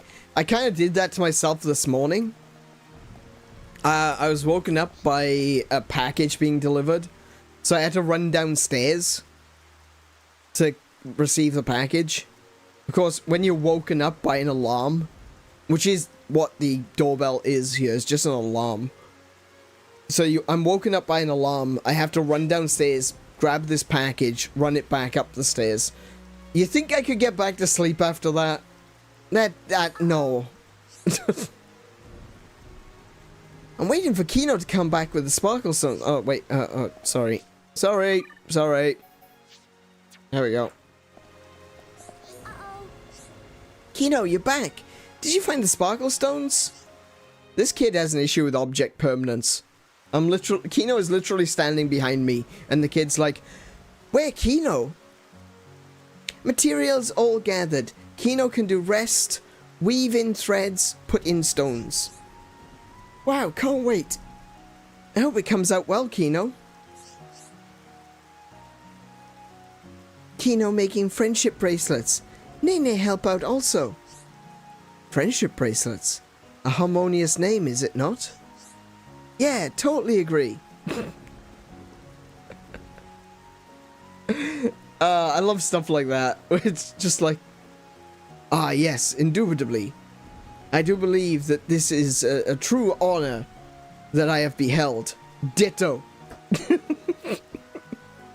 Ditto? It's very caring of you, Kino. Miss Melly thinks so? Kino beaming. Okay, to work. Sister Pond also lend wing, please.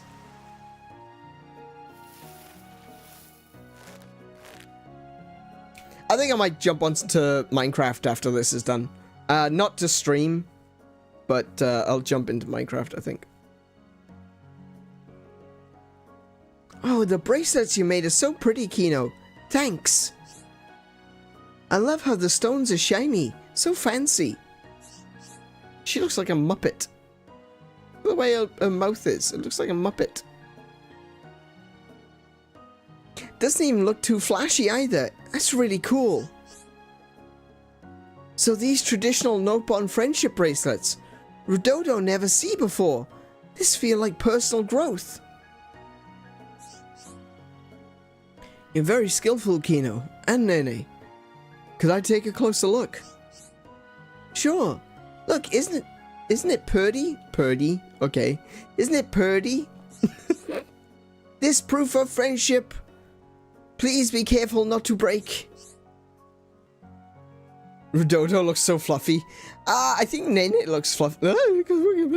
I think Nene looks fluffier, honestly. Nene just looks really smooth and soft. Hey, Angela, did you notice? It seems like you've all really come out of your shell. My shell? Oh, wow, you're right, I have. I guess I must have got over my shyness in the process. And it's thanks to you, Kino. Kino feel much less scared than before. Friends are amazing resource. Resource? For what? For body parts, just in case. Angela, since when were you shy? Since when was Kino shy? Actually, I agree with Nestinol. Rudodo had no idea. Really? Wow. Very happy news. I'm also happy. Thanks again, Kino, my hero pawn.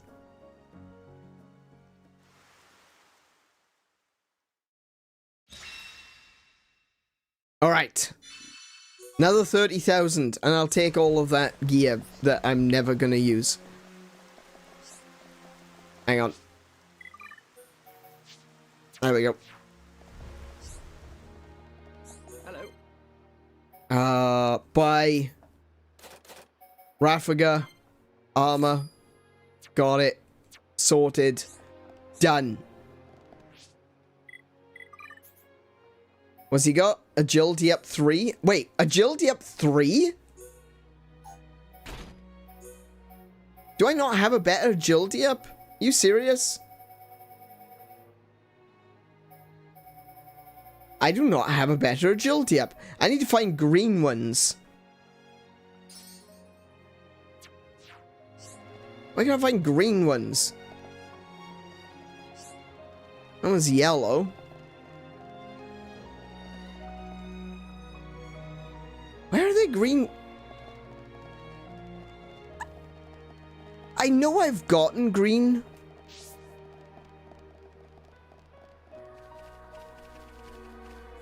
I know I've gotten green before, but I don't... Like, it hasn't registered with me. Like, I do not recall seeing green ether deposits. Like, I know they exist. Oh, I know where there's one.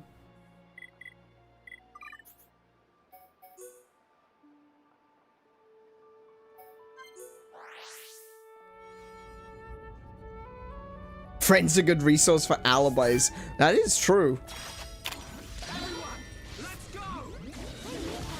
See, now I got that perfectly, but it didn't give me any points towards,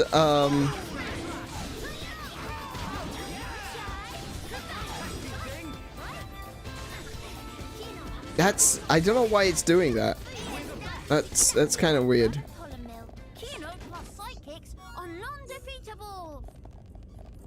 See, there's a big green one.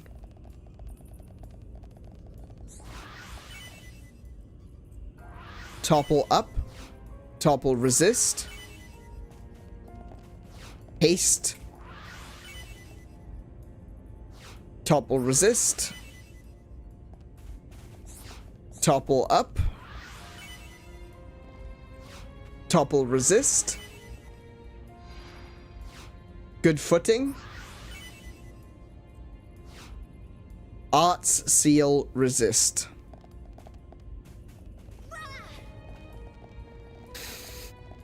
All right. What's the one over in the corner? Oh, it's a earth one.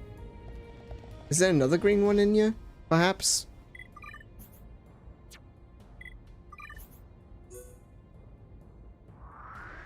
There's something there too, look.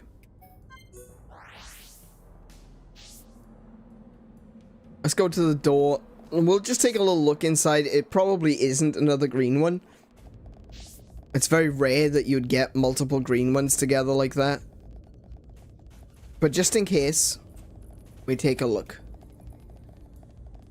Seeing as I'm not used to, like, coming into this area, I don't know where I might have missed.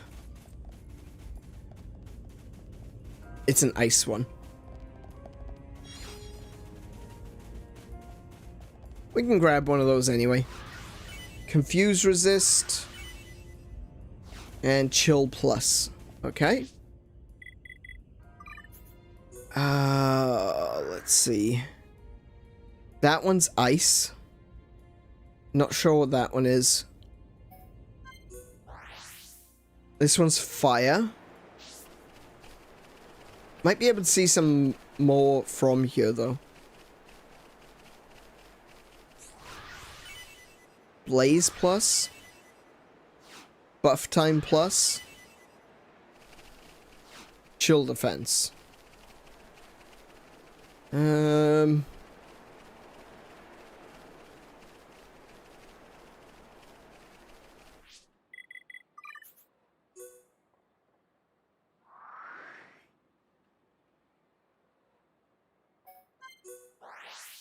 Not sure what that one is. What's this one? It's another fire one. Oh, I can see a green one. All the way down there.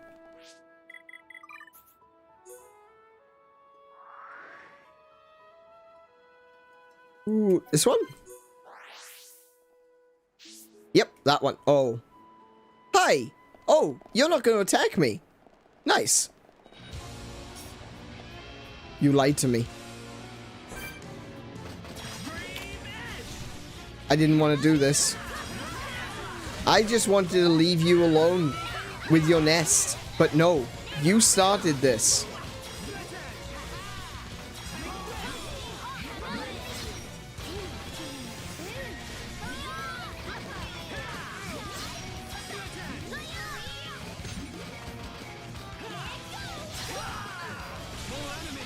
Oh no, I activated the other one. Oh, okay. Alright. Alright. Alright. Alright. Fine. Here we go.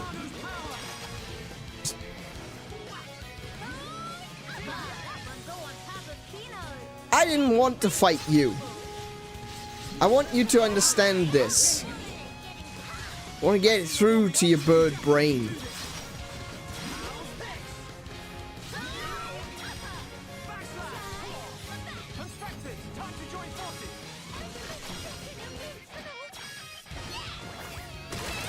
Oh, missed. It's always the slow one. It's always the slow one that I miss.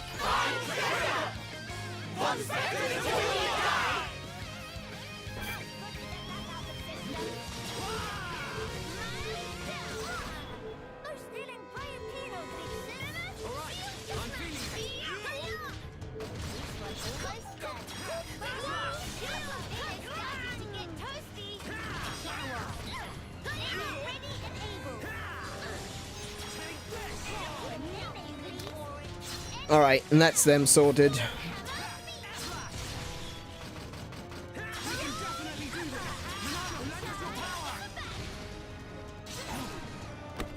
Oh well, that's a shame. I didn't want to do that. Winning just come natural to Kino.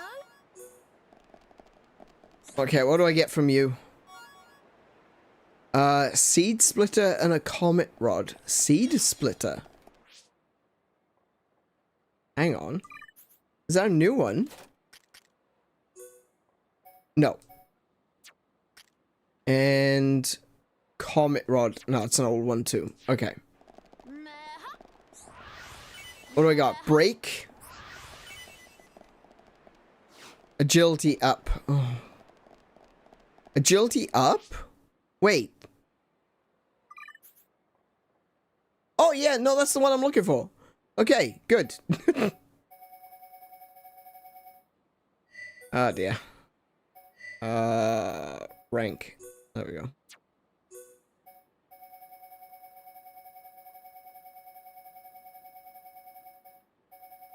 There we go. Agility up. Sorted. Done. Over with. Is there anything else, actually? Let's just quickly. Got lightning attack, haste, and daze plus, tension swing, agility up, HP up, spike 4, and muscle 4. That looks like a really good setup. Nene is fine. I could possibly swap a recovery up for another muscle up. But no, actually no, recovery up is really useful. Spike is probably the one thing I could probably remove. But seeing as she's constantly aggroed, Spike is probably a good idea.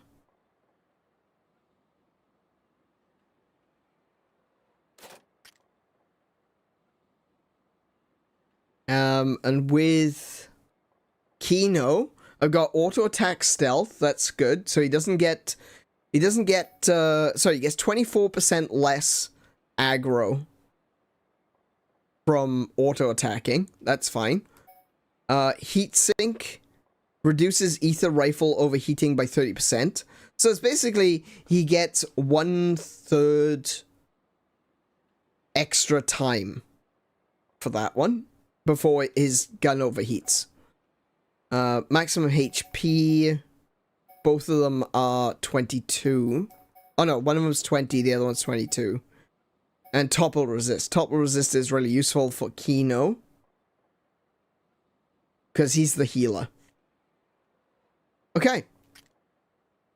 Beguiling set, Raffiga set. I am good, done. Equipment is sorted. I've got all the chicken nuggies.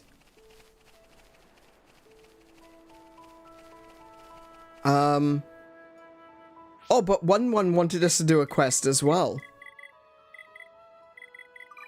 So what we'll do is we'll do 1's quest.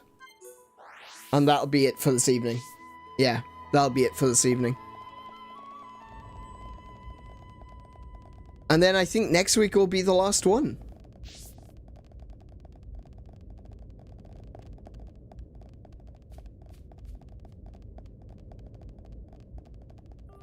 I haven't actually been in here. I've been in here once. Oh, that one's actually aggro.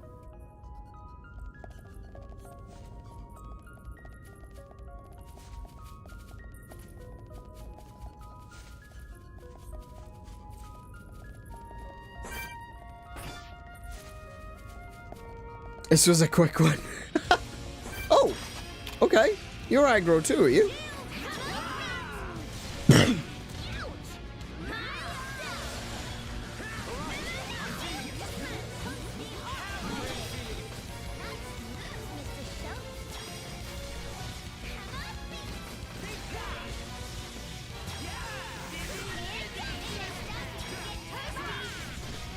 Yeah, a little bit of a quick one. A pretty short stream today. Must admit, it's only been what, like 15, 20 minutes, if that. I just realized this is a boss.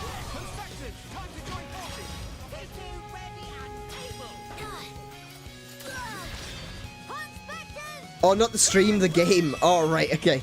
Yeah, this one's only a, this is like an epilogue chapter. It's not a full game. Oh, hang on, I pissed something else off. That doesn't sound like me, pissing things off. No.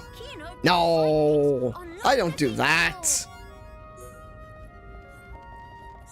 What's in this chest? Again, seed spitter and comet rod. Okay. What's in here?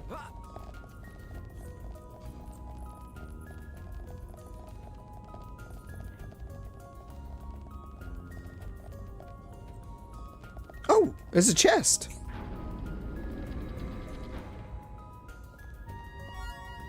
Double attack. Double attack?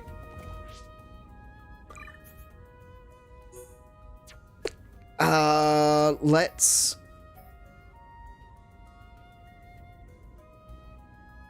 I want to keep the lightning. Haste.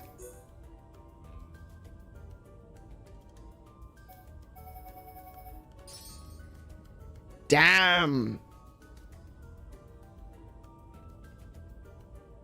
That's some serious damage that I'm outputting right now.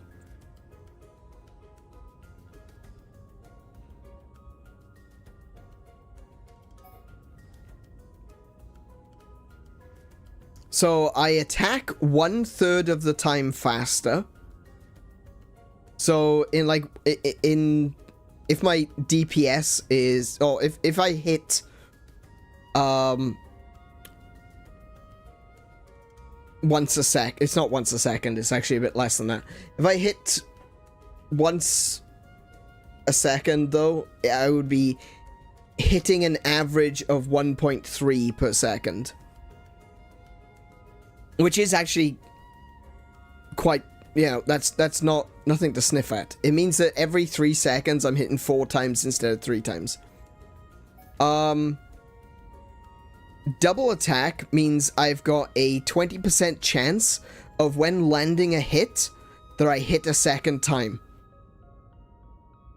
So 1/5 of the time I will hit twice. And I'm doing additional lightning damage, which is an additional 156 elemental damage.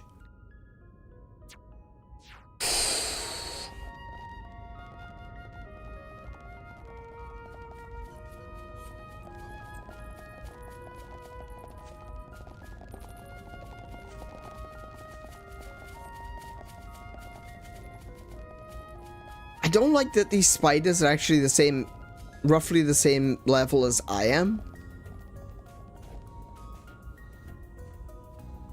Whoa! What the hell?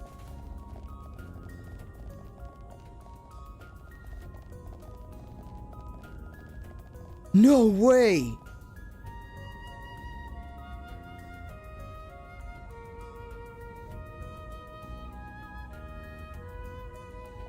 What have they done? What have they done?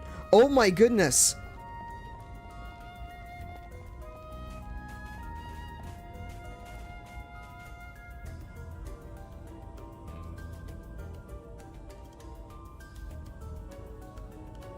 Do you recognize this place?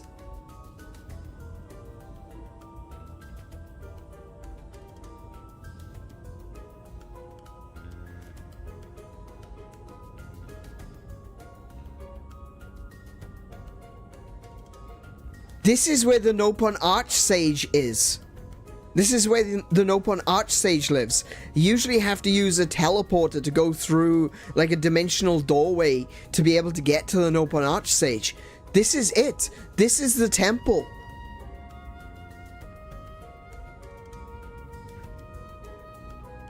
What does this mean? Was he here the whole time? No, this looks old and ancient. When we met the Noble Archsage, it was new.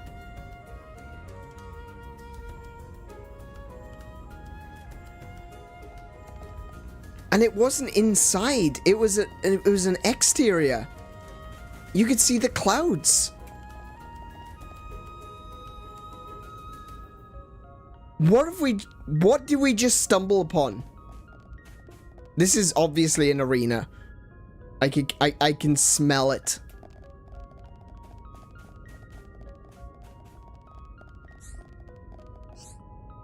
Let me guess.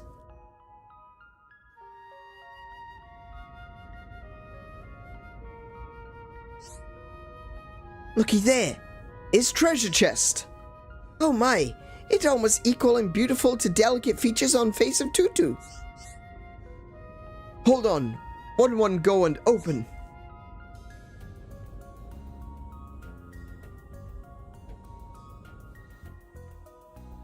It could be time travel.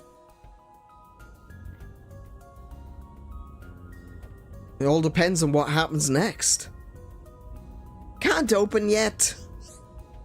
Please, hold on another moment. Ah, Shabam!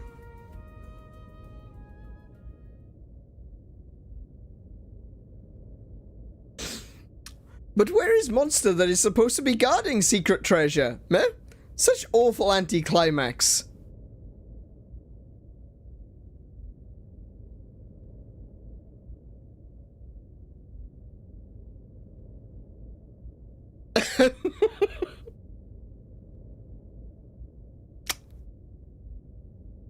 To be fair, if I feed 1-1 to the dragon, will I be able to leave? Dragon want nuggies.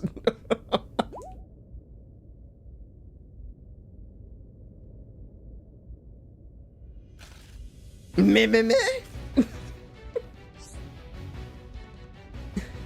Evelyn, what is wrong with face? You look as if seen monster. Evelyn did see monster. Hi. My name is Ted. Get out of the treasure chest. Evelyn, not even kidding. Everyone, now is time to stand and fight. Nothing can squat between pond specters and well-deserved treasure.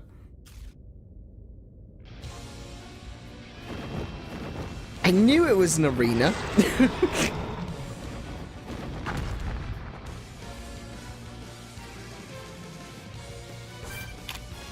Prosecutor Davram. Oh, it's level 80. I'm just gonna die now.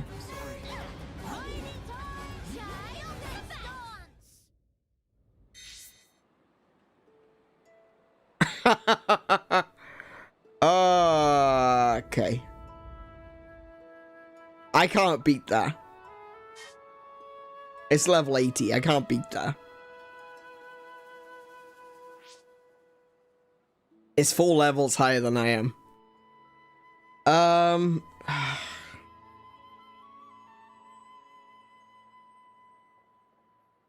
So you have chosen to... apparently I did.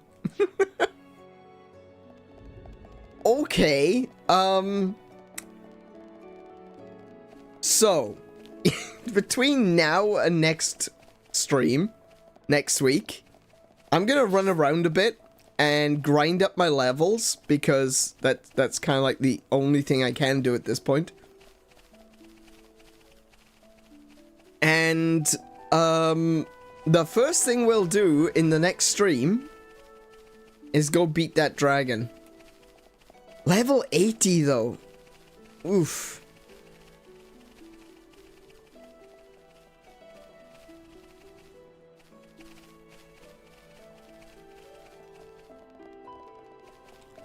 That's gonna be a tough... Wait, what's that? Look, there's a red dot over there. Oh no, that's a weapon. That was a weapon. I thought that was another one of these little little collectible dots, but one of the red ones, but yeah, no. Okay. Alright, we're gonna nope on out of you. And go back to go to Companion's Cape, where I will save the game. This entire stream I've only gone up 2 levels.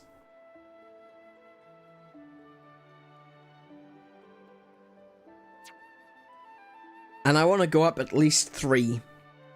Okay. That's going to take some grinding. Unless, of course, there's some side quests. I might be able to do a couple of side quests that'll give me XP. Poison defense, HP up. Nice. And what do I got here? Poison defense. Right. Okay, so, yeah, that dragon, really strong. We'll come back and fight him later.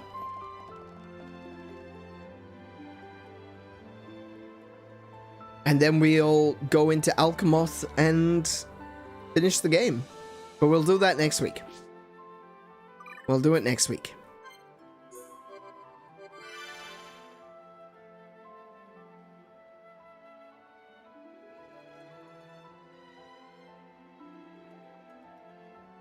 I don't know if anyone actually noticed, but we're actually on 190 subs. Let me switch over to chatting. There we go. We're actually on 190 subs. I don't know if we're going to be able to get 10 more subs by April 1st. No, by May 1st, by May Day. But we're getting there. We're almost there. We're almost at 200. I'd love to get 200 in time for the anniversary. That'd be a double time to celebrate. That'd be really good.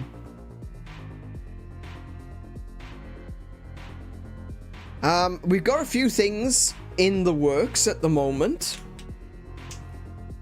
I don't know exactly what I'm gonna do for the anniversary stream. I haven't decided. Well, sorry, it's not that I haven't decided. I decided I'm not going to do something like last time.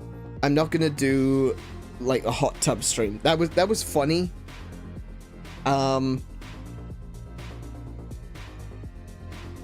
But I'm not gonna do anything like that again. I don't know what to do, honestly.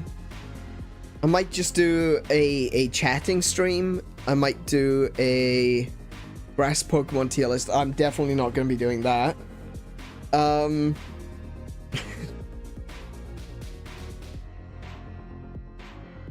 thought about doing tier lists and things like that, and if I'm gonna do tier lists or icebergs is another one. I'm gonna do those as videos. So yeah, I'm not gonna do that on stream. The thing is, like, with tier lists and icebergs and things, there's a certain level of research that you need to do. You need to be prepared to go into that. And for me, I just feel like I'd be more comfortable writing the script and doing it little by little and recording it and putting it out as a video. I do see this is one of the things that I'll probably do next Wednesday, not next Wednesday, on the Wednesday that we have the anniversary stream, is that I'm probably going to look back at the things that I said that I wanted to do in the first stream and in the 100 stream.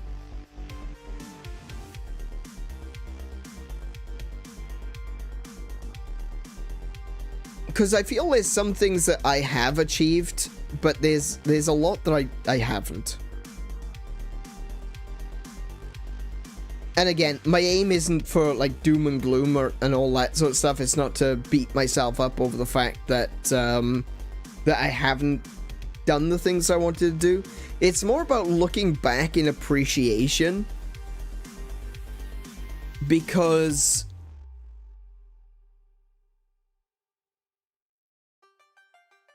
like after all this time, after 1 year, I still haven't managed to find the time to do certain things. I've been working on things. I've been working on things like shorts. I've been working on shorts. I know what I want to do for shorts. And the plan is to upload shorts 3 times a week. But I don't really... I haven't had the opportunity to sit down and record them and record the background footage for them, because there's going to be like video game footage in the background, you know? So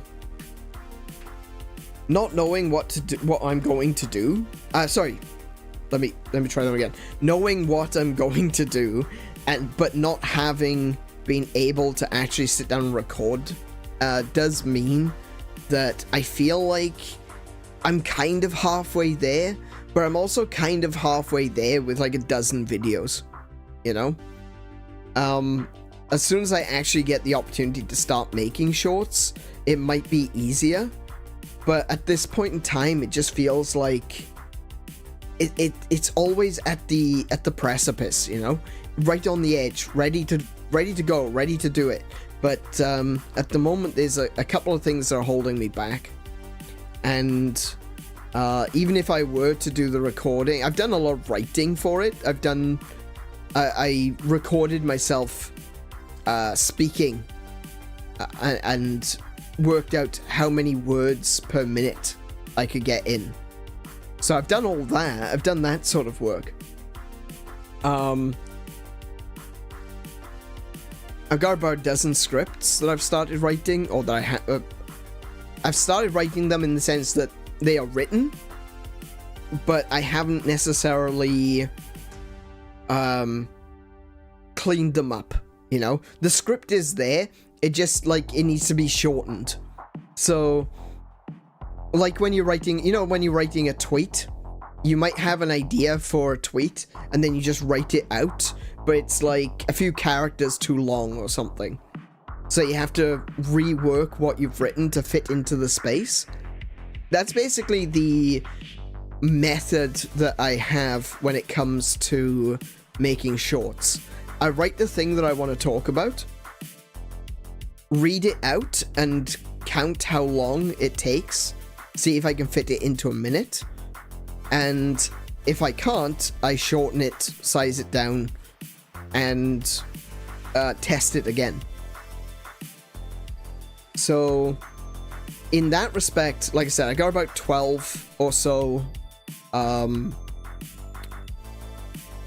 shorts already scripted, and I'm just waiting on one getting the footage for the background and getting some emotes. Because a part of this as well is I'm getting myself a little bit of a little bit of a character redesign. Not like nothing major, but like my hair is going to be a little bit different. My shirt is going to be the one that I'm using for my Minecraft character and for the sprites. If you've been on the Gilded, you would have seen that I've made like sprites of my character in the Final Fantasy 1 through 5 style, and I'm having Kiko make a new shirt or a new design for the character, which includes that shirt now. So that's going to be pretty cool. And so we needed to make sure that the artwork was finished before we went on and started making like emotes and things.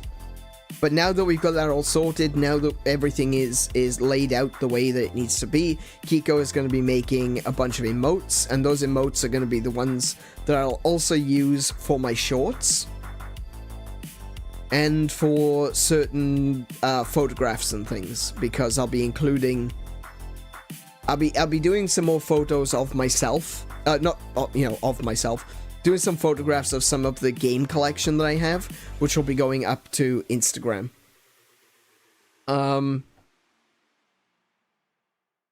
Just thinking,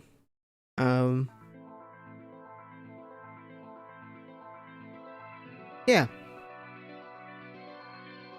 So, a lot of the we had a lot of plans. We started all of this nearly a year ago, and there was a lot of plans, and not all of them have happened, but a lot of them are on the way. Again, I'm not going to go... I said this yesterday as well when I realized that we were really close. I'm not going to go into it in full detail now. We'll chat about that on May 1st. Just want to double check, which is a Wednesday, which means that week I'll probably do 6 days. I don't know whether I'll decide to do a Saturday stream. Do you know what? That might be better. Rather than doing it on the day, admittedly, the 1st will be the anniversary, but maybe doing it for the Saturday stream that weekend. That might be better.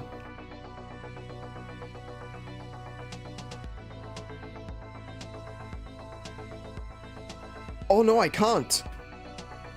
No, the Saturday stream that weekend is Mario Kart. Hey, that might not be a bad idea though, actually.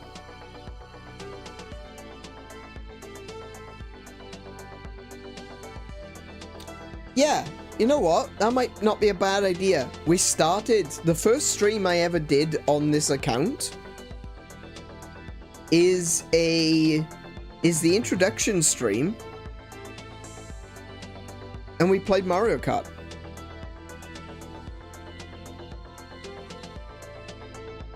So for that how about for that Saturday, instead of doing the Wednesday, on that Saturday we'll do the anniversary stream and Mario Kart.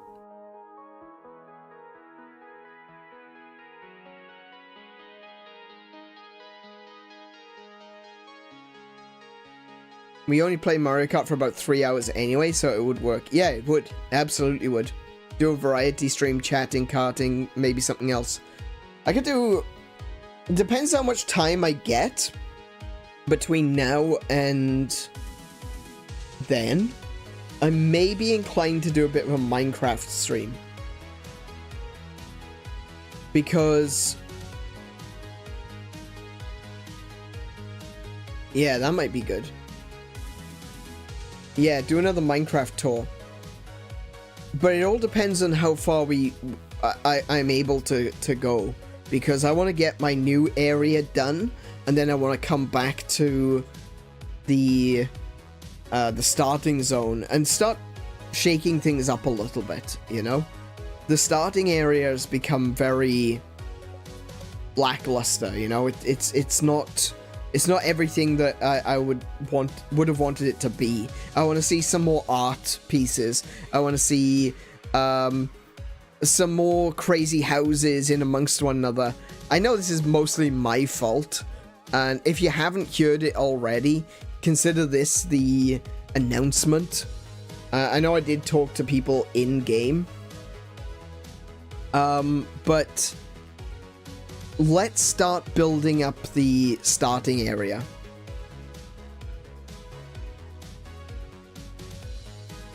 I want to try and get some cool stuff being built over there. So, yeah. So I'm gonna continue doing my Minecraft stuff for a while. I'm gonna jump onto Minecraft after this, so if you are in our server, you will be able to catch me online tonight. Trying to think. Just thinking. Yeah, so we'll do that on the Saturday. So that'll be the 4th. Yeah. 4th of May. 4th of May, that'll be the anniversary stream.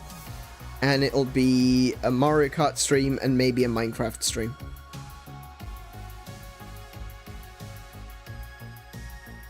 Hey Max, welcome to the stream. Just about to leave. I'm a 4th of... You're a 4th of May. No Skywalkers allowed. Oh yeah, May the 4th. Right, okay. I guess it's Star Wars Day as well.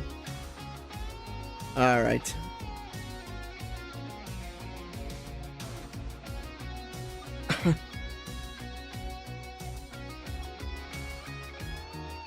Nuh-uh. Yeah-huh. Apparently. That's what the internet tells me. Internet tells me May 4th is Star Wars Day, but apparently.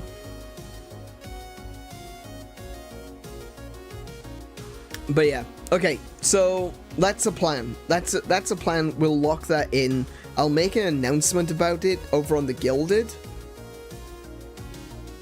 So that everyone can be ready for it, so that if people need to plan to be here, then they can, you know. And we can all play some Mario Kart, and we can take a look around on Minecraft, and maybe we'll do something else. I don't know, maybe we'll try and get some folks together to play a round of something in Jackbox, perhaps? I don't know.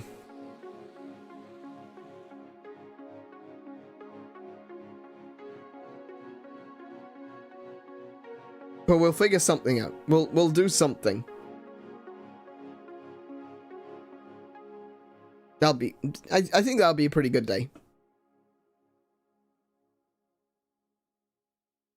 So, with that, I think I'm gonna call it for tonight. I am pretty tired. I'm gonna jump over onto Minecraft anyway, but I am pretty tired. I'm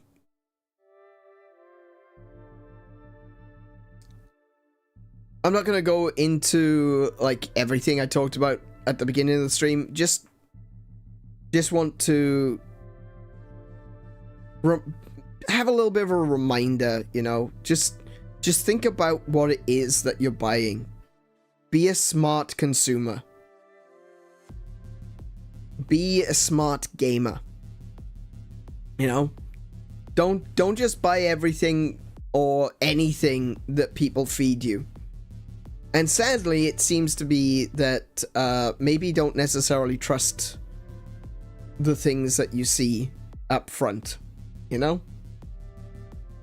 I'm not going to end this on doom and gloom. I think that this is a positive message. I did have someone at one point tell me that I needed to be more positive, but I don't see this as being anything really other than a positive message. I want you all to be smart. That's positive as far as I'm concerned. I want to encourage you all to think, to... When you make your purchases, when you're buying something, to think about what that money is going towards. To think about whether or not the game that you're buying is going to be worth it in the long run. And whether or not you will have that game in the long run. It's an important message. And I feel that it's a message that gets too lost these days. Because people think of this as being doom and gloom and, oh my goodness, he's so negative. I'm not negative. I want you to enjoy video games. How can that be anything other than positive? What I don't want is for you guys to be disappointed. I don't want people to be taken in by the hype. I don't want people to be fooled and tricked by people that only care about the money.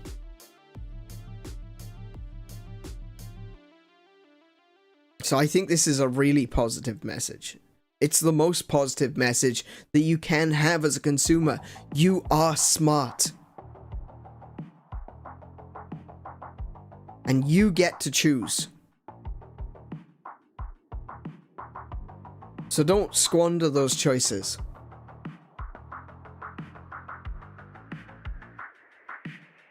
I'll be back tomorrow with Mario Kart and the Community Race Day. If you want to join us for the Community Race Day, if you've never been before, or maybe you haven't even subscribed yet, perhaps you're just watching now and you're like, who is this weirdo that's telling me about video games and telling me what I should and shouldn't buy? That's not quite right, but close enough. I'm sure we'll get there eventually, right? If you're just here now and you're like, hang on a minute, this anime character is talking to me, don't worry, your meds have kicked in. This is perfectly normal on this channel. But if you fancy joining us for some Mario Kart tomorrow, you're very, very welcome to. And I strongly, strongly recommend that you come and join us over on the Gilded, where the conversation continues when the stream is over. Oh yeah, add my friend code as well. Definitely add my friend code. You're going to want that to join Mario Kart tomorrow if you join us. And that's another thing as well. If you're here, if you're a member of our community and you're going to be joining us for Mario Kart tomorrow, tell your friends, tell your family, tell anyone that might be interested in joining us, because it is not just about the community as we are today, but the community that we will be tomorrow. Literally tomorrow. Literally tomorrow. So bring people, make community bigger. Okay? We want lots of people. We want to play Mario Kart. We want to have conversations. We want to chit chat. We want to play Minecraft together. We want to be able to play games like what's it called? Jackbox. We want to play Jackbox together in such a way that the Jackbox servers get taken down because they just get completely clogged by us. That's the sort of gameplay that I'm looking for. I'm looking for 8 people playing Jackbox and like 5,000 people in the audience. That's the sort of thing we're going for. So go tell your friends if they play Mario Kart, or if they enjoy Mario Kart or whatever. Maybe they haven't played in a while and they would like to get back into it. Encourage them to come here where they'll find people who enjoy video games and who would love to play with them. And you'll see me round about 6:30 AEST. You see that time at the top left of my screen there? Yeah. When that says 18:30, that's when we'll be starting tomorrow. Aside from Mario Kart though, if you're not interested in that one, we will be playing my goodness, I can't speak. I've reached that point of the night, you know. On Monday oh good grief. On Monday we will be back with Monster Hunter. Monday is the 8th though. Monday is the 8th. So warning you on Monday is going to be too late, right? If you've got Monster Hunter 3, 3 Ultimate, 4 Ultimate, or Generations on 3DS, and you haven't downloaded all the DLC, because there's a load of free DLC, all the event quests, all the special quests, there's story quests in 4 Ultimate, make sure you download them because they will be gone as of the 8th. I think it's going to be the 8th American time, but still, make sure you get that sorted. Make sure you get everything downloaded before it goes away. We're going to be losing a lot of content here. For gaming historians and preservationists, and just fans of Monster Hunter, we're going to be losing a lot of content here if you don't get it before shutdown. So make sure you download it all so it's on your 3DS, it's safe, it's secure, it's there. Don't forget. please don't forget. I don't want you to miss out on it. So that'll be on Monday. We'll have Monster Hunter, and of course then there's the rest of the stuff that's happening next week.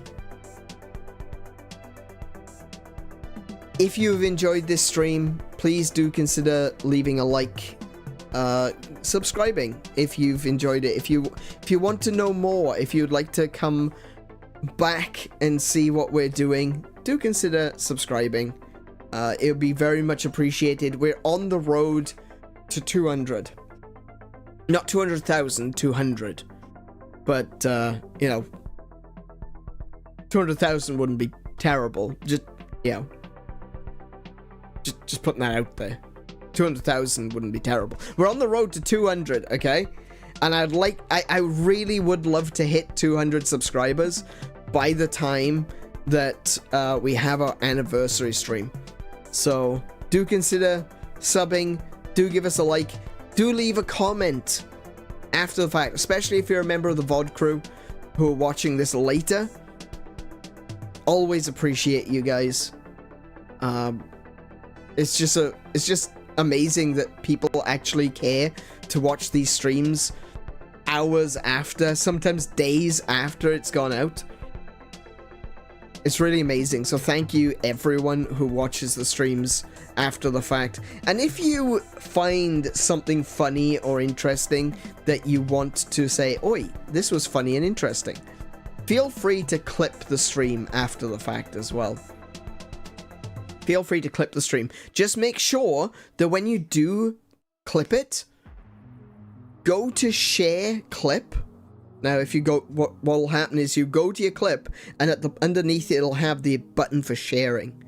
You click that, you get the link, and you put it in the comments underneath the stream that you clipped it from, and then everyone can see it. If it does stop you, if it's like, oh no, you can't post that, it'll probably go through to my inbox for me to approve it. And if it still says no, timestamps are a thing. You know, timestamps are a thing. YouTube's attempt at clips is not perfect. It's getting there. I'm just glad that they've got clips, to be honest. So, a big thank you from me to everyone who has been here this evening, and to everyone who is going to be watching this in the future. I appreciate you all. You're amazing. Thank you so much for being here for this past year. It's been a ride. So be good to yourselves, be excellent to each other. Play more video games. Come play some Mario Kart with me tomorrow, perhaps. And until I see you, I wish you all peace and high scores. Good night, everyone.